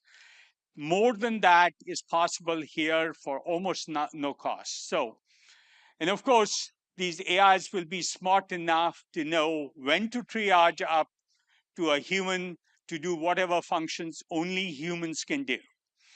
But let me not delude you. There's very little a doctor can do that this AI can't do today, other than the physical parts. If they have to feel your stomach, of course, an AI can't do that yet. I also fundamentally believe these services, AI-based doctors and AI-based personal tutors, should be part of the Aadhaar system. Aadhaar allowed us to offer UPI. There's no reason we can't offer on the same identity-based system where the hard work has already been done within a year or two to every Indian these services. So what I'm specifically proposing to build a Section 8 nonprofit company to build, operate, and transfer into the Aadhaar ecosystem such systems. I think they're relatively simple to do. They need many cycles of iteration to adapt specifically to Indian conditions, all the Indic languages, all the difference in diseases in each part of India. So I'm very, very excited about this. And what you can do for not only education, healthcare, the third element I want to talk about is agronomy. Having every farmer have a PhD level agronomist available locally 24/7, alongside a UPI-like service as part of the Aadhaar system. a tutor that can gauge students. It can find and teach the gaps in students and make the current Diksha system much more useful, much more friendly, and leverage all the great content that is in the Diksha system in India today, but is not really usable because there's no way to organize it and have an AI tell you what part of this vast library is relevant to you on the day you're trying to do your homework or prepare for a test. You can multiply India's doctors' resources. So many years ago, I looked at the question of how you could scale the doctor-patient ratio in India to the same level that is in the West, like in the United States. And it wasn't possible, even if you had $1 trillion in decades to do this. That's how far behind we are. But this will get us in India an opportunity to get well far ahead of the level of care available in a country like the United States, at least at the doctor level. There's still surgeries, there's still drugs. Those are a separate matter, all areas in which AI can help. But that's sort of my hope. So the AI talks directly to patients. It diagnoses, prescribes tests, prescriptions. We are using technology from a company that's been developed over the last 5 years, and with Sarvam's help and adaptation to Indian languages using the Sarvam model. And you start with physician approval of the dialogue. So you oversee the AI with the doctor initially for the first couple of years. So think of AI as an intern, fresh graduate, an MBBS graduate who works for the doctor. They let them do a lot of things, but then they oversee them and watch that. And that's the model I propose is possible in the next year or two. And within 2 or 3 years, I think that need for supervision will go away. And of course, there's emergencies and times you have to send somebody to the emergency room or the hospital. So AI can do that. The same is possible with agronomy. This the third service. I won't go through the details of this. I will try and finish up here. But I want to finish by saying the future is here today. These massive impact services that couldn't be done with hundreds of billions of dollars can be done very, very cheaply. Scale medicine, scale teaching, scale education, scale agronomy, and these services impact the bottom half of the population more, and they need it more than almost anybody else. That's exciting. If we don't do that, it is a massive opportunity loss for us. Thank you.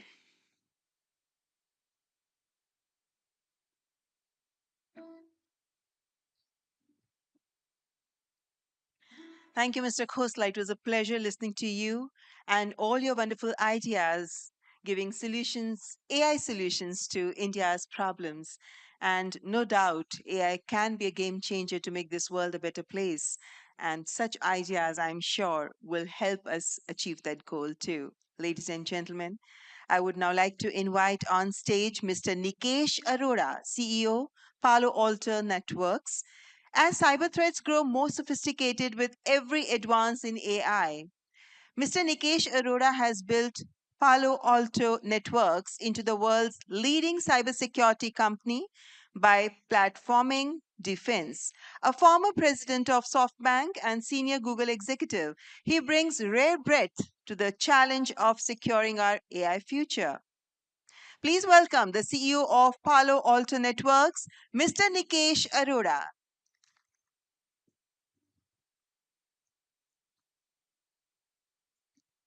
Good afternoon, everyone, and thank you very much for being here. I want to thank the Honorable Prime Minister for bringing us all together. And as many of you were here this morning, not unlike Sundar from Google, about 40 years ago, I used to take the Prayagraj Express from New Delhi to Varanasi, a city that was a city of temples and had the revered Banaras in the university, which is now a hotbed of AI innovation. You've spent the morning hearing about AI's vast potential, from curing ancient diseases to Dario's idea of having a country full of geniuses in a data center. Having spent my career at the intersection of major technological shifts, I can say I have never seen anything that has moved so fast from a technological perspective. Coincidentally, it was about 3 years ago, I was on my way to BHU to give the convocation address, and ChatGPT came out. That moment changed everything. AI is accelerating faster than our institutions, our governance frameworks, and even our intuition. This widening gap, if not handled right, is going to become a tangible threat to national security, economic stability, and social cohesion, making it a defining challenge of our era. As an eternal optimist and representing the world's largest cybersecurity company, I'm not here to throw cold water on our optimism and the idea that AI is going to solve every problem.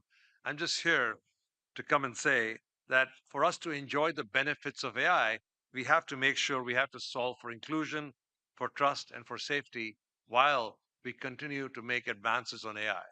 I would say at the current moment, the balance is tilted not in the favor of trust, inclusion, and security. It's actually tilted in the favor of speed. You're seeing features and capabilities coming out as fast as they can, probably faster than we can absorb them. Every morning you wake up and something new happens. There are agents that are doing things for us. There are new models being thrown out which can make music. I only don't know where this is going to stop. So while we've been enjoying the capabilities of Claude, ChatGPT, Gemini, which are teaching us how to do all kinds of stuff, AI has already moved on. We're now battling towards the agentic future, where the agents are going to take care of everything, and we're going to kind of lose control. The challenge we have is, we talk about agents. If you think about it, Sundar also mentioned Waymo, a car that will drive you from point A to point B. That car is effectively an agent. That agent used to be a driver who's no longer a human being. It's an agent. It's going to drive you everywhere. That was a very expensive agent. It took a lot of training to train that agent over a lot of time. However, it does give us a glimpse into the future, a future where we can actually build a trustworthy agent that can take over the task of a human being. But I was at Google in 2009, and I remember riding in the first iteration of a self-driving car. That was 16 years ago. So it's taken a long time to get one job replaced by an agent. So all of those of you who are really worried that our jobs are going to go away, it's going to take a little longer than you think. We're not going to trust agents that easily and that quickly. However, for us to be able to trust agents, once again, we have to build a future where the ideas of safety, the idea of security, the idea that we can trust an agent are developed cohesively with technology, not outside of that technology. So, and once you get there, you realize we're not going to stop at software agents. I think if you saw the Lunar Year celebration in China, there were robots which are dancing and flipping around much better than actually I can do. So I'm sure most of us would not be able to compete with the robots. These are version ones of robots. Imagine these things are going to be changing light bulbs and digging streets in the middle of the night when there's no electricity, there's no lights because they don't need lights. They can operate without lights. They can operate without food. They can operate without anything. There is a rumor that these are the things that are going to be sent to build the data center in Mars. It won't be humans because Mars is not quite friendly from an oxygen perspective yet. So if you believe that that's what the future entails, there's a lot of questions that it brings up. It brings up questions of how are we going to take care of these agents if they go rogue? How are we going to manage these physical agents? How are we going to control them? How are we going to govern them? So all these are challenges that we have to solve collectively before we go ahead and go live this beautiful future of AI. So from our perspective, from a cybersecurity perspective, from a governance perspective, I think there are three big challenges we have to solve. I think the first challenge is the challenge of governance and accountability. In the early stages of AI adoption, systems are advisory. You ask it to write a letter to your girlfriend, ask ChatGPT to write a letter to your parent, a thank you letter, it can do that. That's pretty cool. It's an advisory system. You can change it. You're a man in the middle. You're in control. This is great. Very soon you will give control to an agent. which is going to be your agent. It's going to do things for you. That's okay too. As soon as you give control to an agent which can act with its own agency, now you have to worry about who's responsible for the actions of those agents. If you use them in a social context, who's responsible? If you use them in enterprise company context, who's responsible? If your agent starts giving away money, who's responsible? If an agent goes ahead and balances your portfolio the wrong way, who's responsible? So there is a whole series of questions that are going to kick in from a governance and accountability perspective at an individual level, at a nation state level, at a global level. These are problems that need to be solved. That is why we have to come to summits like this and talk about this from a public-private partnership perspective, because the extreme option is let's ban it. If you ban it, it'll go away. It's not going. AI is not going to go away if you govern it out of existence. It cannot be governed out of existence. So we have to figure out how to sit down and solve the governance and accountability problem before it's too late. If you don't solve that problem, we will erode trust in AI. If you erode trust in AI, it's going to cause a series of problems that we're not going to be able to solve. So the second problem that we're going to run into with AI is this problem of human impact. AI is currently threatening to take away jobs. AI is currently threatening to take away agency from human beings. I think it's important for us to understand how that was going to manifest itself. I think many people have talked about that every technology inflection in history has resulted in a significant period of societal and economic disruption. But ultimately, every inflection we've had, whether it's agriculture, industrial revolution, electricity, you pick your favorite one that you want, it has resulted in upskilling and reskilling of society. I think the farm agronomy production is up 20x and the number of farmers is down 90%. So we found a way of retraining people, upskilling people without social uprising. And we need to figure out how to understand the human impact of this, how to build plans from an upskilling perspective. I have the conviction that we're going to need 5 times the number of technology people in the future than we have today.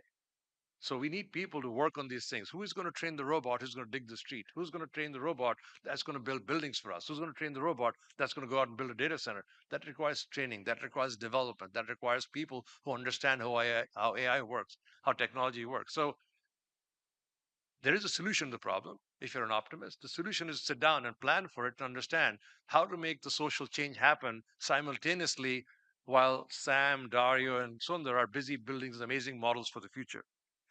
And last but not the least, as you know, since I work in cybersecurity, it is important to understand there is a security problem. A security problem manifests itself in many ways. There's lots of data being used, and AI is going to consume more and more data. As I don't know if you experienced the new models, the model says, let me know more about you so I can be most helpful. My fear is in about 6 months, if I'm talking to my AI model, it might know more things about me than I've told my wife. So I don't want my wife to get her hand on my Gemini prompt because I'm surprised what it might tell her. But if you expand that and take that more seriously, you will see that AI is going to become your therapist, it's going to become your nutritionist, it's going to become your advisor, it's going to become your friend when you're lonely, and you're going to tell it things that you don't tell anybody. That's fine. Do whatever makes you happy. But when you do that, the risk is if that data falls in the wrong hands, it's not a good idea. So you have data concerns. What do you do with data that you're feeding AI? How does it stay segregated? How does it stay that belongs to you? You have a problem where we're using the biggest application today for LLMs is coding. Well, that's great. Code can be malicious. Code can be tampered with. So you got to make sure as people are busy writing code and rebuilding your systems in your companies, we have to build a secure system around the code to make sure that AI is doing it in a secure manner. You have problems with agents. We talked about agents. Great. How are you going to make sure that the robot that you bought to go do your dishes and your laundry at home doesn't go rogue and start threatening you? How are you going to make sure that nobody can intercept the control system of the robot and it starts to go rogue on you? You need security. You need to make sure that this is built in a way that it can be secured, governed, and controlled. Including that, you also have to worry about adversarial AI. What if AI turns against you? How are you going to make sure that we build security systems? Where is the kill switch if AI starts to act in a way that is not good for us? I'm not trying to scare you. These are all problems that we can solve collectively. But there are problems that we have to tackle whilst we're busy getting excited about AI. So we have to solve the problem of governance and accountability. We have to solve the problem of social and human impact. And we have to solve the problem of cybersecurity or safety as we build these AI models. However, despite the complexity of these challenges, I remain deeply optimistic. I think this optimism is because of the unparalleled strength and progress we've seen. In 3 years, we've actually painted a future which none of us had imagined 3 years ago. So if we can do that, I'm sure we can collectively solve the problems if we put our hearts and minds to it. And I know there are many such companies that are inclined in such a way. There are many governance bodies that are inclined towards solving this problem because we have something no model can replicate. We have human judgment, we have shared values, and we have the ability to collaborate. So I think that's important. That is why we come to places like this, to talk about this with each other, to collaborate, to be able to solve these problems. India has already shown the world what is possible when innovation is paired with inclusion through digital public infrastructure systems like Aadhaar and UPI. They demonstrate how technology deployed with public good in mind and scaled across a vast population can leapfrog traditional development methodologies. I hope we can apply the same energy in India to solving the problem of AI to make it more inclusive, more fair, more social, more trustworthy. With that, thank you very much for listening. Jai Hind.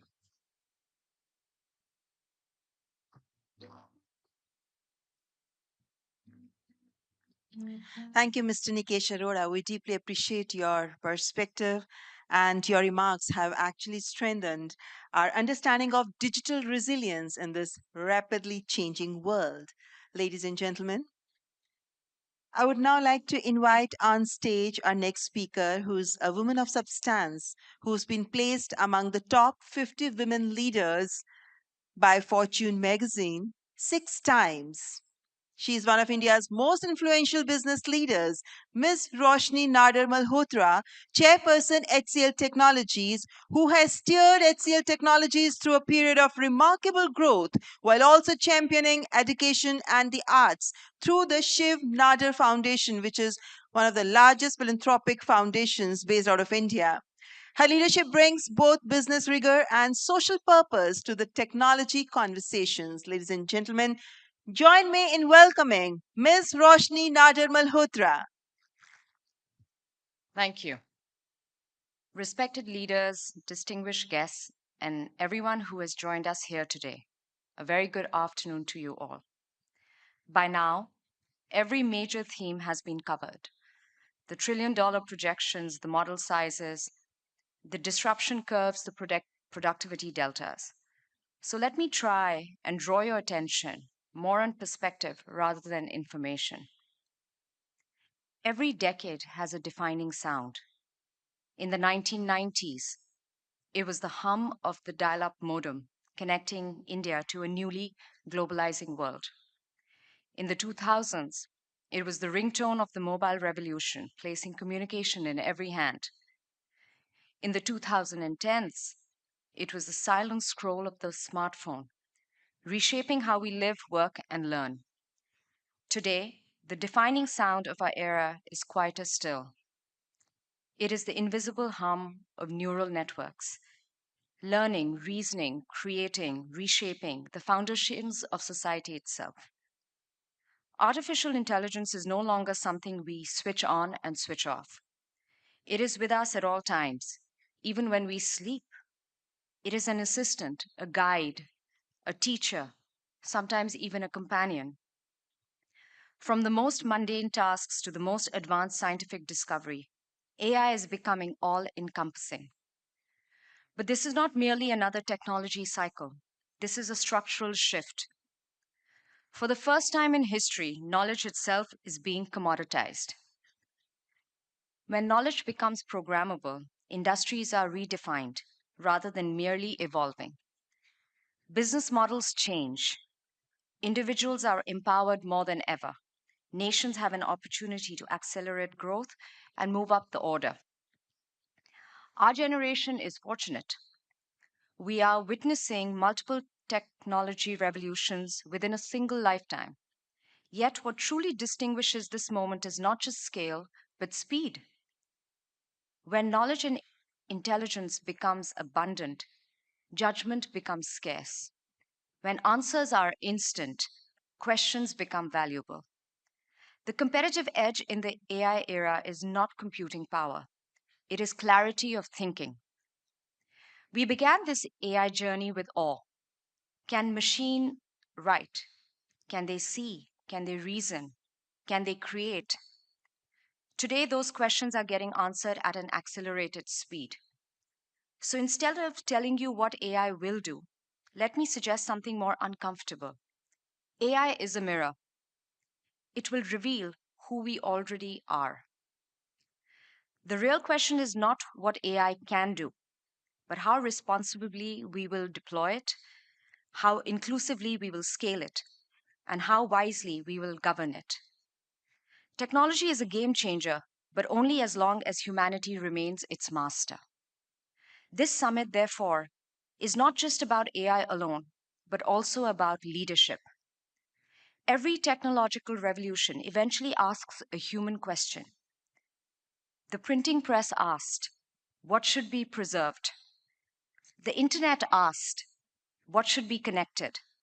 AI asks, what should be delegated? And that question forces another. What is uniquely human? If AI writes, calculates, diagnoses, predicts, then leadership must mean more than knowing things. It must mean deciding things. For decades, India's technology growth followed a simple question. Scale drove revenue. As delivery expanded, so did output, influence, and global credibility. That model powered corporate success and became central to India's export story. AI is reshaping that equation, shifting us from scale-led growth to intelligence-led growth. The future will not be built by doing more of the same, but by reimagining how value is created. AI carries a powerful duality. It is both deflationary and expansive. It reduces cost, time, and effort through automation, while simultaneously unlocking new markets, industries, and possibilities. As knowledge becomes commoditized, differentiation shifts. The real question is not whether disruption will come, but whether we will lead it. And I believe HCL Tech will lead it. We are evolving from a people-centric delivery model to an integrated system of software products, intelligent agents, and human expertise, delivering outcomes at scale. This is more than just a business shift. It reflects a broader national ambition to build intellectual property that creates enduring compounding value. India must move from being a tech services-led nation to an IP-led nation. Services scale with effort. IP scales infinitely. In the AI economy, value accrues to those who build and own platforms, models, and products, not just those who deploy them. That shift is not only economic, it is transformative. And this is not new for HCL or to HCL. 50 years ago, in 1976, Shiv Nadu founded HCL as one of India's earliest bootstrap technology startups. By 1978, India's first indigenous computer had been built and found a place in many homes all over India. HCL was driven by a belief in building, not adopting. That belief, that DNA, those guts, that grit, continues to guide HCL Tech even today. We are moving beyond traditional delivery to a unified model where software, intelligent systems, and human expertise operate as one, driving measurable, scalable outcomes. Alongside this shift, we are building entirely new AI-led service lines. AI Factory designs and manages next-generation AI infrastructure. Physical AI brings intelligence into the real world, where systems sense, understand, act autonomously, robots with embedded decision-making, warehouses that optimize themselves, and infrastructure that anticipates failure before it even occurs. This reinvention will multiply opportunities, create new industries, new professions, and avenues of employment for India's vast talent, while expanding economic prosperity for the nation. How do we make this transition? If AI will define not just companies, but countries, then this is a strategic shift, and it requires 3 decisive moves. First, from scale-led growth to IP-led value creation. IP compounds. It strengthens competitiveness, anchors strategic autonomy, and ensures long-term economic resilience. Second, from adopting to building. Deployment matters. Ownership transforms. Nations that build models, platforms, and software will define the era. India has the talent, the scale, and the complexity to be the ultimate test bed. Third, from fragmented effort to national AI infrastructure. Compute must be treated as digital public infrastructure. Democratized compute can unlock innovation across startups, universities, enterprises, and institutions. When compute is accessible, innovation decentralizes. When innovation decentralizes, IP multiplies.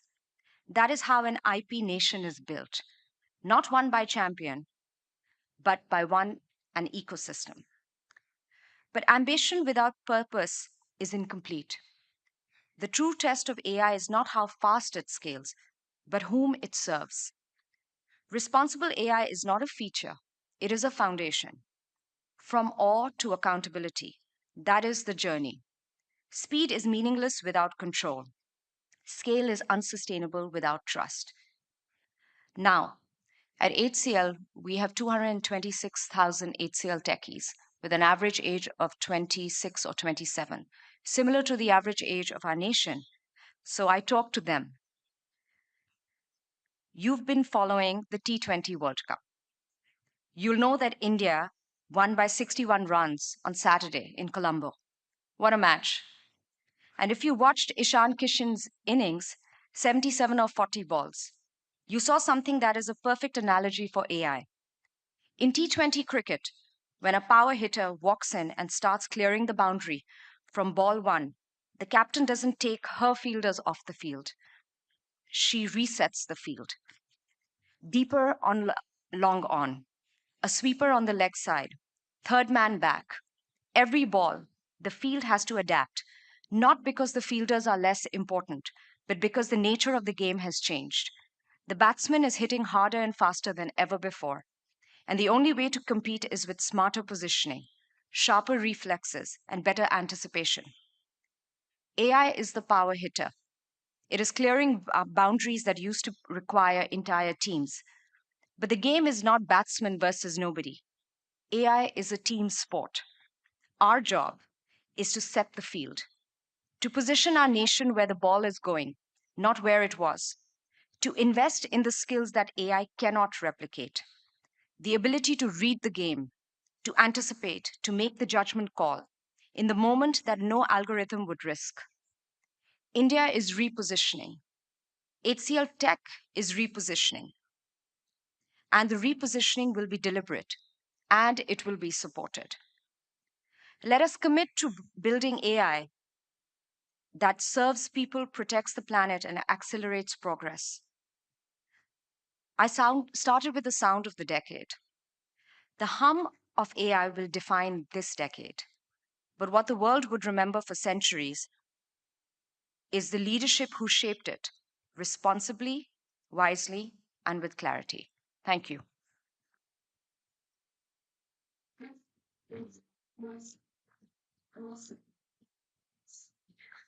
Thank you, Ms. Roshni Nader Malhotra, for your inspiring reflections and also for highlighting the transformative role of artificial intelligence, as well as the disruptive role of artificial intelligence, drawing our attention to it in shaping our future. Ladies and gentlemen, I would now like to introduce the speakers for a ministerial conversation. The speakers in this fireside conversation is Her Excellency Sina Lawson, Minister of Digital Transformation, Togo; His Excellency Nizar Patria, Vice Minister of Communications, Indonesia; His Excellency Rafat Hindi, Minister of Communications, Egypt. Minister Lawson has made Togo one of Africa's most watched digital transformation stories, building mobile-first government services that reach citizens who were previously entirely excluded from the formal economy. Her work is a reminder that AI's greatest opportunities may lie in the global south. Minister Patria, representing the world's fourth most populous nation and one of Southeast Asia's fastest growing digital economies. His Excellency is navigating the complex challenge of building AI policy for a country of 270 million people spread across 17,000 islands. Egypt is positioning itself as an AI hub for the Arab world and Africa, and Minister Hindi is leading that change. With a young population and growing digital infrastructure, Egypt's ambitions are both compelling and instructive for developing nations navigating the AI transition. Ladies and gentlemen, I would like to invite our speakers. Please, with a big round of applause, I would like to request you to please welcome the minister from Togo, from Indonesia, and also from Egypt. I request our honorable dignitaries to kindly take your place on the stage, and this conversation is being moderated by Ms. Devjani Ghosh, Distinguished Fellow Niti Aayog. I request Ms. Devjani Ghosh to kindly join us.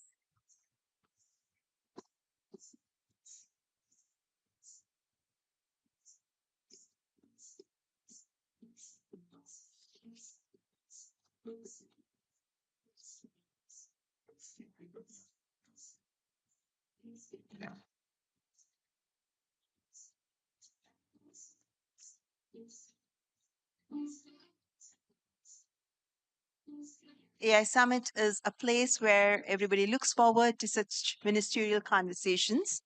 And this is one such conversation that everybody is looking forward to, because when we say that this is the first ever AI summit which is being organized in a country of global south, it makes a difference. And here we have very elite panel with us. Her Excellency Sina Lawson, Minister of Digital Transformation, Togo, is going to join us. His Excellency Nizar Patria, Vice Minister of Communications, Indonesia. His Excellency Rafat Hindi, Minister of Communications, Egypt. We are expecting our other guests to join us very soon, as Ms. Devjani Ghosh, Distinguished Fellow Niti Aayog, is going to moderate this conversation. And this will also give us an insight into the countries of Global South, how they are adopting artificial intelligence, what are the challenges before them, and how the world has to come together. This global cooperation is needed so that nobody is left out of the touch of artificial intelligence, the benefits of artificial intelligence. And that's when Honorable Prime Minister says it's AI for all. This is what we mean, that it should reach each and every person of the continent, of the world. And AI should bring a change into the people of global south too. Only then we can say that we are moving ahead in the right direction. So keeping that in mind, ladies and gentlemen, this ministerial conversation is going to be of utmost importance when we talk of AI Impact Summit, because this conversation will also bring to the fore those points on the basis of which we can say that AI is making an impact into the lives of people, especially the people of Global South. And when we talk of the challenges, the difficulties which face Indians, our countrymen, that is the time when we can say that if we are able to find low cost AI solutions to our problems, they will also be the solutions which can be adopted very, very easily by the other countries of the global south. So here we are bringing to you this ministerial conversation. Our guests are here, and this elite panel from these countries, from Congo, Egypt, and Indonesia, will bring before us those aspects on which they've already been working, the challenges which they think they need cooperation from other countries as well if they want to counter these challenges. Because when you talk of global south, ladies and gentlemen, unless global south develops, unless global south adopts artificial intelligence, it cannot bring a change in the world. And that is what this summit aims at, that we must impact the lives of common men. Nobody should be left behind. And when we say this, we say Sarvajan Hitai, Sarvajan Sukhai, which means it's AI for all.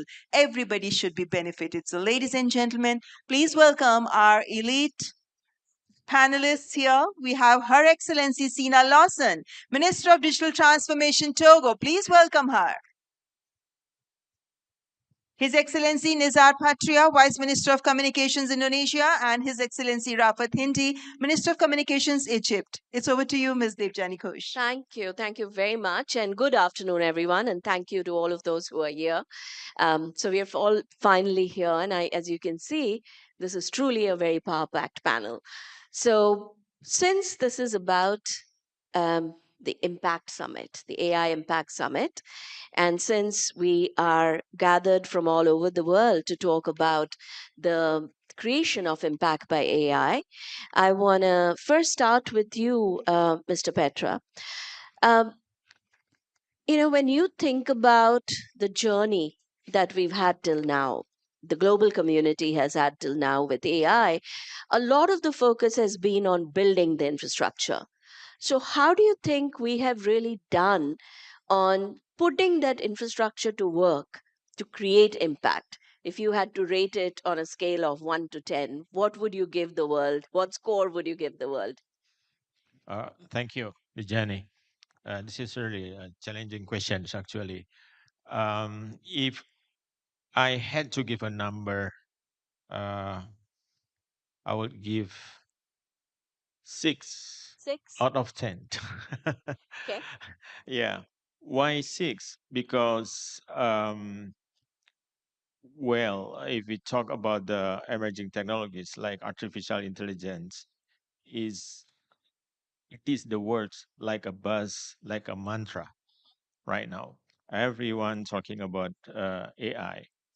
And AI right now is here, is with us, and many people they don't scrutinize anymore about the useful of AI. They just use. But the problem is the level of adoption of this technology, this emerging technology, especially for the global South countries like Indonesia and maybe some of African countries, Asian countries. We still have a digital gap. Yes. Especially for Indonesia, we are an archipelago country. We are archipelagic. So we have 17,000 islands. We have a big 5 big islands in Indonesia, and each island have a very unique characteristic, very unique people, culture, and so on. And the infrastructure is the telecommunication infrastructure is very, very important for our country. That unite our country with this telecommunication infrastructure. We try to improve. We try to cover all of the archipelago by our telecommunications network, and now the internet penetration into the population is already about 80%. Um, our population right now is 250 million people. And now what we do with these infrastructures, digital infrastructure or telecommunication infrastructures, we want meaningful connectivity. Yeah, that's it.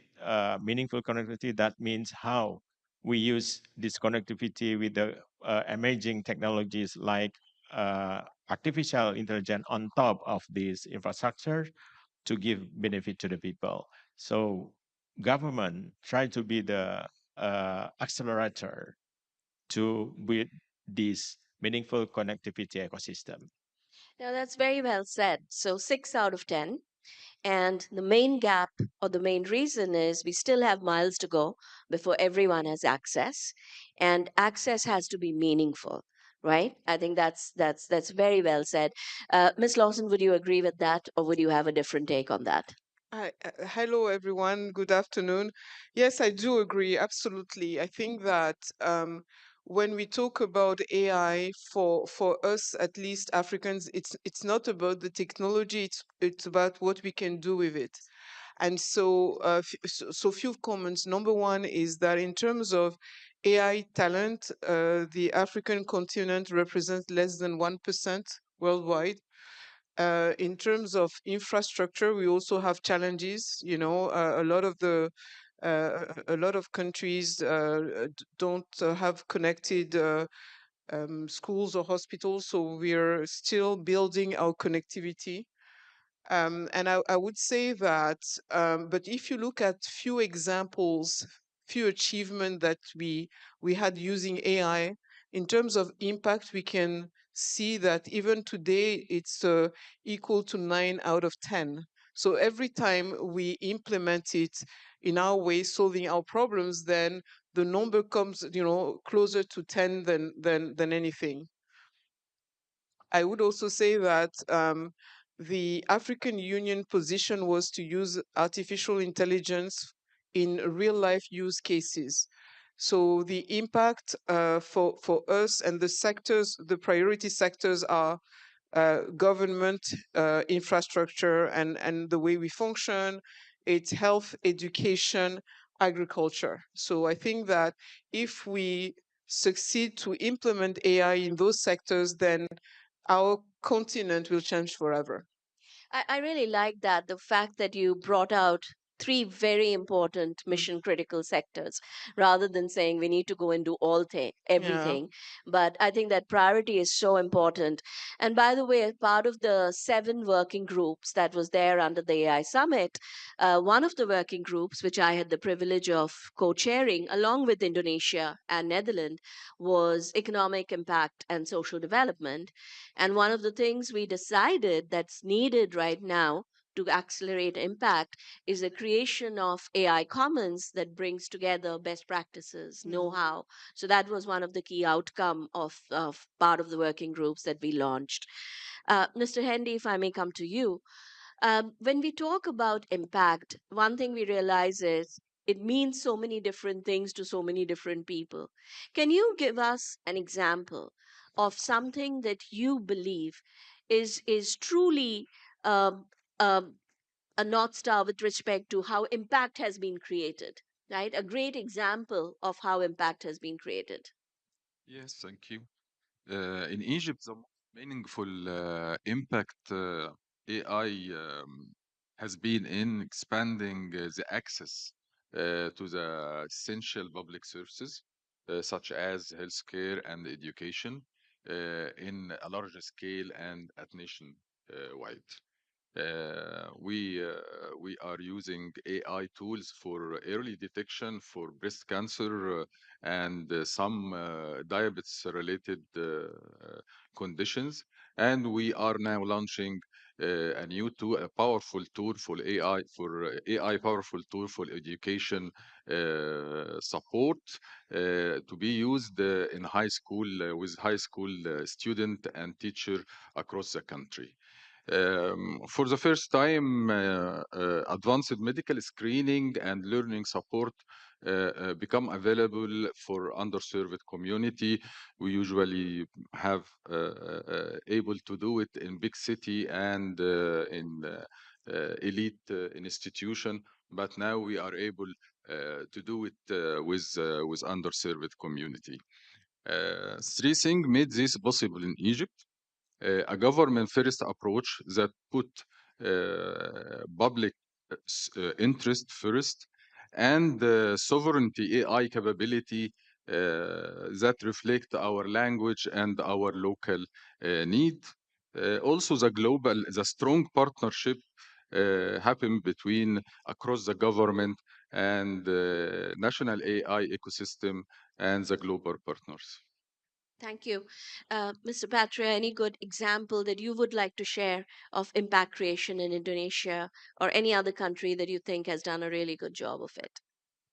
Uh, well, uh, we yeah, I will share one example from Indonesia. Um, how this artificial intelligence can help. So because we are a very diverse nation and also archipelago country, so sometimes in the public services, for instance, healthcare, we need uh, effective and efficient technology adoption to help these healthcare sectors. So now we try to encourage our young generation that build a startup, and we try to facilitate them in what he call is a AI innovation hub. And one of the product is try to help doctors in the remote area to diagnostic the tuberculosis, the tuberculosis or TBC, um, is is coming, on the stage, and it becomes very difficult for the doctors in the remote area to detect, because they have a very limited access on the modern equipment or sophisticated technology to detect these diseases. But with the artificial intelligence, so this startup try to gather of the big data from the uh, health center in the remote areas, and then make a simple program and give it to the doctors. Right. And combine with the X-ray machine, and they can it can help doctors to identify whether this is TBC or this is just uh, ordinary lung problems. So I see these initiatives in the certain sectors already copied to other sectors. For the education, for the agriculture, many startups try to adopt this AI technology right now. And I can see and we can feel that the enthusiasm is really, really high. But the problem we need as a government, as a policymaker, we need to give the safeguard and to accelerate in building this healthy and fair ecosystem to boost the innovation on artificial intelligence. Fantastic. Ms. Lawson, any favorite impact story that you want to share? Yes, I have a great impact story. During the pandemic, we were able to use AI to prioritize the beneficiaries for our financial aid program. So at the height of the pandemic, we built a program to distribute cash using mobile phones, right? So the, uh, the question then was, how do you prioritize beneficiaries? We started in 2020, and in 2020 we didn't know if the pandemic was going to last for a long time. So we had one certainty, which was that we needed to be super efficient in prioritizing who needed the money the most. And so we used two AI algorithms. One applied to satellite imagery. We drew the poverty map of Togo, and then another based on machine learning with telecom metadata. We were able to isolate the phone numbers of people who were, yeah. So that was really our first major experience using AI. And then after the pandemic, the question for us was, we want this to be sustainable, right? How do you, because it was during the pandemic, we had a partnership with Berkeley, so we were working, really figuring out things as they were coming. But afterwards, we wanted to build capabilities in-house. So we now have within the Ministry of Public Sector Efficiency a team of 25 people, data scientists, and we support other branches of government. Because when we talk, here we talk about AI and everybody really knows what AI is and the type of applications that, things we can do with AI, but a lot of people don't know. So it's very important to have a team of people who work, say, with the Ministry of Agriculture or the Ministry of Environment, and producing images or and really data that can help these ministries improve policies. So I think this is a great learning experience for us. It's applying AI to improve policies. It's such a brilliant example because one, it impacts the grassroots, Yes. right? The people who need it the most. And second, it's, government has a lot of, I mean, especially in the global south, a lot of government usage is augmentation of services. Yeah. I think what you're doing is really enabling better development of policies. And that's Yes. that. I would, in fact, request you to Mm. please share this I case will. study so we can put it in the AI commons that we Okay. have built. So I would All right, really I will. request you to do that. In fact, the next question is also to you, Ms. Lawson, which is, as government, what do you think is the biggest roadblock to scaling impact creation where it can reach population? Is it data? Is it infrastructure? Is it regulation? Or is it even geopolitical dynamics? So I think it's a combination of various things. We're tackling all of these things, but first it's infrastructure because that's the starting point, okay? But you also have something. When I was referring to the data lab, a lot of people don't know this universe exists, right? That you can apply, you can use AI to gather information as to when you want to design a new infrastructure, like an itinerary. For example, when we build our fiber optics network, we use satellite imagery and so on. But a lot of people just don't know it exists, right? So they can't ask. They don't know which question to ask, right? And so even if we're there, so we do a lot of outreach within government, going and saying, look, this is what we were able to do using AI and so on. So I think that what I would call institutional capacity is a roadblock because people just don't know. So it's a lot of training required. The other thing is, and I think it's also one thing that we've been working on is right now AI is in French or English, right? It's not in.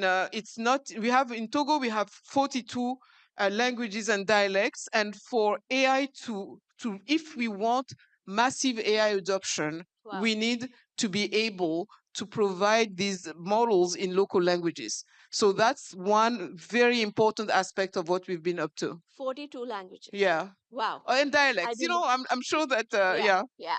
Yeah. Yeah. Wow. That's. So that's the challenge, but that's also the opportunity because when you think about creating impact for AI, think of education. Imagine, and that's what I imagine. Imagine a world where every school children has an AI tutor, Right. being able to explain to them math and science in local languages in their own dialects. That's for me the power of AI, really. So beautifully said. So institutional capacity is one of the biggest roadblocks that you see. Uh, Mr. Petra, is there anything you want to add to that in terms of the biggest roadblocks to mass scale impact creation? Yeah, I agree with colleagues from Togo. I think it's the the problem today for the global south countries like Indonesia, and I think some of African countries and other ASEAN countries is now we are facing the geopolitical condition that you mentioned is really a challenging Yeah. times Yeah. today. Yeah. Because we are facing an asymmetric Mhm. uh, conditions amongst the global south and global north, and that's one problem because the platformizations, yeah, the dominance of the platform is so important, yeah, Yes. to define or to determine the progress of the Yeah. fair ecosystem in one countries. That's the first thing, and the second one, I think the infrastructure is one of the critical things that we need to pay attention. We need to improve. We need to heighten the standard of services on these infrastructure, and then regulations. I think regulation is also very important in this sense because Do we overregulate? no, we don't intend to heavily regulated these uh, AI sectors Hmm. because we try to balance protections and also innovations.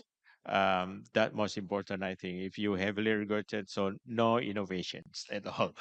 I cannot agree Yeah, more. yeah. So yeah, we try to balance. And the most important, the last thing that the most important, I think, we need to improve our research and development, and then attract the investment to support these innovations and to nurture our digital talents. That's the most important that we have uh, do in the short term.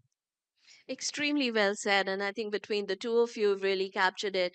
While infrastructure is always important and you want more compute, you want to build it out.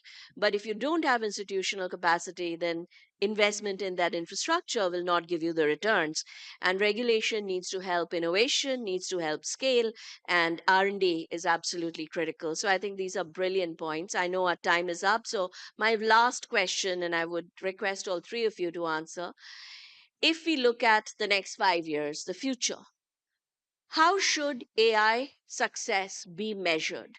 Today, we are primarily looking at how many models we are building, how big are the models. How should we be looking at AI success? What's the North Star? I'll start with you, Mr. Hendy. If I have to choose now, it would be this: the percentage of people that have access Wonderful. to high quality AI enabled services. Wonderful. Not the number of model, not the compute. The people benefits is the most important. They have to benefit from healthcare, from education, from agriculture and government. And the KPI matter for three reasons, actually. First, it shifts the focus from technology to people. And AI is advancing very fast, but access to it is not that fast. We need to make sure this happens. And this what I can see for 2030, maybe for AI. Second, it exposes the global gaps, not hiding them. So gaps in compute, gaps in infrastructure, in local language models. So this is very important. The third one is it's framing AI as a development tool, not a dominant tool, where compute power is shared and public service is prioritized.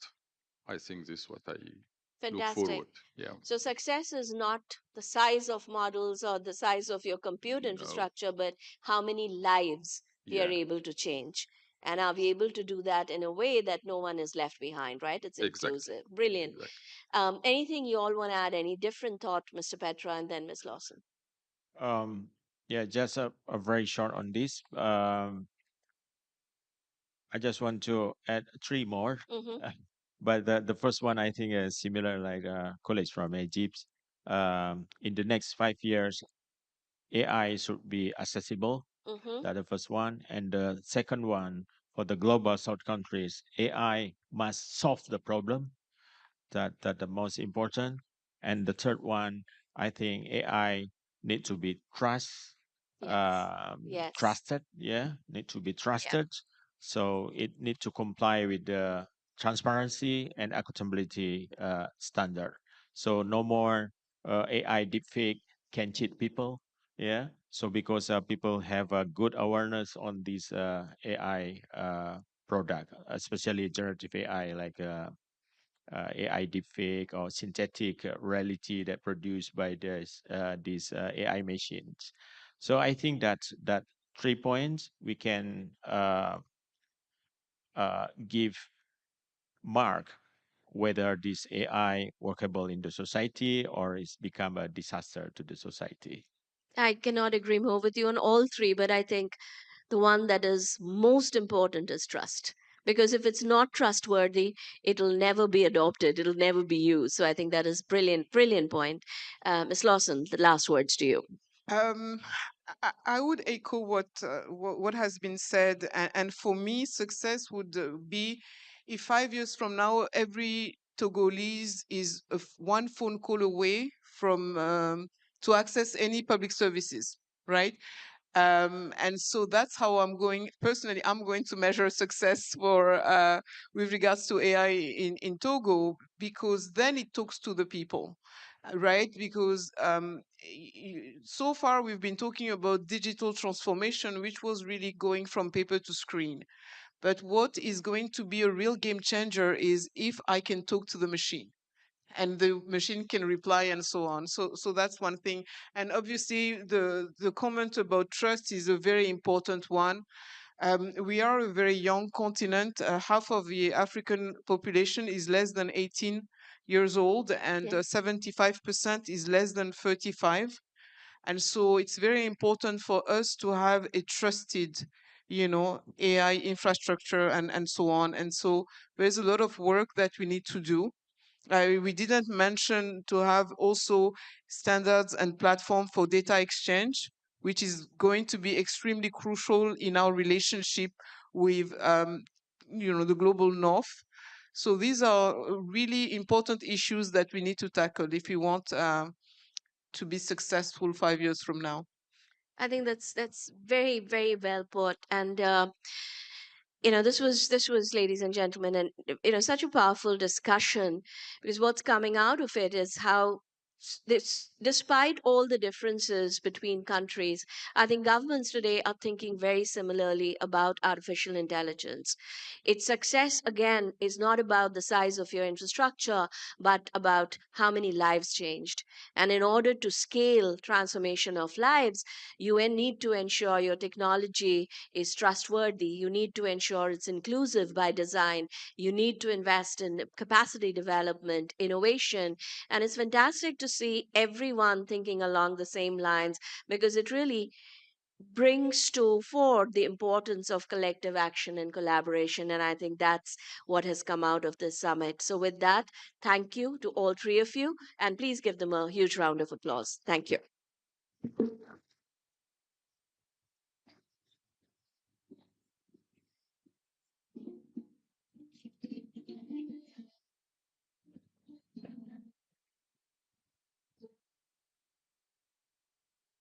Ladies and gentlemen, I thank our elite panelists who were a part of this ministerial conversation. Her Excellency Ms. Togo, His Excellency Nizar Patria, His Excellency Rafat Hindi, Honorable Ministers from Togo, from Indonesia, and from Egypt. And I thank Ms. Debjani Ghosh for moderating this ministerial conversation. And now I would like to invite Mr. Lars Richer, Executive Vice President and Chief Technology Officer, NXP Semiconductors. As we all know, artificial intelligence runs on chips, and Lars Richer is at the frontier of designing the semiconductors that will power the next generation of edge AI in cars, in medical devices, in industrial systems. NXP's work on secure, efficient, real world AI hardware is essential to everything on the stage. Ladies and gentlemen, please welcome the Chief Technology Officer of NXP Semiconductors, Mr. Lars Richer.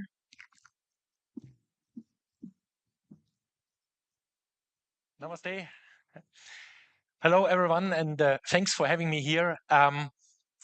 When we are talking about AI, at the moment, there is a lot of talk about how do we pump AI in big data centers, how are we energize these big data centers, but very honestly, there is a lot of questions. What is this AI for? What is this AI at all doing?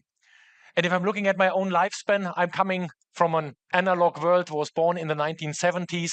Then there was some heavy digitization in there over the last 20 years when someone stuffed a laptop into a mobile phone and we called it smartphone. So we had a data display device. We could run topics that were on demand. So on demand, I need a pizza, I need an Uber, I need to switch on the climate control in my house. And now my Marcom people would say, Lars, we are entering a phase of the world that anticipates and automates. And this little world that anticipates and automates is driving megatrends around us. And these megatrends are unchanged over the last 15 years. We have demographics, changes, we have infrastructure upgrades, we have supply chain constraints, we have renewable and we have energy constraints. So out of all of these drivers, what is this modern world that anticipates and automates able to do for us? Well, jumping forward maybe 20 years, how is the cocoon that I'm living in gonna look like? I will have a shelter, I will have my house, and that house is totally barrier-free. That house will check about my health, my wealth, will protect me. I can enter and I can leave without touching anything. No one else can do the same, and my property is protected very seamlessly. No barriers for me, but maximum safety and security. How will be my manufacturing landscape look like? Well, most of the manual tasks are gone. I need better education, and I'm maybe the most advanced equipment operator in the world. Look at airplane pilots 70 years ago. There were guys my size, these type of muscles and arms were flying in thunderstorms, real heroes, mechanical pilots. Today we have more pilots, but they are all genders, shapes and sizes because they are operating flying intelligent robots. So when I come from Germany here to India, a pilot mechanically has to work for 30 seconds. At the end of the runway, pull up the plane, and all the rest is happening already today autonomously. And that's going to get better in the industrial world. And of course, also in the transportation world. How are cars going to look like in 20 years? Well, they are rolling cocoons, rolling robots, and these cars are rolling living rooms. You have seen this during the COVID pandemics in China, for example. A lot of people used their cars as their office extensions. Too many people in the house at home, the kids were too noisy. You go to these type of places, so you have a rolling cocoon again that is anticipating and automating what you want to do, what you want to achieve. And what does this all have in common? I mean, most of the people are asking me now, okay, Lars, nice. You are predicting that there is 50 billion of these smart connected robots out there in 10 years from now. But they have so different form factors. What does that mean? Well, simple answer. They have all the same ingredients. Each of these little robots has to sense its environment. So what's happening around me? Has to connect to the cloud to get the data. Lars wants to drive from here to Mumbai. How is the traffic situation? Getting the information from the web. And then you start thinking of a smart advice. This is where AI comes into the play.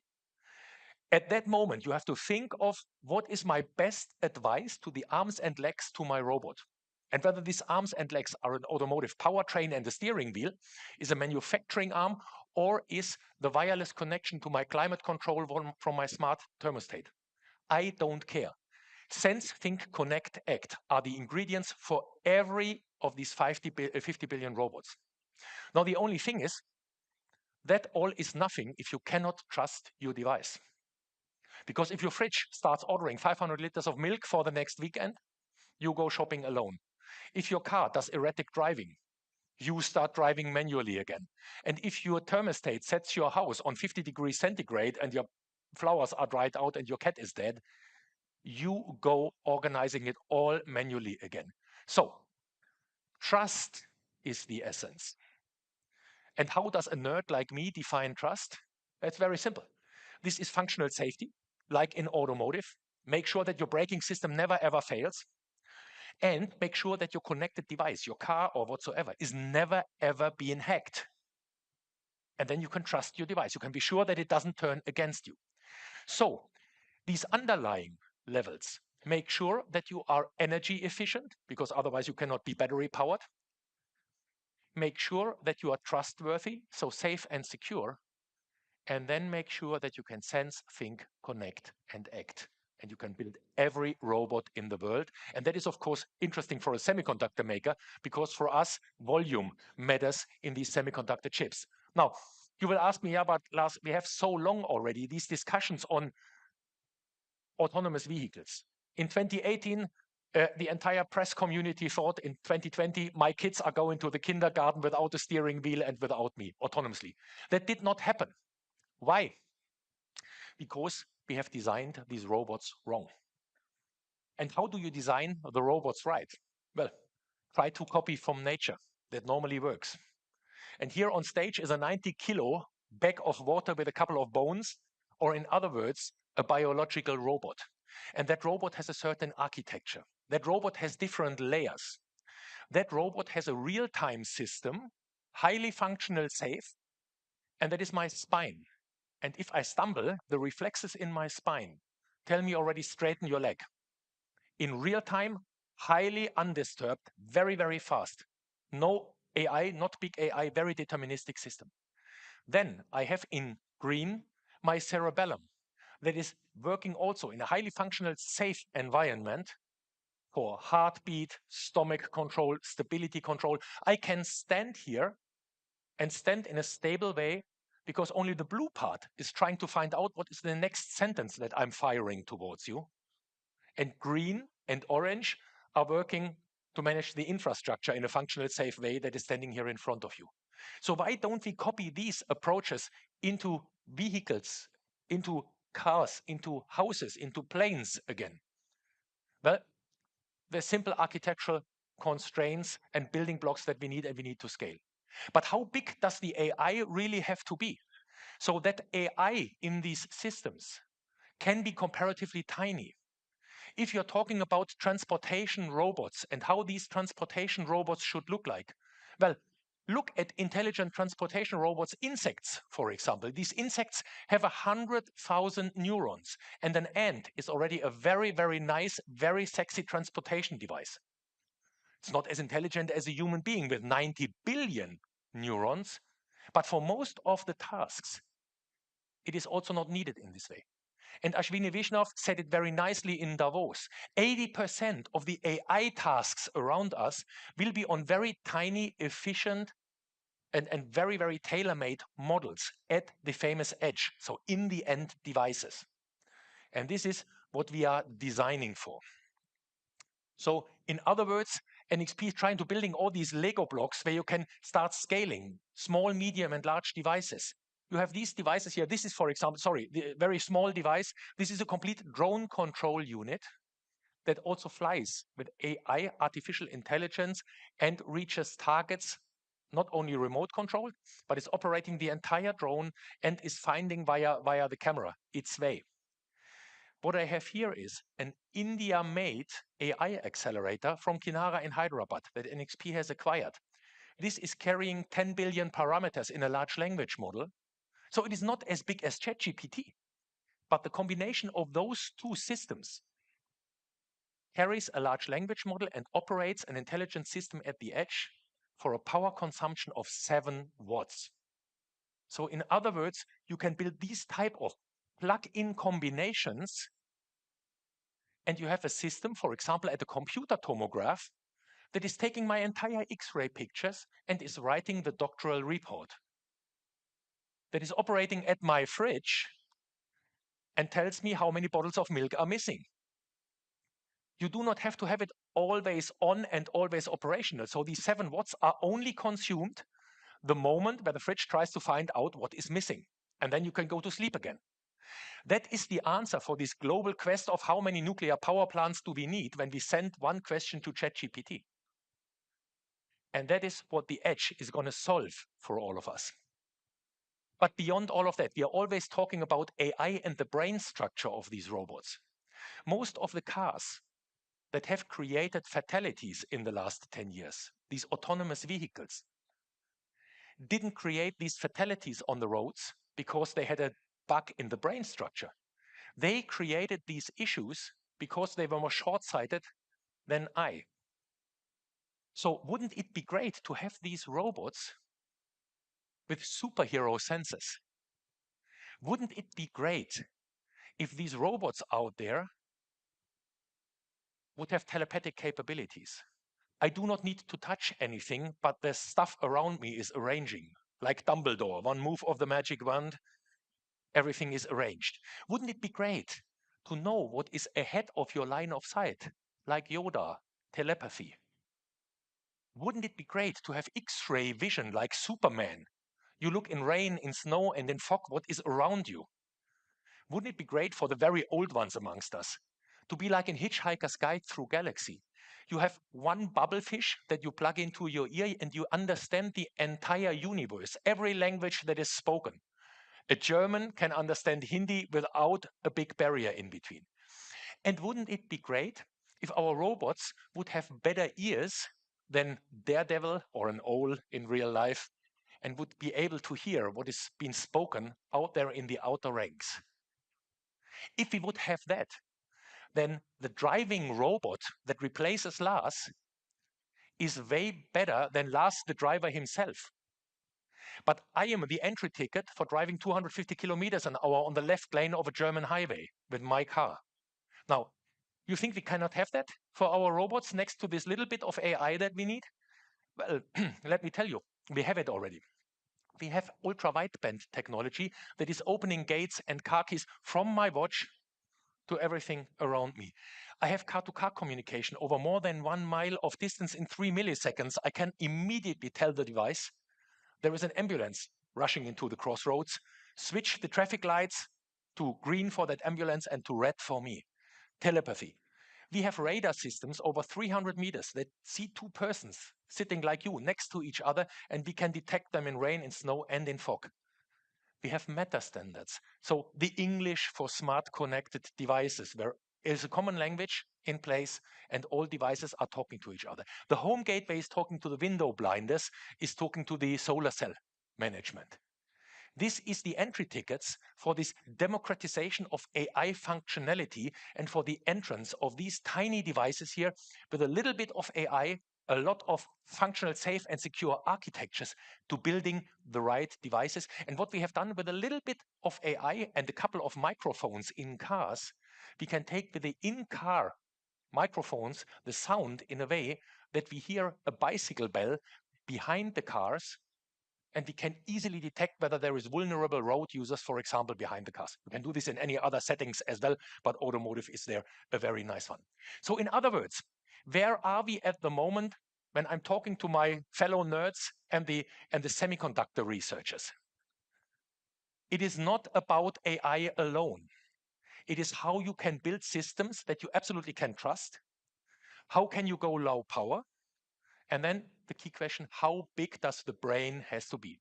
And the answer is somewhere between 100,000 and 100 billion neurons.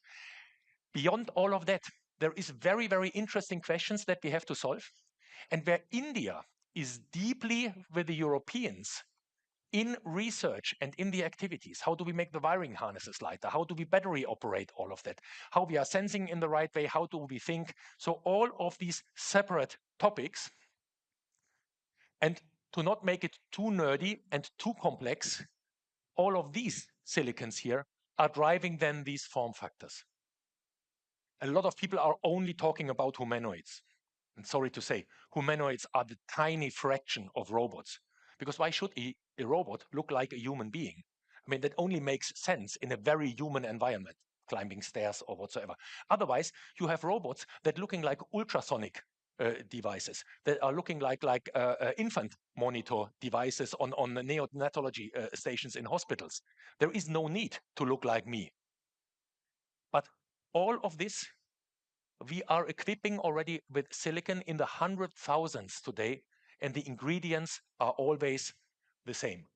And just to get this pitch here down on the runway, to say it in the drone language, what do you need to do? What do we need to work on? What does the industry do at the moment?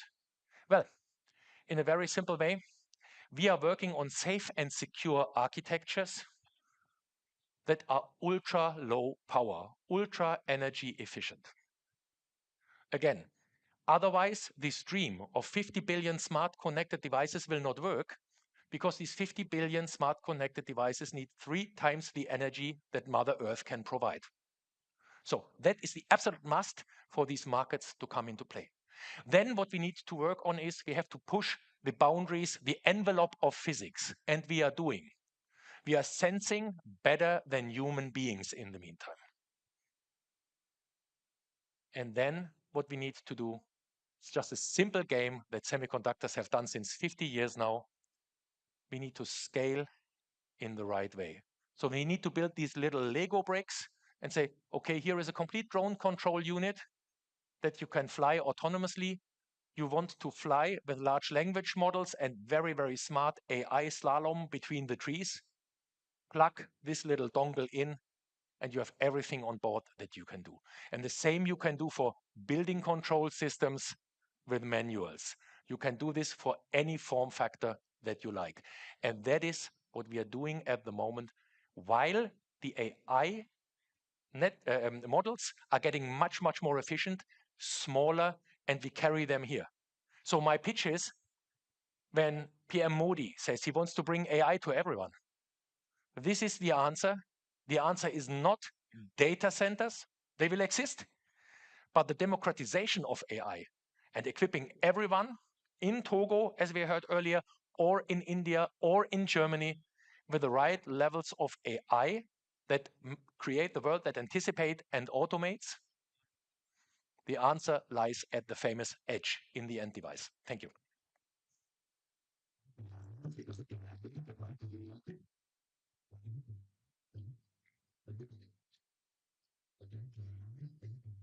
Thank you, Mr. Lasrager, for sharing your deep insights into the various aspects related to the semiconductors and artificial intelligence. Ladies and gentlemen, I would now like to invite on stage speakers for our next remarkable panel discussion.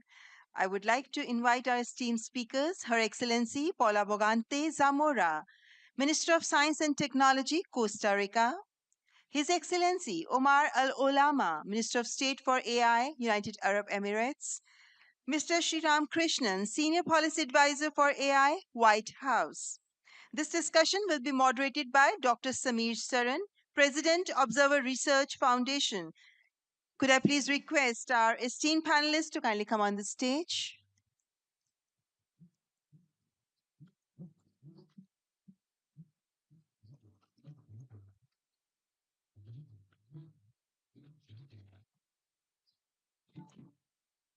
Good afternoon. We have 20 minutes and we have a fantastic panel here, so I'm going to dive straight into the conversations. Um, we've been here through the day and we've heard a few ideas and propositions, and I'm going to basically ask each one of you to elaborate from your vantage points on some of those propositions. The first, of course, would be, what does impact and diffusion mean where you sit? The opportunity and the challenges of AI are, of course, different and differentially experienced. So, from your vantage point, what does impact mean from your national perspective and a global perspective? And of course, the diffusion opportunity, and maybe I can start with Sriram, the diffusion opportunity that we are sitting on today. Thank you for having me. It's such an honor to be here. I want to congratulate, Prime Minister Modi and everyone for just having this fantastic event, and it's been such a privilege to be here these last few days. I know we have 20 minutes. I'll keep this very short.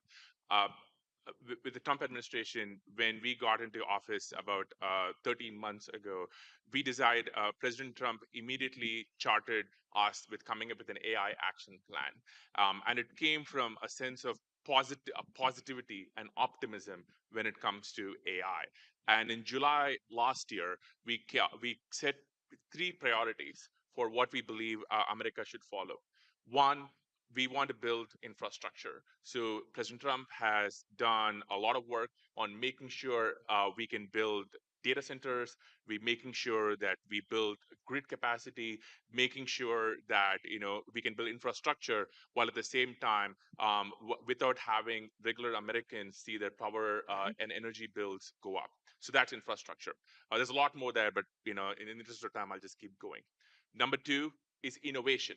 At the heart of AI are amazing entrepreneurs and builders, a lot of whom you saw on stage here this morning. And we want to be sure that they can continue building these amazing models and applications and chips and everything else they do. So we've been doing a lot of work there. And I think most essentially, we've been trying to make sure they're not encumbered by red tape and bureaucracy. So President Trump signed an executive order in December, which tries to stop onerous legislation from getting in the way of innovation. And third is we want to share this technology with our allies and the rest of the world, whether it is our advanced chips from Nvidia or AMD or Google, or whether it be the models and applications on top. We want to share our technology with our partners all over the world, and we've been spending a lot of time on that. So those are the three things that we have been focused on. Great. Minister Alul Lama, let me turn to you. Again, a powerhouse in the region, powerhouse globally now. AI, a big feature of your government, a big priority in the bilateral as well between UAE and India. How do you see the opportunity, Minister, in terms of both the ability to empower your own people, but also and region, but also others around the world, the role UAE can play here? Thank you very much. And I must say that it's very impressive to see India convene the world on such an important subject like artificial intelligence. And also hearing His Excellency Prime Minister Modi this morning emphasized how India wants to not just be a champion for the global south, but the champion for transparent AI, the champion for open source systems. And that is reassuring, especially in a world where we have haves and have-nots. And if I'm going to reflect that on the UAE, we are a country that is blessed to be part of the haves, right? We are a country that has infrastructure, that is able to build artificial intelligence, and that is able to diffuse it across society. So if you look at Microsoft's AI diffusion report, the UAE ranks first globally. Locally in the UAE, the main focus is AI for quality of life improvement. If you look at it, some countries are looking for economic gains, others are looking for political advantages. We are looking for quality of life improvement because we believe that this will translate into every other domain in the future. If you look at externally, we were at a certain point of time in our history have-nots. So we were a country that wasn't as rich as it was pre-oil. And in that, we understand the need to give back and the need to invest alongside and the need to create with others. And you see that the UAE played a big role in building data centers and empowering people with AI literacy and being able to use AI across Africa, Latin America, and many other continents as well. And I think we're going to continue to do that. No, Minister, I want to ask you one short question. You were the first minister of AI in the world. Yes. Like, do you have bragging rights now? Like, does everyone come and like bow to you and Actually, what saddens me is I expected by 2026 that every country will have Minister of AI, and we still haven't gotten to that point yet. No, but thank you, and I know that Minister Alul Lama became a minister before he did his military service, so that's something all of us should think about. They picked the right man for the right job, so I think well done to the leadership in UAE. Minister Zamora, another small country, another beautiful country, again another country that could really transform itself using the power of AI. And of course, there are headwinds that you need to encounter. So, from your vantage point, how do you assess this opportunity, this challenge, perhaps this transformative engine? So the one thing is that we need to talk about and have clear for everyone to understand is that the reality from countries that have, like Your Excellency was saying, is way different from the ones that have not, right, or don't have. I come from a small country, 5.2 million people, which is laughable from India standards. Small economy, one of the smallest countries in Latin America. And we have done a lot of things better than other Latin American countries. But truth of the matter is, depending on who do you compare, we're way lower than we have much more to improve than what we thought we had to do. AI has, one of the things that AI is bringing up to our attention is we have to do a diagnosis as to where do you stand on the road of improvement, economy improvement. And you have to face reality in the sense of this is where you need to focus on. And that's what AI is bringing up to our attention. So, and this is a homework that every country must be doing. What needs to happen next is the countries that are way ahead of the others, they need to look at us and say, well, how do we help you with the AI implementation? And by the way, what do I mean by that? 70% of 190 plus countries have implemented 5G. You cannot think of AI without 5G. So what are we doing to help the countries that are still launching or have 4G within their telecom networks. Right. What are they doing? How can we help them? When we started working on an AI strategy, 4 countries out of 33 Latin American, Caribbean countries had an AI strategy. 4 out of 33. So what did we do? We spoke with the OECD. We're working on an AI toolkit to help every country understand where do they stand. So again, what is AI doing to us is bringing to our attention where do you stand in the AI race and what do you need to do to keep improving. But we're not going to be able to get to the ideal point unless the countries that are ahead of us look down and say, this is where we should be helping. More than just bringing AI solutions is how do you build the base to then start implementing AI solutions? You raise a very important point. How is global cooperation going to play out in this domain? How are partnerships going to serve humanity? I think that's one of the key uh, principal conversations we want at this forum, right? So let me ask you, let me start the second round with you on what is the kind of multilateralism that is likely to emerge and how can countries with 5 million population, but by the way, let me just tell you, Minister, between India and Costa Rica together, we are 1.5 billion people. So don't worry, it's big numbers. So we will negotiate together. Now, my question to you is, what kind of multilateralism is going to work for countries such as yourselves? Is it going to be through a regional grouping basis? Is it going to be through like-minded countries? How is the multilateral arrangement of the future going to look like? I think a little bit of both. You said India and Costa Rica. Let's talk about Latin America and the Caribbean. If we combine all 33 countries, we're talking 650 million people. Then the number sounds attractive, right? So I do think that we need to like-minded countries get together within regions and start negotiating or deciding what the path is going to be. And we can do it with countries from other regions, say Asia and Costa Rica, or Africa and Latin America, not Costa Rica. The truth of the matter is we're sharing some common problems. Some countries, small economies, for example. What do we need to do to make sure that we keep moving forward and we call the attention on the countries that are, in the upper floors, let's say? Catch their attention, right? Minister Alolama, you've been in this forever. So tell me, how is the World Government Summit and the big events that you host? How do you think partnerships are going to emerge in this particular technology domain, in this highly polarized world? People are being forced to choose. How do we retain the ability to be able to build bridges across? So this has evolved as a discussion, and things have changed drastically over the past 9 years since I was appointed. Historically, no one was talking about, um, you know, trying to confidentially keep what they have for themselves and not discuss it with others, or trying to create groups of, influence, whether it's on the left or on the right. But with the advent of LLMs and very powerful AI systems that can do things that historically were not even seen to be possible in the next 10 or 20 years, we're seeing a shift in narrative. The UAE's approach has always been the world needs a convener, the world needs a place where you can have dialogue.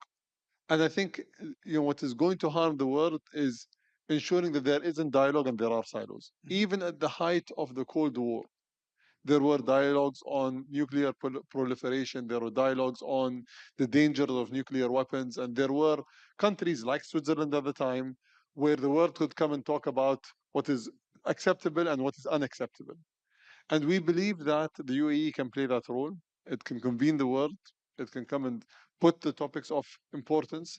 And it can ensure as well that we can magnify the voices, not just of the countries in our region, but as Her Excellency the Minister said, countries in Latin America and the Caribbean, countries that today are unrepresented in this dialogue. We attend the G20 meetings. And there was a process on the Hiroshima Accords on AI. And in that, you can see it was only the 20 countries or 25 countries that were there. The AI dialogue needs to be a global one. It cannot be one that is limited to one geography or one set of countries. Sriram, let me take from a US perspective, from a Trump administration perspective, you are investing in building partnerships, whether it is the critical minerals group or the Pax Silica that's gained much currency in recent conversations. How is multilateralism of the future for you?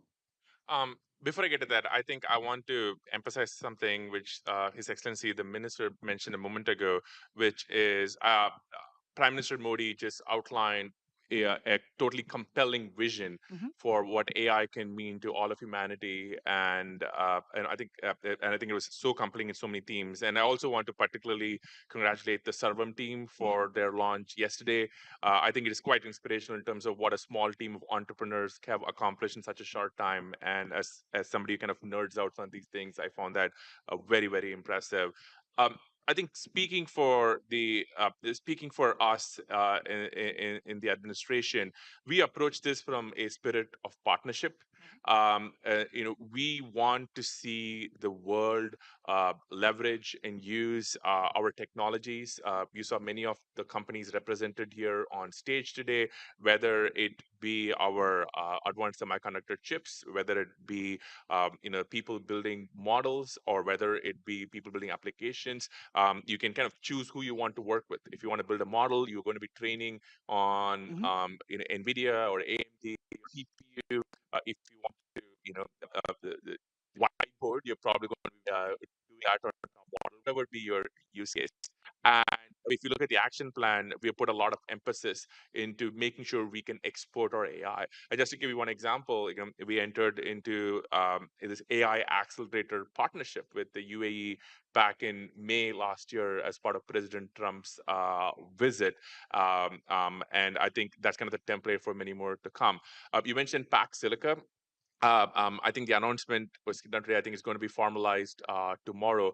That is another partnership, headed up by my dear friend Jacob Helberg in the State Department, which is about how do we ensure supply chain security and do it with all of our allies. And we've had many amazing countries sign on to it, and I think it's a great effort. So what I would emphasize is, we are trying to approach this with a spirit of partnership, where we want to bring our technologies to our allies and to kind of really work with them together on all things AI. So let me pose the final question to this panel as we reach our 20-minute mark. I thought we should perhaps look back at the first session this morning when I thought President Macron made a very interesting speech, which had a number of issues that we could all take. We could actually have a debate on. For example, it's one of the questions he raised was the nature of regulation, and I think the implicit in his speech was the question of the balance between innovation and restraint in some sense, right? So maybe as we conclude this conversation, from all of the panelists, we could start with how do we see the future of AI regulation, and maybe Minister Alolama, I could start with you this time, then come to you, Minister Zamora, and end with you, Sriram, on regulation and what do you think about it. So let me start with you. So are you commenting on President Macron's statement on regulation? No, no, no. just I'm general? just saying he kind of very early morning he told us about some questions that we need to answer on safety, guardrails, care, empathy. That's the question, right? So what are we designing it for? So there isn't a one model fits all when it comes to regulating technology. And I think as well, there isn't a country that's going to get it right from the get-go because they are all knowing. And we've seen that through many iterations of different regulations that were put in place and then revoked and removed. In the UAE, our view is simple. First, we actually like to engage. So we engage aggressively with the different partners, whether it's from the private sector or other countries as well. Second is we like to build up gradually rather than go from extreme to extreme. And I'll give you a simple example. You're going to realize that when ChatGPT came out, in a short period of time, there was a country in Europe, I'm not going to mention the country, who announced that they're banning ChatGPT. In the same month, the cabinet in the UAE announced that we are going to be embracing LLMs and ChatGPT completely and getting as many people in the country to use these tools as possible. And this sounded counterintuitive. Why are they banning it and these guys are jumping on board? Our assessment was that this tool is going to be a net positive for the society. Now, with that, if there are negative ramifications, the way that we're going to approach it is gradual restriction rather than going from 0 to 100. That's how the UAE approached it. And we typically like to work with others to ensure that our regulation as well are compatible with other, whether it's blocks or countries. So you see that there are certain regulations that are compatible with India, many regulations are compatible with the US.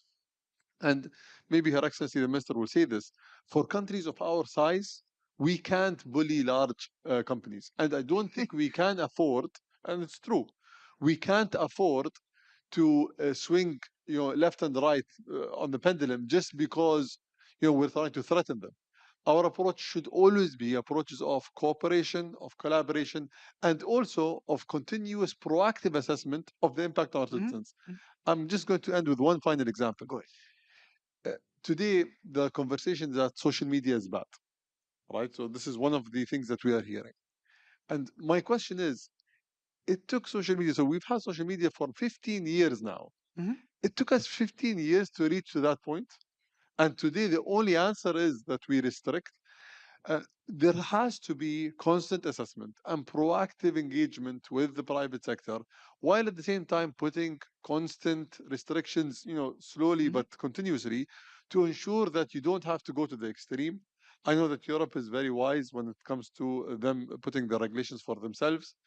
Our approach in the UAE is to try to engage and to see what comes out of it. Very diplomatic, but I think your point is well taken.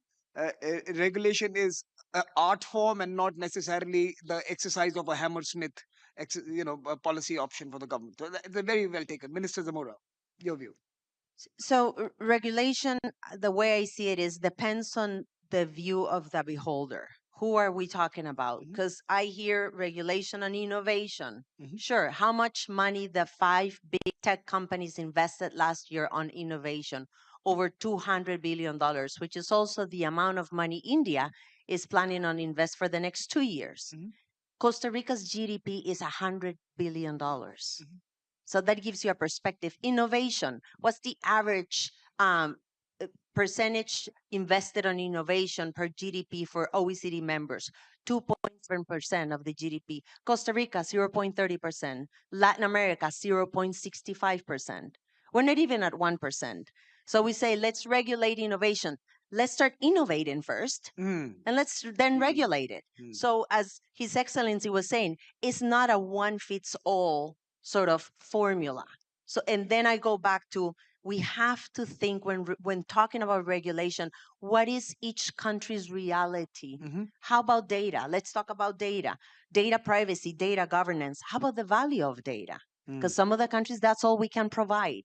Because we have to still, again, we're working on building blocks. How about the value of data? Which at the end of the day, it's what algorithms need to become better. How about talking about regulating data and the value of data? Those are things, again, it depends on the perspective of each country and what is it that what value can we provide, can we put on the table? And let's discuss that, because we can talk about ethics, we can talk about governance, we can talk about the goal of AI, which should always be the improving of humans' lives. But what is the reality of each country nowadays when thinking about data? Of AI. Sriram, let me turn to you for the final word. The Prime Minister this morning, Indian Prime Minister this morning, said very eloquently that AI is India's destiny. And in some sense, that would define the governance approach for the opportunity that it offers us, right? So now, in that backdrop, in the American tradition of building entrepreneurial value, where do you tilt on this debate? Well, I think I think for us, we always sort of seen AI through a lens of optimism and positivity in terms of what it can do for American citizens and the world at large. When it comes to regulation, there are some things which we absolutely do care about. We care about protecting children.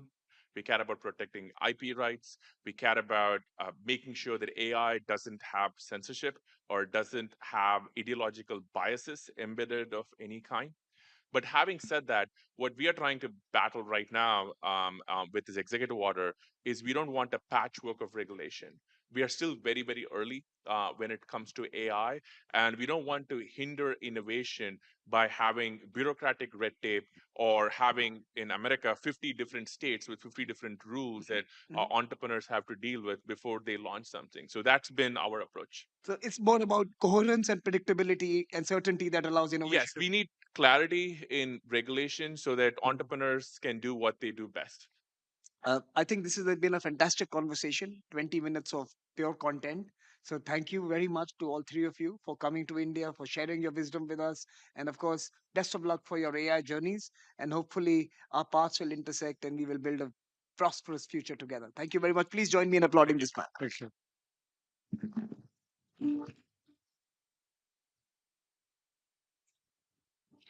Thank you so much, Your Excellencies, for this insightful and enriching conversation.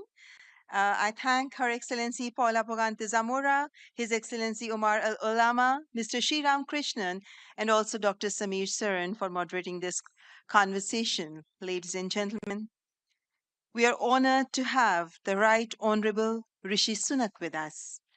Former Prime Minister of the United Kingdom, Mr. Rishi Sunak. He was the force behind hosting the landmark AI Safety Summit at Bletchley Park, the point where the international conversation on AI safety truly began. He understands, perhaps better than almost anyone, how technology intersects with geopolitics, with democratic institutions, and with the everyday lives of citizens. And of course, we are honored to have you here with us, sir. May I please invite former Prime Minister Rishi Sunak on the stage to share his views on the summit. Please welcome with applause the Right Honorable Rishi Sunak.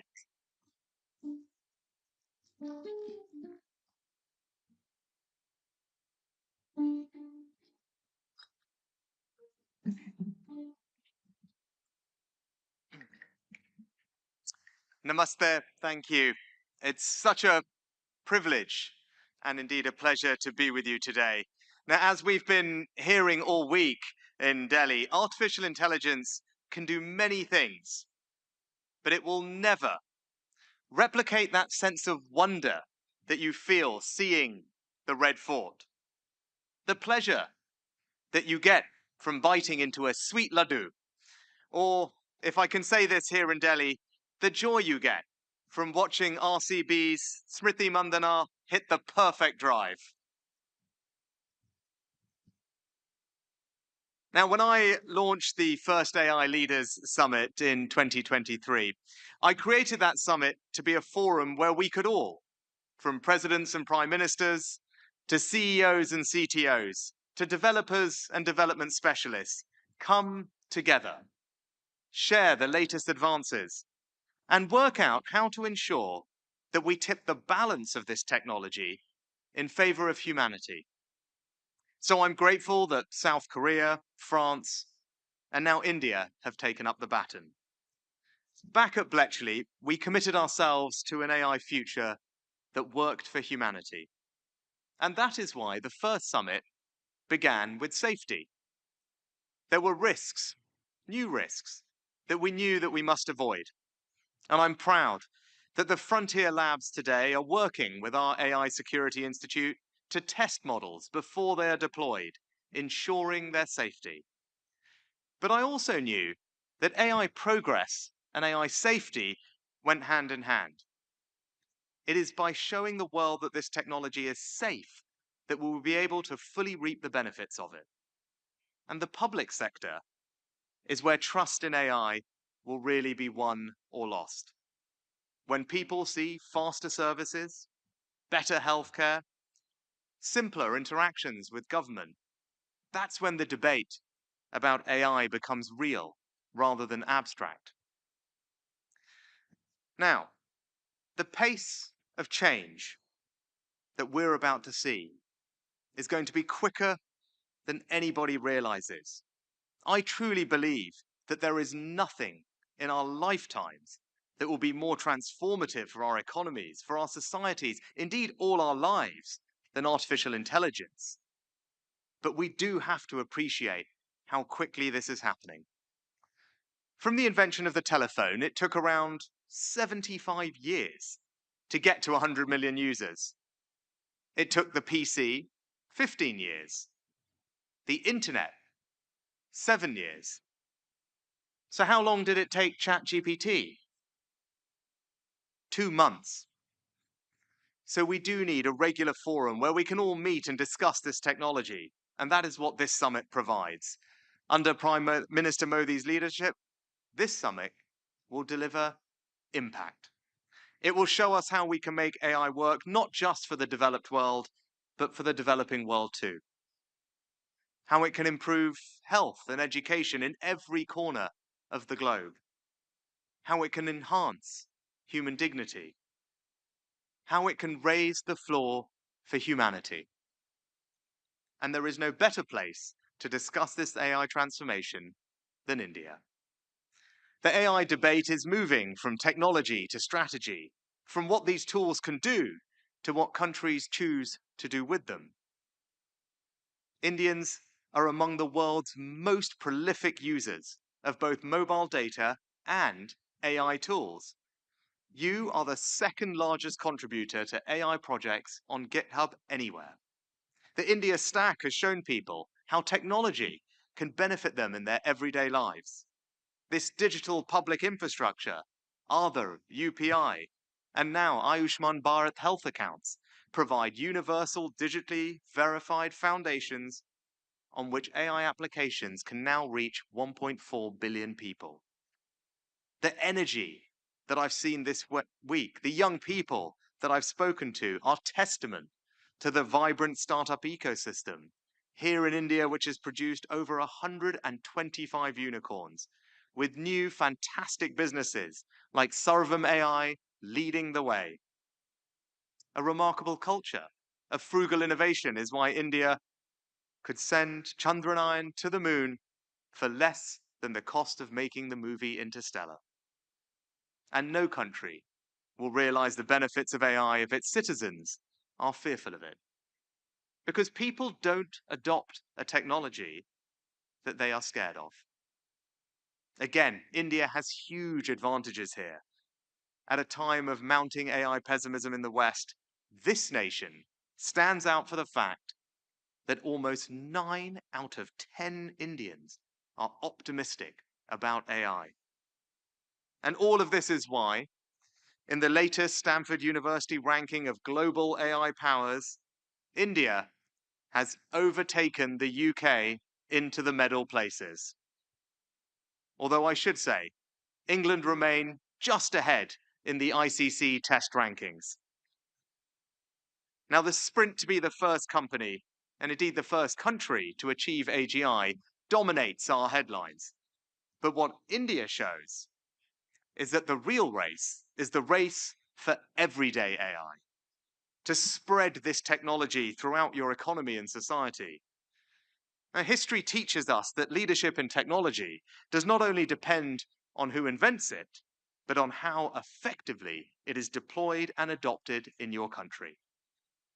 Take the printing press, invented in 1440 in Mainz in Germany, but, as Jeffrey Ding shows in his book, Technology and the Great Powers, it was the Dutch Republic that extracted the most value from it, and in turn became the publishing powerhouse of the world. Now, San Francisco may be today's Mainz, but it is increasingly India that is doing what the Dutch Republic did so effectively and maximizing the benefits of this new technology. Because when it comes to AI, adoption is all. It will be those countries and those companies that adopt who will be the biggest winners. Now, India can also lead the way on showing how AI can address the great challenges of our time and raise the floor for humanity. If we are to feed a global population of 10 billion people in 2050, food production must increase by 70%. By 2030, we will have a global shortage of 11 million health workers and 44 million teachers, meaning hundreds of millions won't get the care or education they need. And there is already a $4 trillion funding gap for achieving the Sustainable Development Goals. These problems threaten to cause famine and hardship, to destroy the human potential of billions, and to make the world an ever more unequal place. But AI can and is helping us solve these problems, and at a fraction of the cost. Look at how AgroSmart is enabling farmers in Latin America to access on their phones, in their fields, the kind of up-to-date weather and soil information that up to now has been the preserve of the largest commercial producers. And the results have been sensational. It is boosting crop yields by a fifth while halving water and energy use. Now, this technology offers the chance to achieve a breakthrough in agricultural productivity on the scale of India's green revolution. And if AI helps us achieve this, we truly can feed the world.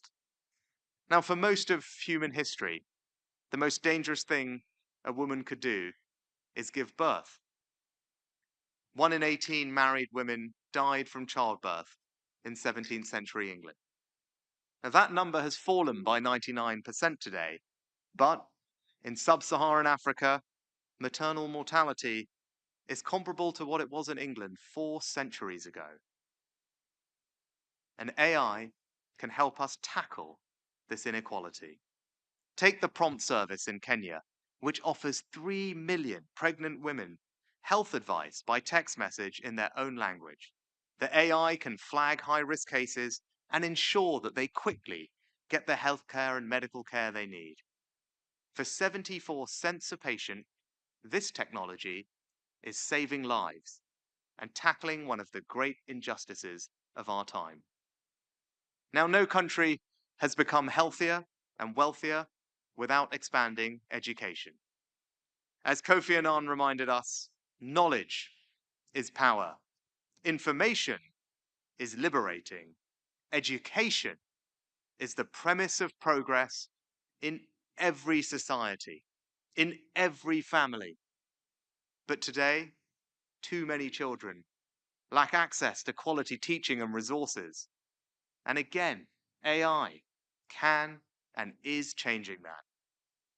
Take MindSpark, which is teaching 500,000 pupils already in India.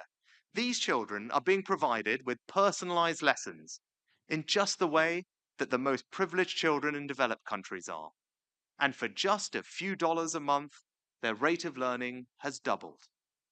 The genius of this technology is that it doesn't require super fast broadband and a fancy laptop, but just a simple tablet with preloaded content that draws on 20 years of research and 5 billion student interactions. Think of the dreams that are being sparked by this, the human potential that will no longer be wasted. So, in conclusion, today, we can see the Bletchley vision of an AI that favors humanity becoming a reality. We're seizing the opportunities of the greatest breakthrough of our time while giving our citizens the peace of mind that we will keep them safe. AI will deliver huge economic gains. It will have twice the impact of the Industrial Revolution in just half the time. But what we are seeing here at this summit is how AI will raise the floor for humanity. Rural clinics will soon be able to offer the same level of medical expertise as big teaching hospitals. As the son of a doctor and as the parent of 2 girls blessed with the best medical care the world can provide, as the grandson of someone born in rural Tanzania, I know what a difference this will make. It will lead to an improvement in human health and happiness that we have not seen before. Farmers on their small holdings will be able to call on the combined expertise of the world's best agronomists and soil scientists. In the greatest step forward ever for equality of opportunity, every child will now have access to a personalized tutor. It won't matter if you're born in the Lutyens bungalow zone or in Ali Rajpur, you will thanks to this technology, have the same educational opportunities. It will be the greatest democratization of knowledge ever. Friends, this is the new world that we are entering. Never before in human history will so many people receive a boost to their quality of life. That will be this technology's greatest achievement. And that will be your legacy. Thank you.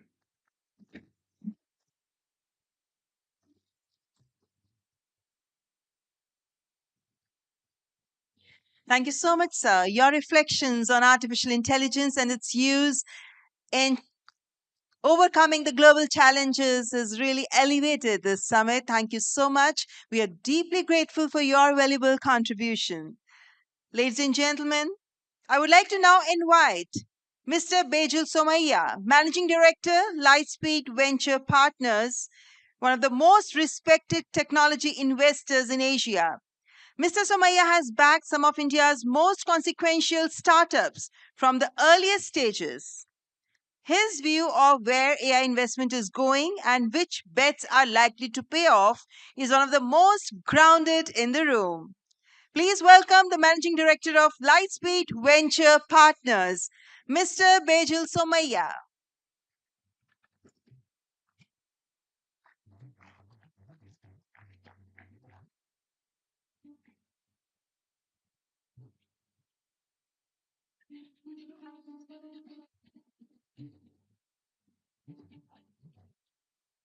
Thank you very much.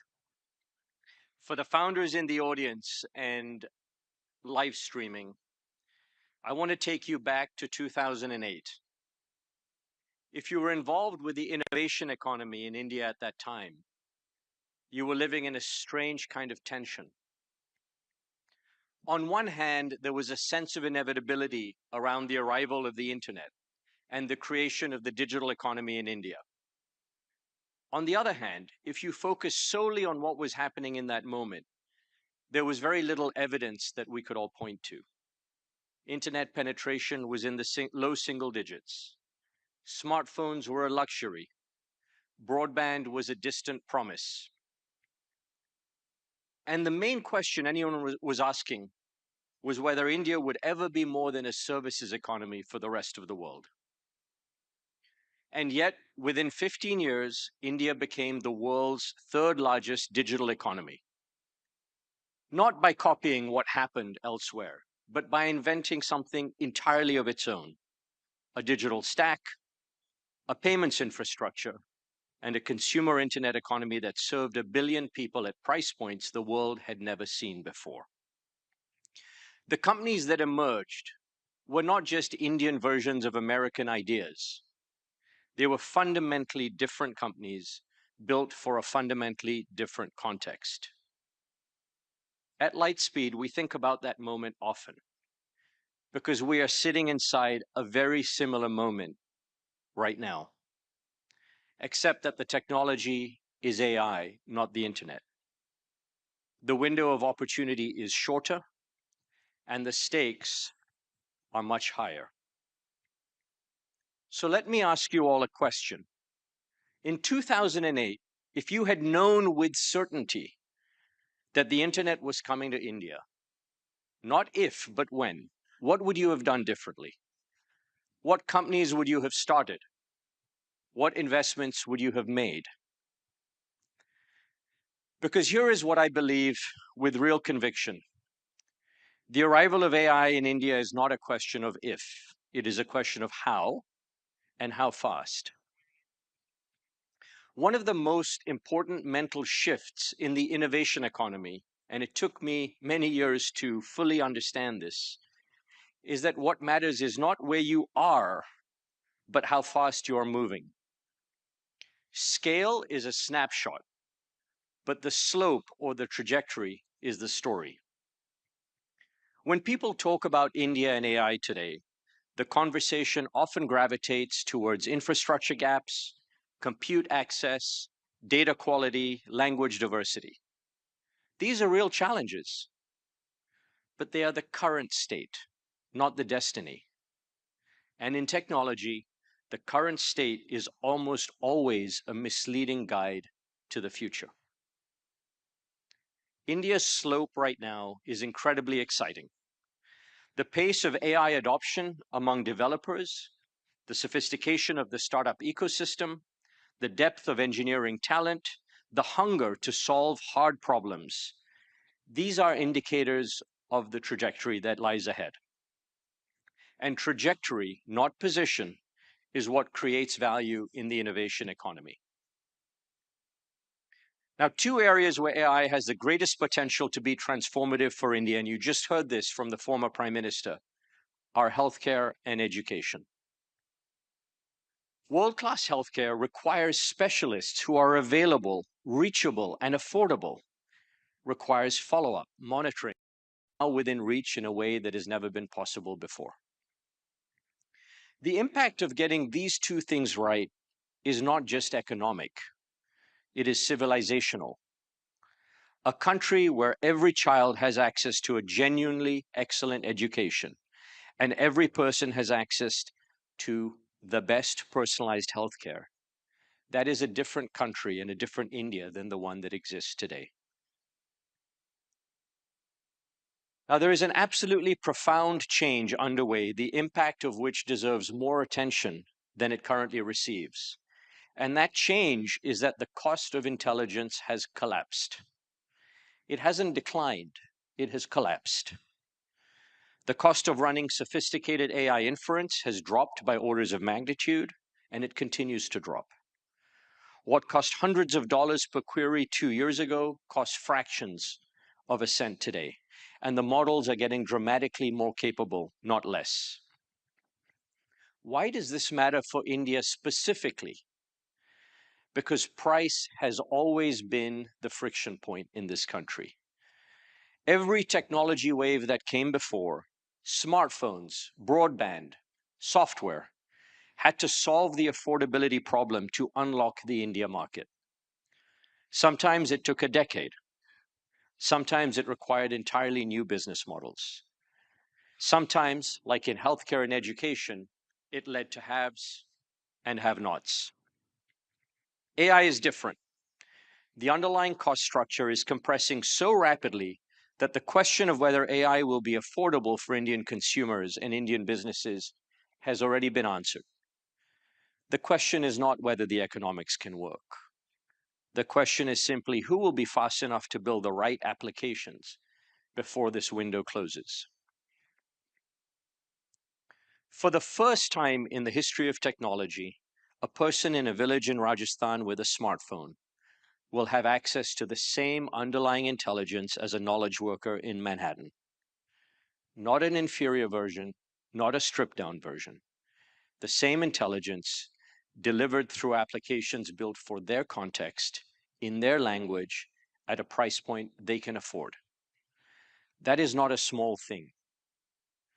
That is a compression of centuries of knowledge inequality into a very short window of time. And there is a deeper implication of this cost compression that we have not yet fully appreciated, one that is specific to India in a way that is different than most other countries. And that is that we have historically operated with a scarcity mindset. For good reason. Scarcity was our lived reality. Scarcity of capital, scarcity of infrastructure, scarcity of opportunity. But perhaps the deepest and most consequential scarcity of all was the scarcity of talent. Talent is the raw material of innovation.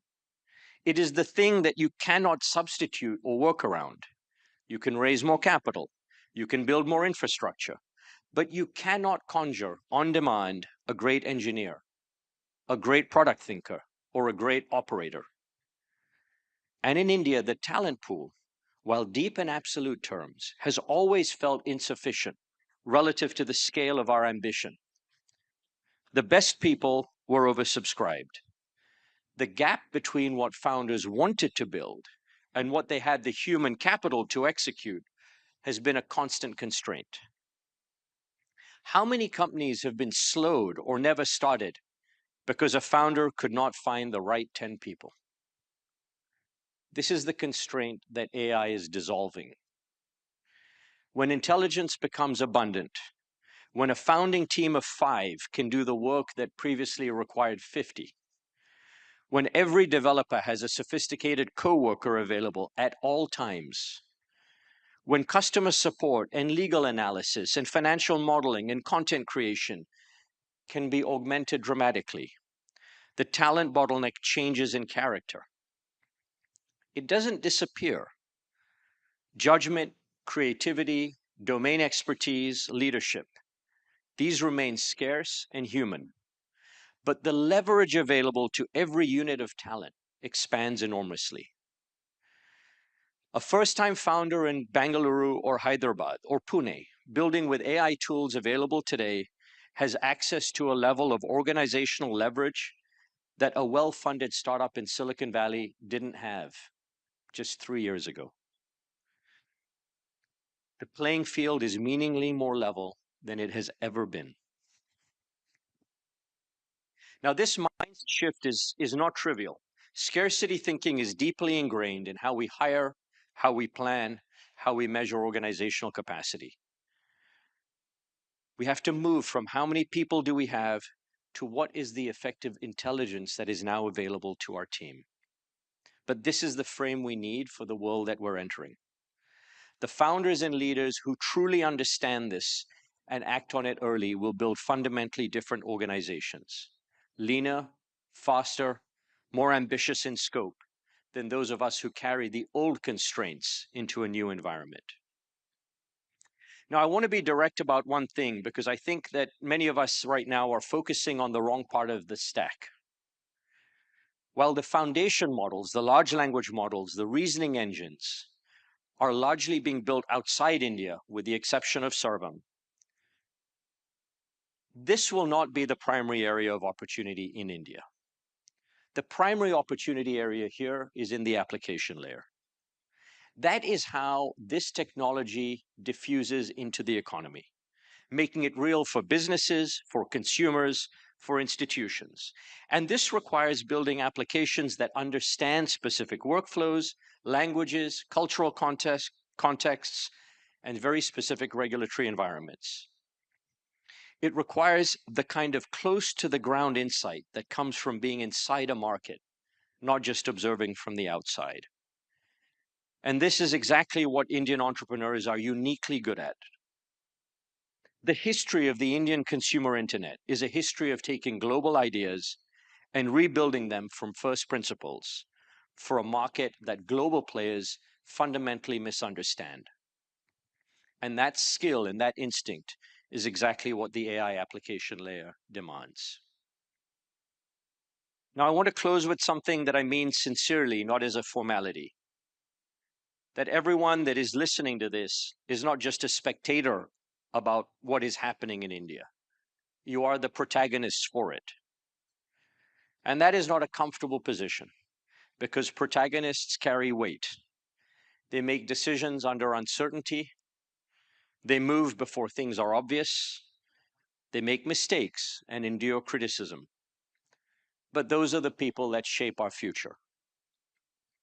In 2008, a small number of entrepreneurs and investors in India looked at a world with very limited internet penetration in India and decided that the trajectory and the potential was more important than the current scale. They built companies that didn't yet have customers on infrastructure that didn't yet exist for a market that hadn't yet arrived. Most people thought they were too early, and some of them were. But the ones who got it right created something unlike anything we had seen before. So we have been here before, and Indian founders have shown emphatically that they know what to do. The only question is whether we will move with the conviction and intensity that this moment deserves. I believe we will. Thank you.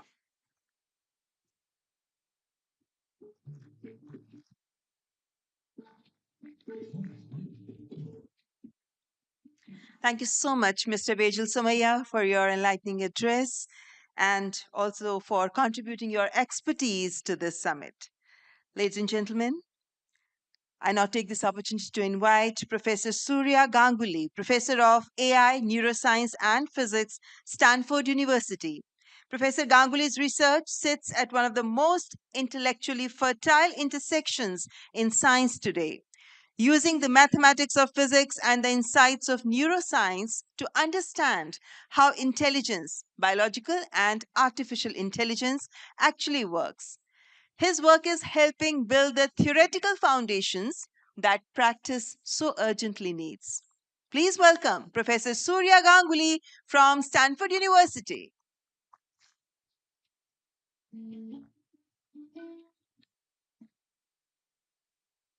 Thank you. Great, so we got the slides. So we went from a world leader to a VC to now a professor now. So we're gonna have a little bit of a change of pace. It's gonna get a little bit more technical. And because I'm a professor, there's gonna be an exam at the end, all right? So pay attention. All right, so I'm gonna talk about advancing the science and engineering of intelligence.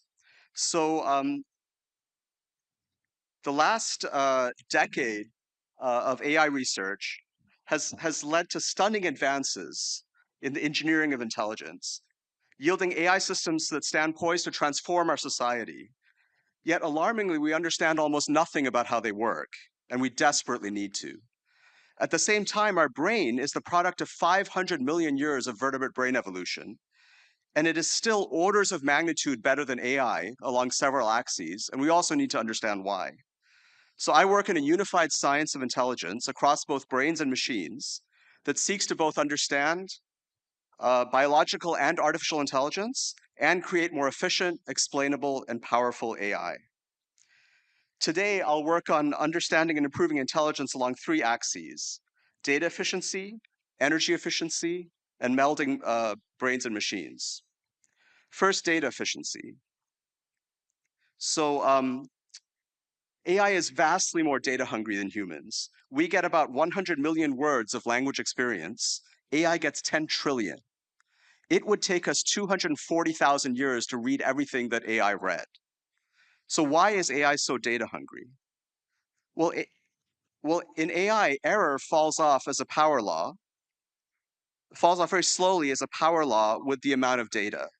This is an example of a famous neural scaling law, which captured the imagination of industry and motivated significant societal investments in data collection, compute, and energy.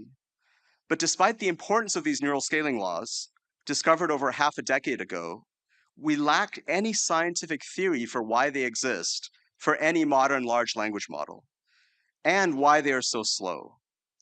Just last week, we posted the first theory to do so.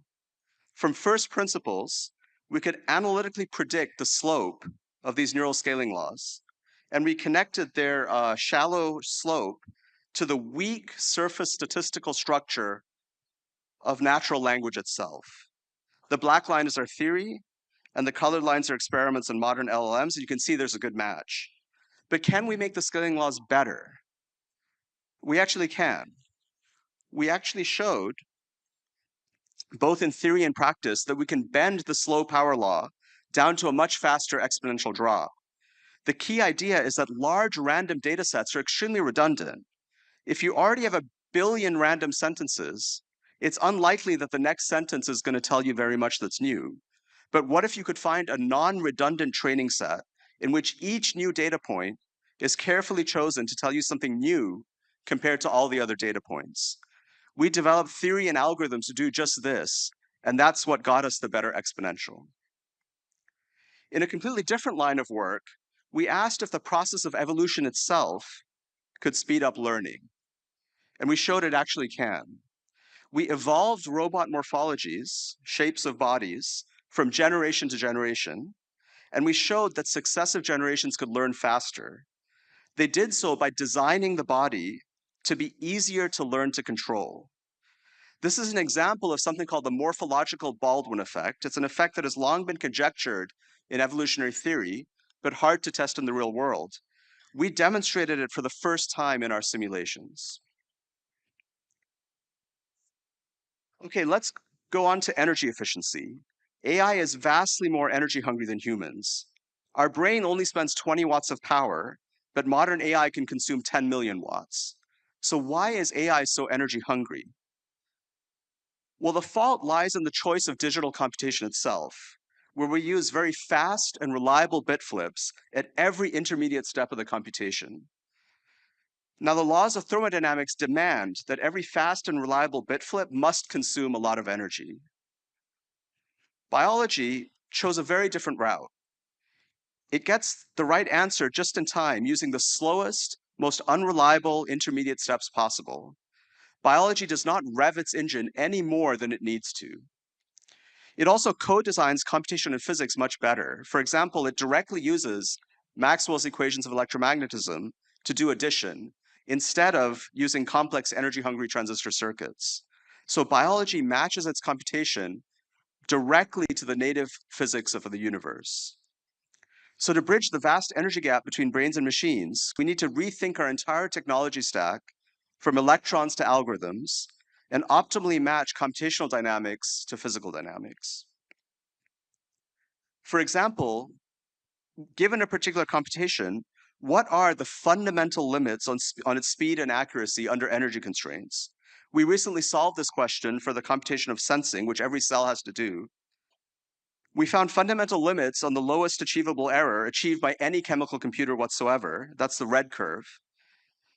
And we also found the family of optimal computers that hug this curve. And we showed remarkably that these optimal chemical computers behave a lot like something called G-protein coupled receptors, which hide in every single cell, and they do sensing. So this yields a connection between what neurons do and what optimal physical sensors would do. Popping up a level, in neuroscience, we can now measure not only neural activity, but also energy consumption in the form of ATP usage, the fundamental chemical fuel that powers all life's processes. We can do this across the entire fly brain. So by analyzing the coupled dynamics of neural computation and energy consumption, we discovered that the brain actually works like a smart energy grid, remarkably. The brain can predict where and when energy will be needed in the future, and it produces just the right amount of energy at just the right time, at just the right location. So in summary, we still have a lot to learn from evolution in our quest to build more energy efficient AI, but we don't have to be limited by evolution. We can go beyond evolution to instantiate neural algorithms in quantum hardware that evolution could not discover. For example, we can replace individual neurons with individual atoms. A neuron in different states of firing correspond to atoms in different excited electronic states. We can also replace individual synapses between neurons with photons, quanta of light. Just as synapses allow two neurons to communicate, photons allow electronic states of atoms to communicate through photon emission and absorption. So what can we build with this? As one example, we could build a Hopfield associative memory network. This is the same network that recently won John Hopfield the Nobel Prize in Physics. But this is a quantum version this time that can be built with atoms and photons. And we can show that the quantum dynamics endows the memory with superior capacity, robustness, and recall. We can also go beyond this to build quantum optimizers made entirely out of photons. These photonic computers solve optimization problems in interesting new ways, and we can analyze their energy landscape. So the marriage of neural algorithms with quantum hardware leads to an entirely new field that I like to call quantum neuromorphic computing. Okay, now returning to the brain, the marriage of neuroscience and AI enables a powerful new path forward by melding minds and machines as follows. Imagine a scenario where we read lots and lots of neural activity from the brain. Then we use AI to build a model or a digital twin of brain circuits. Then we can do rapid in silico experiments on the digital twin and use explainable AI to understand how it works. But we don't have to stop there. We can control the brain too. We can use control theory to learn specific neural patterns that we can write into the digital twin to control it. Then we can transfer these same neural patterns into the actual brain to write into the brain and control the brain. In essence, we can learn the language of the brain and then speak directly back to it in its own neural language. So as one example of this program, we recently developed the world's most accurate digital twin of the biological retina, and we used explainable AI to understand it. And in silico, we could reproduce 2 decades worth of experiments in a matter of days. So this shows a general path forward to dramatically accelerating neuroscience discovery using AI. We also carried out this program in mice where we were able to use AI to read the mind of a mouse. We could look directly at neural activity in the brain of a mouse, and we could decode what it was seeing at the low level of resolution that mice can see. This shows that we can learn the native language of the visual brain. But we can go further than that to write to the mind of a mouse. By writing in carefully designed neural activity patterns, we could make the mouse hallucinate a particular percept. In fact, we could control the mouse brain so well that we only needed to stimulate 20 neurons in the mouse brain to do this. So in essence, we could control what the mouse saw by writing directly into the brain using the native language of its brain itself. We also applied this to epilepsy. Sorry, we also carried out this program in epilepsy, where we built a digital twin of the epileptic brain. Our twin could reproduce actual epileptic seizure dynamics across the entire brain. We then used explainable AI to understand how these seizures were starting. Then we used control theory to be able to control the seizure amplitude in the digital twin. Then we injected these same control signals into the actual brain and controlled seizure amplitude in the actual brain. This shows how to meld brains and machines to control epilepsy.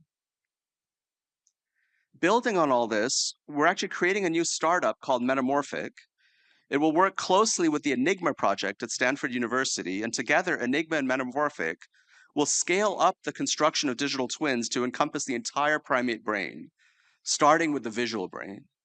Such scaled up digital twins offer a powerful path forward to building robust biohybrid AI systems that are taught directly by brain data and to treat brain disease in new AI-driven ways. More generally, the possibilities of melding brains and machines are limitless, both to advance AI and to understand, cure, and augment the brain. To close, what I think we really need is a unified science of intelligence that spans both brains and machines to help us understand both biological and artificial intelligence and create more efficient, explainable, and powerful AI. Importantly, this pursuit must be done out in the open and shared with the world, and it must be done with a long time horizon. This makes academia an ideal place to pursue a science of intelligence, and I believe it's imperative to expand public investment in the academic study of intelligence, because the academic studies of yesterday laid the strong foundation for today's AI technology, and it will be the academic studies of today that lay the foundation for tomorrow's technology, enabling us to go beyond large language models and diffusion models and so forth. Despite the huge and exciting advances happening now increasingly, unfortunately, behind closed doors at companies, I'm extremely excited about what the science of intelligence can achieve out in the open for the public benefit of all. Thank you.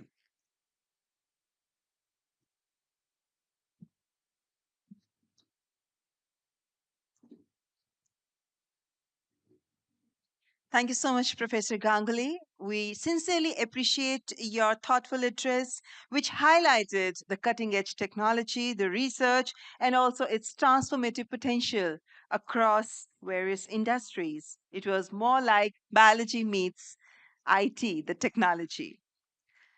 Ladies and gentlemen, and now I have the privilege of inviting our last speaker for the day, Mr. Amit Zaveri, President and Chief Product Officer, ServiceNow. Mr. Zaveri has spent his career at the intersection of enterprise software and AI, most recently leading ServiceNow's push to embed AI agents into every corner of enterprise workflow. His perspective on agentic AI, what it actually delivers versus what it promises, is grounded in millions of enterprise deployments. He'll be in conversation with Arjun Kharpal, CNBC senior tech correspondent. Please welcome our guest and the moderator. All right. Hello, everyone. Hi, thanks so much for joining us. And if you're watching online, thank you so much. Amit, let's just kick off. You've got this view that trust is the new infrastructure in this age of AI. Can you just unpack what that means? Yeah, no, thank you, Arjun. So I think if you look at what's going on in the AI space, there's huge amount of interest in terms of using it in enterprise use cases as well, right? And without understanding what it'll do for you and having any idea of what it landed up implementing inside your system, it becomes very hard to really depend on it. So that's why without trust and safety and understanding of what's happening in your underlying environment, it becomes very hard to expect to use AI in a lot of these enterprise use cases because your companies will not be able to do any auditing, compliance, visibility, and you wouldn't really be able to really not run business without any kind of understanding of what's going on. So trust has to be a big part of it.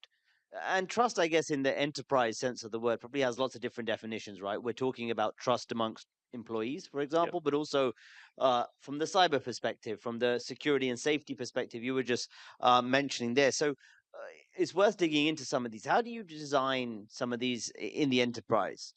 Let's start with perhaps the human element at this point, because there's a lot of concern from people right now about potential job losses and the impact AI could have on their roles as well. So from the human perspective, how do you design trust within the organization? Yeah, no, I think it's still something which I think the industry is still trying to figure out, to be honest. The way to think through this one is one, everybody has to accept that AI is useful and there's a lot of opportunity to embed that in terms of your day-to-day lives. Second, I think there is a reality that this thing is transforming how world works and it's moving very fast. So once you understand the principles and the value of it, then you start building together in terms of what the cultural shifts needs to be, how people need to work together, and how do you help them understand the value while keeping their jobs very important and be able to bring them into the conversation. So the huge amount of cultural shift inside the company, as well as be able to kind of educate everybody in terms of what it delivers for you. So what we've been doing at ServiceNow, for example, we've been retraining our employees and giving them access to a lot of the AI capabilities, making sure they get to see what it does for their day-to-day life at the employee productive level and see that, okay, you know what, I can do my job faster, better, more efficiently, and free up more of my time to do other things which I couldn't get to. Second thing after that, once you get them reskilled, is to really now take it to the enterprise level, not just an employee. Like now, how do you improve your processes? And the processes which are cutting across multiple departments, can I make that thing work faster? Can I get better understanding of how it operates? And can you land up freeing up a lot of the human painful work you used to do, right? A lot of the repetitive tasks. I would say we used to call it skull crushing task, which is making it so difficult in the day-to-day life that they can't really get anything done beyond that. So if you remove those barriers, people start trusting that, oh, this is helping me. It's getting my job done better. And it's also getting me more understanding of new technologies. And you start accepting that in your day-to-day work environment and take that to the next level because you start innovating. So it's a step process, I would say. And what we have done today at ServiceNow, we've seen the adoption go up a lot, be it in engineering, be it in finance, be it in customer support, be it in go-to-market, because they started playing with these technologies and bringing it to the day-to-day work environment. And from there, they've been starting to now innovate and come up with new ideas to how make their jobs better and how do you make the customer's life better long term. Does that set them up then for success when, inevitably we will see the changing nature of work? And also, we've already seen some companies, make layoffs and blame it on AI. Whether that's true or not is another debate. But certainly, there will be changing nature of work, and organizations are rethinking the workforce. So by doing the reskilling, is this setting employees up? I think you're right. I mean, with any technology transformation, there's always worries about job losses. This is not the first time a technology shift has created that anxiety. It has happened with the cloud when cloud happened. It happened with the web when the transformation happened towards that. I think the difference here is the speed sometimes and the uncertainty of understanding what it does to you as an individual in some cases. But I think the worry, lot of the news out there is saying because of AI, we reduce our staffing. Some of them are just using that as an excuse I've seen so far. If you look at our business, our AI business has grown significantly. And we have been able to add more people because we were able to expand our TAM. We were able to get into a lot more new segments of market because of the investment. We've been able to reinvest a lot of that money we save because of AI into a lot of new areas. And that is one thing which I think a lot of companies are starting to realize. You take out a lot of the mundane tasks and move into the high value tasks, you can increase your top line. Sure, you help on the bottom line with AI. There is a lot of work you can now outsource to autonomous AI agents and agentic workflows instead of having to do it by humans. But the humans are now able to do a lot of other things you couldn't and get into a lot of new segments. And our business has grown significantly because we've been able to now take that savings and invest into a lot of new areas. You mentioned agentic there, and I'm glad you did, because the other part of this trust equation is what you were mentioning earlier around safety and security as well. Given the excitement around agentic AI and how much businesses want to adopt this, is there enough focus being put right now on the vulnerabilities from a cyber perspective when it comes to agentic AI? I would say that's probably the biggest concern for companies when they think about AI and agentic, right? If you look at last year, early last year, when we used to go and talk about agentic workflows or AI, most of the companies were worried about not having any kind of visibility, worried about vulnerabilities, worried about security, worried about control. And once we started introducing them the capability of controlling some of this implementation and having security profiles around the AI implementation, a lot more companies started adopting AI.